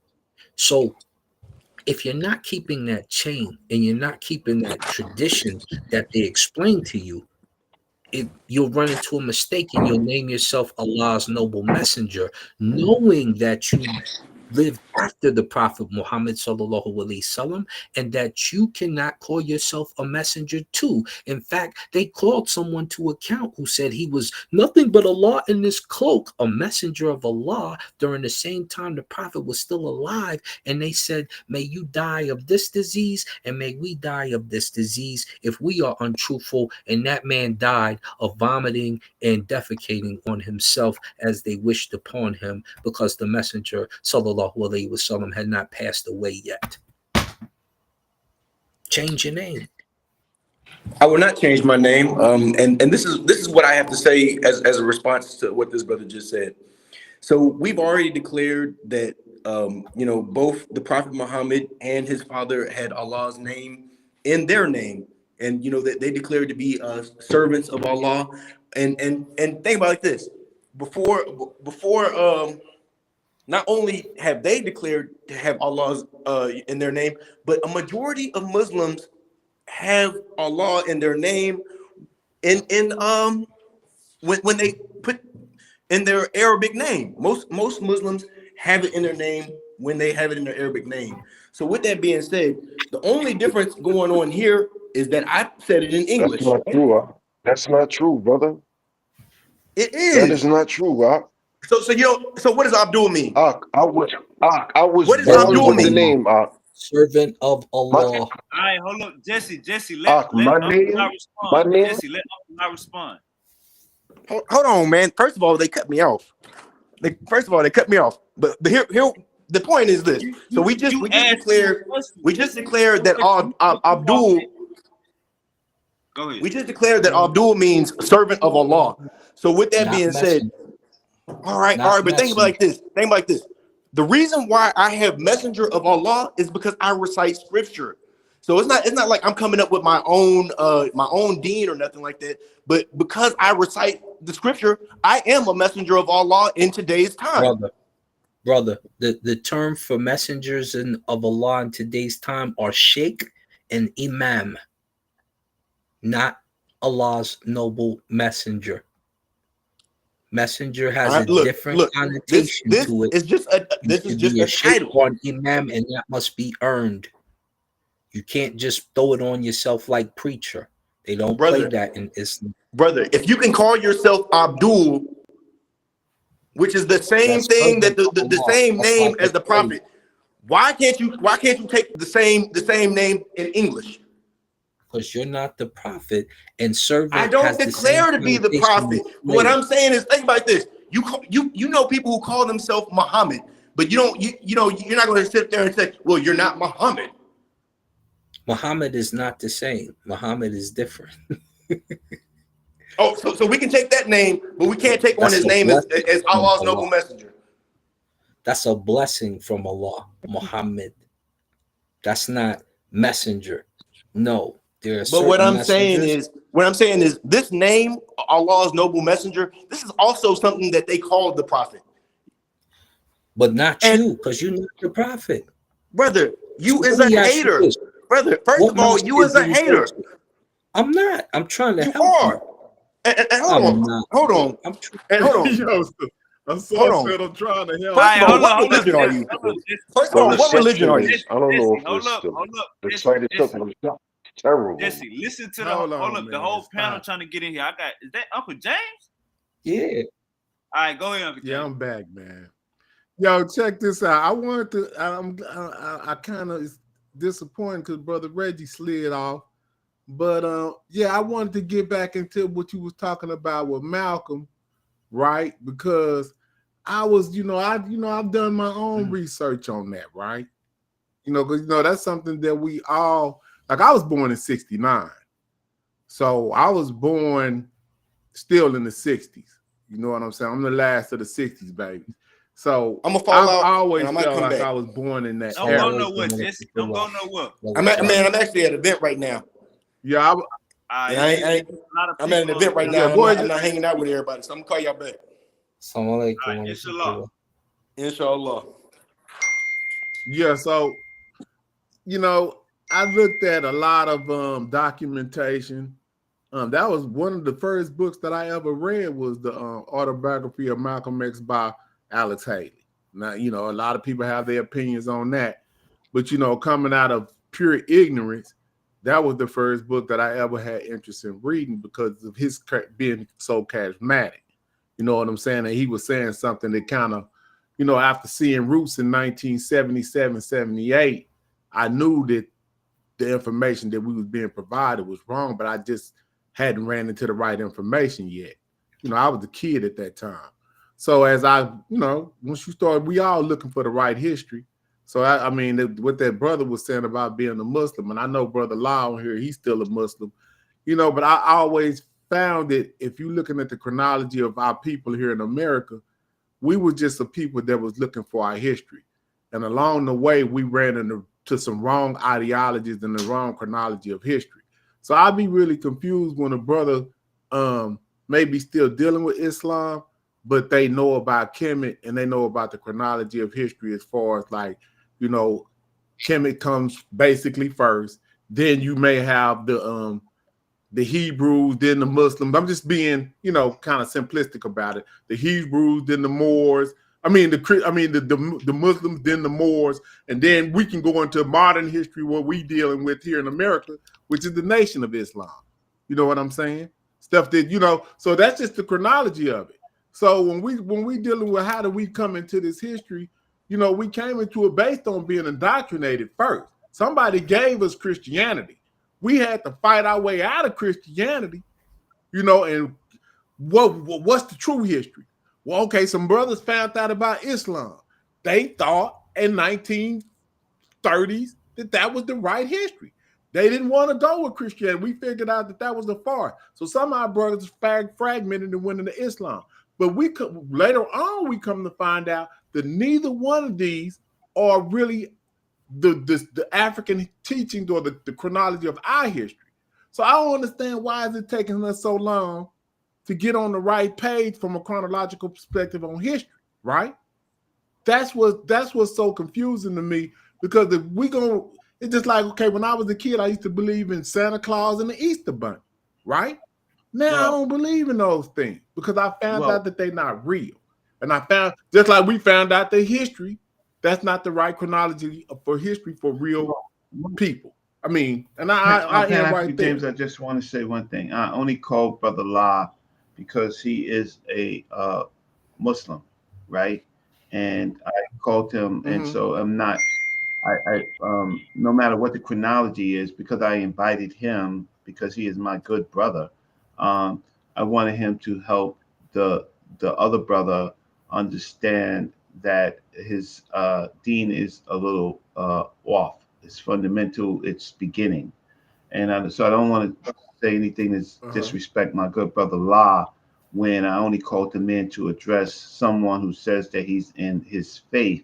And of course, Hassan Kha, Hassan Kha knows the Quran very well. And I could have called Morpheus, Mr. Morpheus, but I did not call him. So the minute that he said that the word Jesus, and he's a Muslim, his deen was off. The minute that he said that it's that in fact that he is a laws with an apostrophe s messenger, that means in some of the places he cannot go. I've been trained to go overseas, so before I could go overseas, I had to understand the places where I was going to, and I went into the Muslim world, right? And I went into the Muslim world when I went into Egypt, right?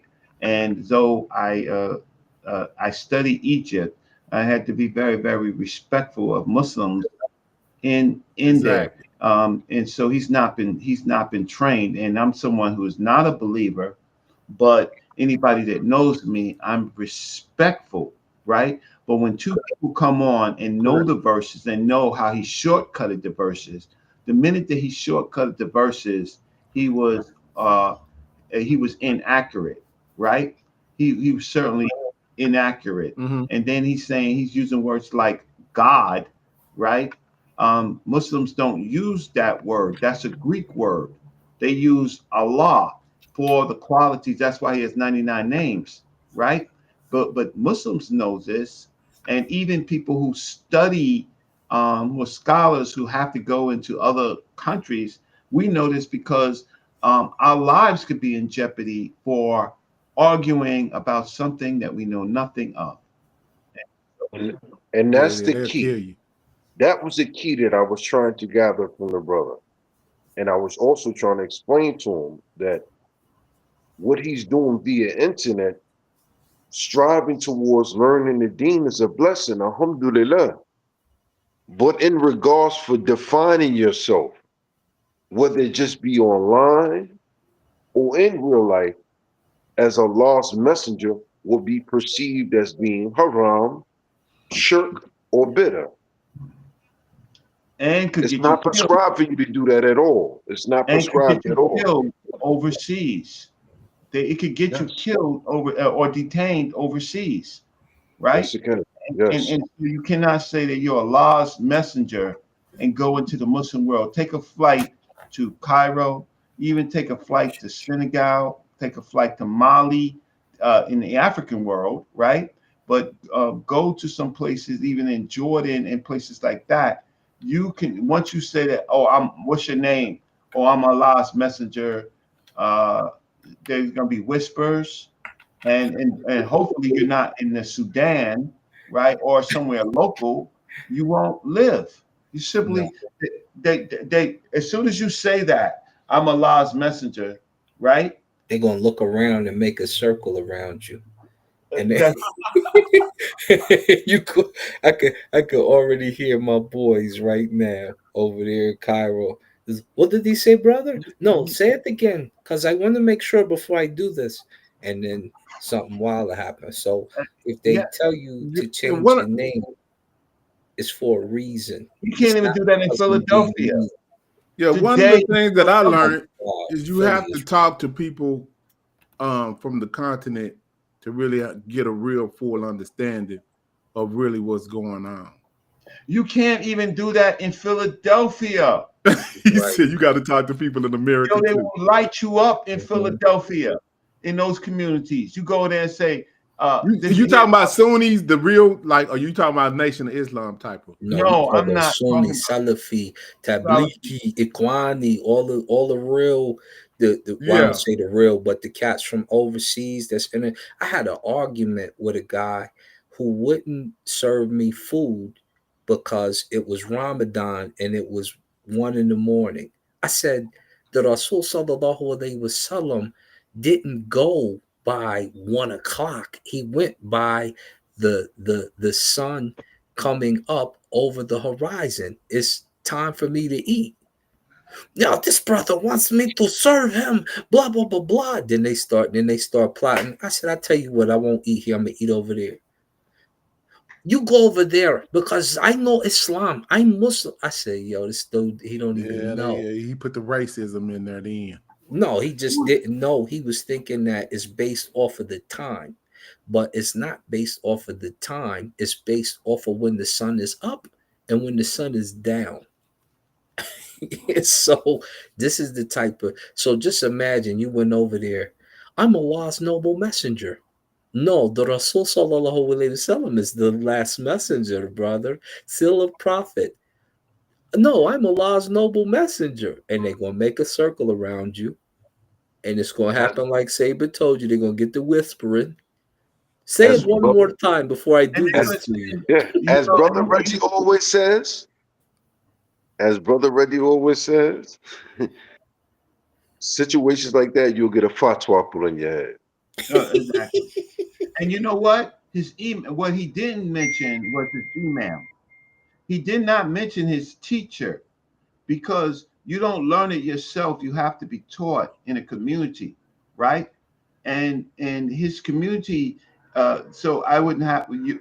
Any inquiring Muslims would say to him, "Who's your email?" so that we may talk to him about your teachings. Mm-hmm. Am I wrong? No, not at No, all. no, not at all. No, not at all. And if But see, the teacher, huh? but it's also somewhat different because a lot of Muslims, depending on how they learn growing up, like me, when I was going to Islamic school from young, I would have two different teachers. One of my teachers was from Yemen, and my other teacher was from Senegal. So during the summertime, I would always go to my teacher's house that was from Senegal, and I would stay with them for the whole summer. But in the process of me learning the Deen of Islam, I was also studying Islam, where also I was learning Wolof. Wolof is an African language that is spoken in Senegal. Mm-hmm. So I mean, it all depends on as a child more so. When you have a young mind that's open, it's more coherent, or not even coherent, it's more acceptable to the Deen or acceptable to the teachings. But for you to be 5 years into the Deen, and calling yourself Allah's messenger, that's that's not good at all. But you disagree with the Nation of Islam. But you Exactly. saying what the Nation of Islam is saying. And the gods and herbs, right? Oh, Right? goodness. You disagree with the gods and herbs and the Nation of Islam, and you call yourself Allah's messenger. I'm definitely gonna have to leave because I'm gonna have to argue with messing around with Kemet again. So holy smoke, what happened? he's over Let there me know, with- Reggie, so I can be in. What he Yeah, done did no, now? if I leave, I won't have to come back. But he is he's messing with Kemet with Jonathan Winterman's playing something, right? Because it doesn't. Right. So Right now? yeah, right now. So I'm gonna have to go. we yeah. on Now, the way I'm over about to there, slide over there. Yeah, we on the way over there too. Uncle Yeah. Reggie, you gonna hit the panel? Yeah, if he let me on, but yeah, I'm gonna have to beat him up. All right. We on the way over there too. Hey, Uncle Reggie, appreciate you bringing Uncle La through. Uncle La, man, appreciate you for having the gloves off. See, Uncle Saw was trying to knock him out. Uncle Reggie called you. I appreciate you. You know what I'm saying, for just letting them know at the Yeah, because this is beginning. what La does. The La is a Muslim, and he will try to be humble and see where people are.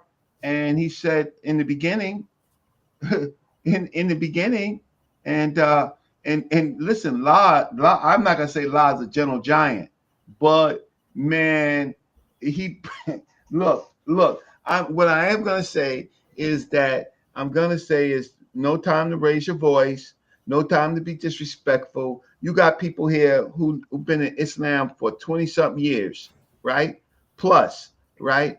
And who's learned by teachers, and somebody who's misreading the book in English is gonna outvoice them. That's the content community BS, right? I'm never arguing Islam with Brother La or Brother Assad. I'm just a chronologist. Or I Mr. just deal with it from a Morpheus is a chronological monster. perspective. It's no disrespect to anybody. I'm not trying to convert anybody over to what I believe. No. But I just, have questions about stuff like that. That's it. And there's nothing wrong with that, brother. There's nothing wrong with that. Right. But if he can't change his name from Allah's messenger when he's he ought to. But hold on, that brother right there, he's probably youthful. I would bet that he's probably in his early 30s. No disrespect to you, Wavy. Hold up, no disrespect to Wavy, because I know he's young. Everybody learn at a different pace. But I always try to give the younger brothers a little leeway, because I didn't know nothing until I got around 37, right? So we all get it at different stages and different times. Some people are blessed to get it from the womb. Some people are blessed to be in New York, where Dr. Clark and them was at. We way down here in Texas, right? So it's different demographics to this too. So like you saying, you can't say what you want to say, Wavy, about Muslims in New York, like you and be feeling safe like we down here in Texas. See what I'm saying? That's really what was going on in the conversation. I don't think you be saying this like you saying this. You said if you was in the middle of New York, Wavy, check it out. You was in the middle of New York. I don't think you'd be having the same energy. I told Wavy I yesterday. ain't going out like SETI. I ain't going out like Uncle SETI. I told Wavy, I said, man, your gun bust in Houston right now, but if it's going down in New York, I gotta drive to New York. We gotta move strategically right now. We outnumbered, Wavy. But when we get our numbers up, then we might be able to do a little bit more. Super Wavy, that's a long ride on the slab. That's a whole. I will say before I go, it was Captain Joseph that put out Clarence 13X. I had to check.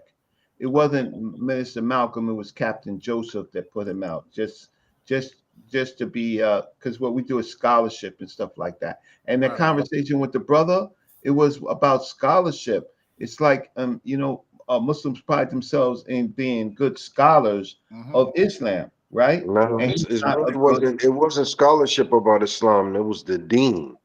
The deen, right? Well, deen of Islam. Thank you, Brother La. All right, I gotta go and put out a fire. All right, peace, Wavy. Peace, everybody. Reggie. All right, let me say this real quick, Uncle Reggie. What's up, brother? What's up, bro? Uncle Reggie, don't let try to confuse the audience. He believed the Egyptians was black. He just gotta He just can't say black. Make him say black tonight, Uncle Reggie. Look, he's not gonna say black, but I'm gonna go over there and see what he got to say, see what my brother Unc got to say. All right. We on our way. But Super Wavy, me and you is cool. I'm always gonna hold my head. But listen, Super Wavy, I have been around with people who were monsters who put everything on Malcolm, right? And I've been around the Nation of Islam who put everything on Elijah Muhammad. From idea to submission. Right, sorry. And so my words have to be careful because I will get a phone call. Y'all won't get a phone call, but 8:30, 9 o'clock in the morning, I'll get a phone call from somebody who I don't want to deal with on this matter, right? And it's just not a comfortable feeling because I've been trained, right? And I know better. But I'll let you say whatever your emotions are. But I'm trying to say that there's fringes in every organization, and those fringes, they are different, intolerant. You might be in another place, right? But don't let them put your picture on their wall, right? Because the Nation of Islam has something similar to a fatwa, right? And though you say that you won't go out like SETI, right? And that may be true. And I think that what it is Super Wavy. If you're in another town, right, and you in one of the most fierce towns of the Nation of Islam, right? They pride themselves on regulating people, right? But they do it nicely first. They give you lots of warnings, and then the youngins that's there, they how can I say? And guess what? Whatever they do, they try not to get caught. They do their homework, they do their homework, they do their homework, they do their homework. Hey, Uncle Reggie. Hey, Uncle Reggie. I follow elders like Dr. Khalid Muhammad, Cornell X. Just know, Uncle Reggie, Malcolm X say, don't get you one of them little bitty nines. Nah, get you a shotgun in your home. It's legal for you to have a shotgun in your home. That's what Malcolm X said. So Uncle Reggie. So I don't know if they stopped making guns I don't know how it is in New York. You know what I'm saying? You niggas, we can't carry guns. I'm letting you know I'm in the wild, wild west. So everybody in this from 15-year-olds, everybody got one, Uncle Reggie. So we ain't trying to. I know, but you're in a state. I'm saying if you left that state, Uncle Reggie, check me out. I'm ready. I'm just know, Uncle Reggie in Texas is different. That's all I'm gonna say. I know, but what I'm saying is I know, New York I is know different. Texas very well. I used to live in Texas, so I know. Yeah, so I'm just saying, see, the white man gave people rights in different states, but in New York, they know the black man in New York. They take away guns daily. Most of the people not most of the people, but a lot of people are in Rikers Island right now, right, on gun charges. And guess what? They all had guns and they all gave up. They all had guns now, but when the police came, they said, please, don't shoot, and dropped it. Otherwise, New York, they don't play. They if you twitch, am I wrong, Law? They'll shoot you, huh? If they think you got a gun, huh? No, the laws for the most part in New York City, in regards to handguns or any kind of firearms, is entirely different than any other state in the union. Just worse than Jersey is worse because you ain't even got a self-defense law. You can't even defend yourself. So I'm like, what but Super Wavy, I like your energy. There was a time in my life I would have liked to try to train you, if you could be trained.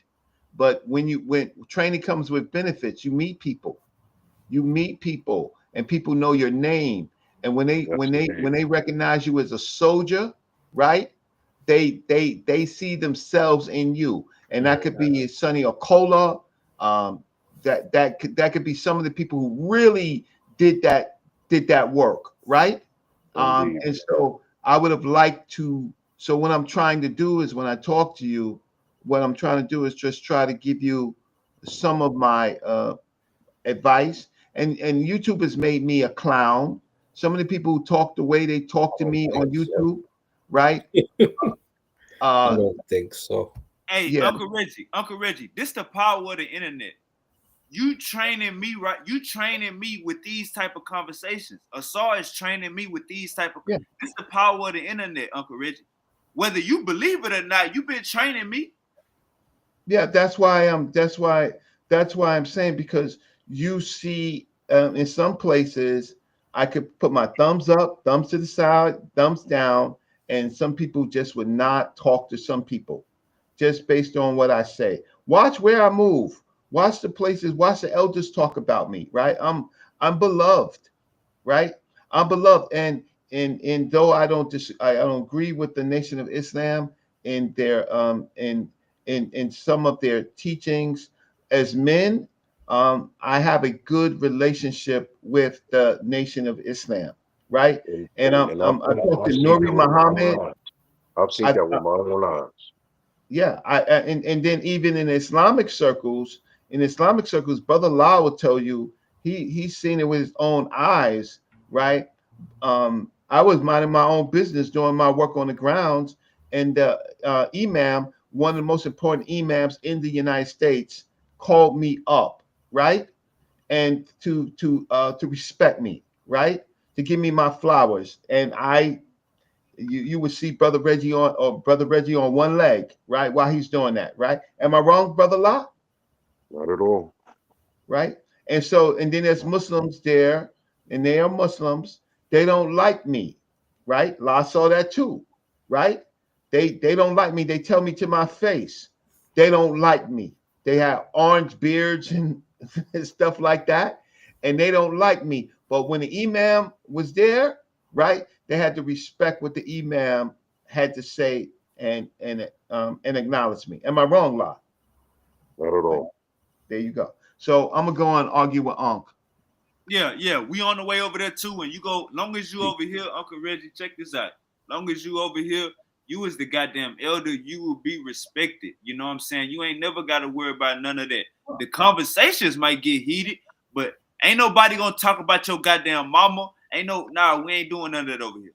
You an Yeah, elder. well, I know that. That's why. See, I see you as a person that I can talk to, and I can extend. And if you came to New York, what you would do is you would call me. You won't have to check in. You would call me, and I would walk you around. Right? I will walk you around, take you to some places, and you'll see with your own eyes. And some of these other people who act like they are who they are, and God knows, right? They're not respected, right? That's YouTube. But in the community, it's different, right? It's different. I But ain't never seen none of them on Linux Terrace. All right, go ahead. no, they come around, but they're not respected in institutions. No. I See, Yeah, I've what I talked to listen, I've been in mosque number 7. I've had an interview with the minister there who passed away, the last big minister of mosque number 7. I was able to speak to Nuri Muhammad, right?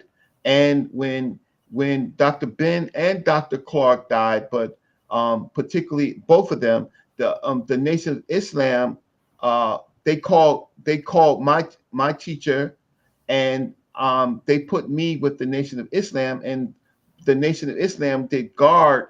They was the iron hand of those two great men funerals. Even Dr. Clark, who they disagree with, I wasn't in charge of them, but they worked with me.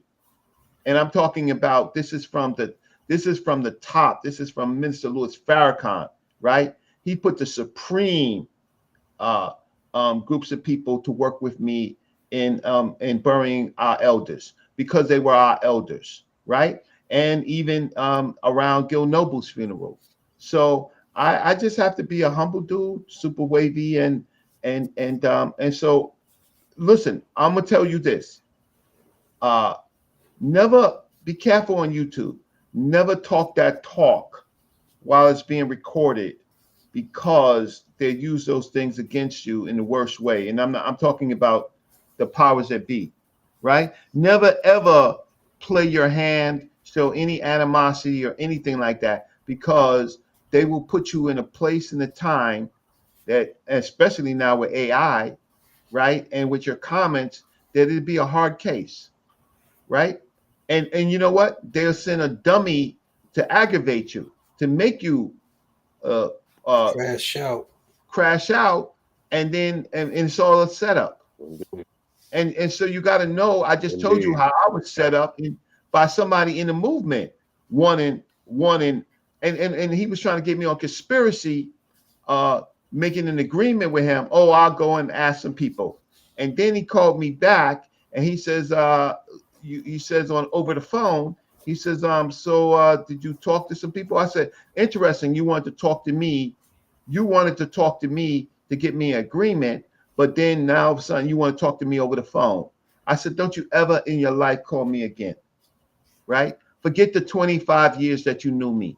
Forget that. You know, I see what you're trying to do. You try to get me into a conspiracy, and then you try to get me into the agreement, right? So I know who you are, and you think I cared about you. I do care about people, but what you try to do is uh, asking me to do something that will harm Black people for your benefit. Anyway, peace. Peace. All right, What's up? we on the way to Community of Skeptics. Uncle La, appreciate you. Uncle Lasar Hotel, man, you already know, man. It be lights, fire, and action. Friday night lights. In the top, son. Peace.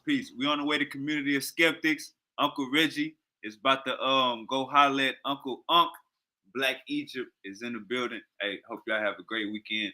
We will be back live tomorrow. This was show number 3 of Malcolm X. We on the Malcolm X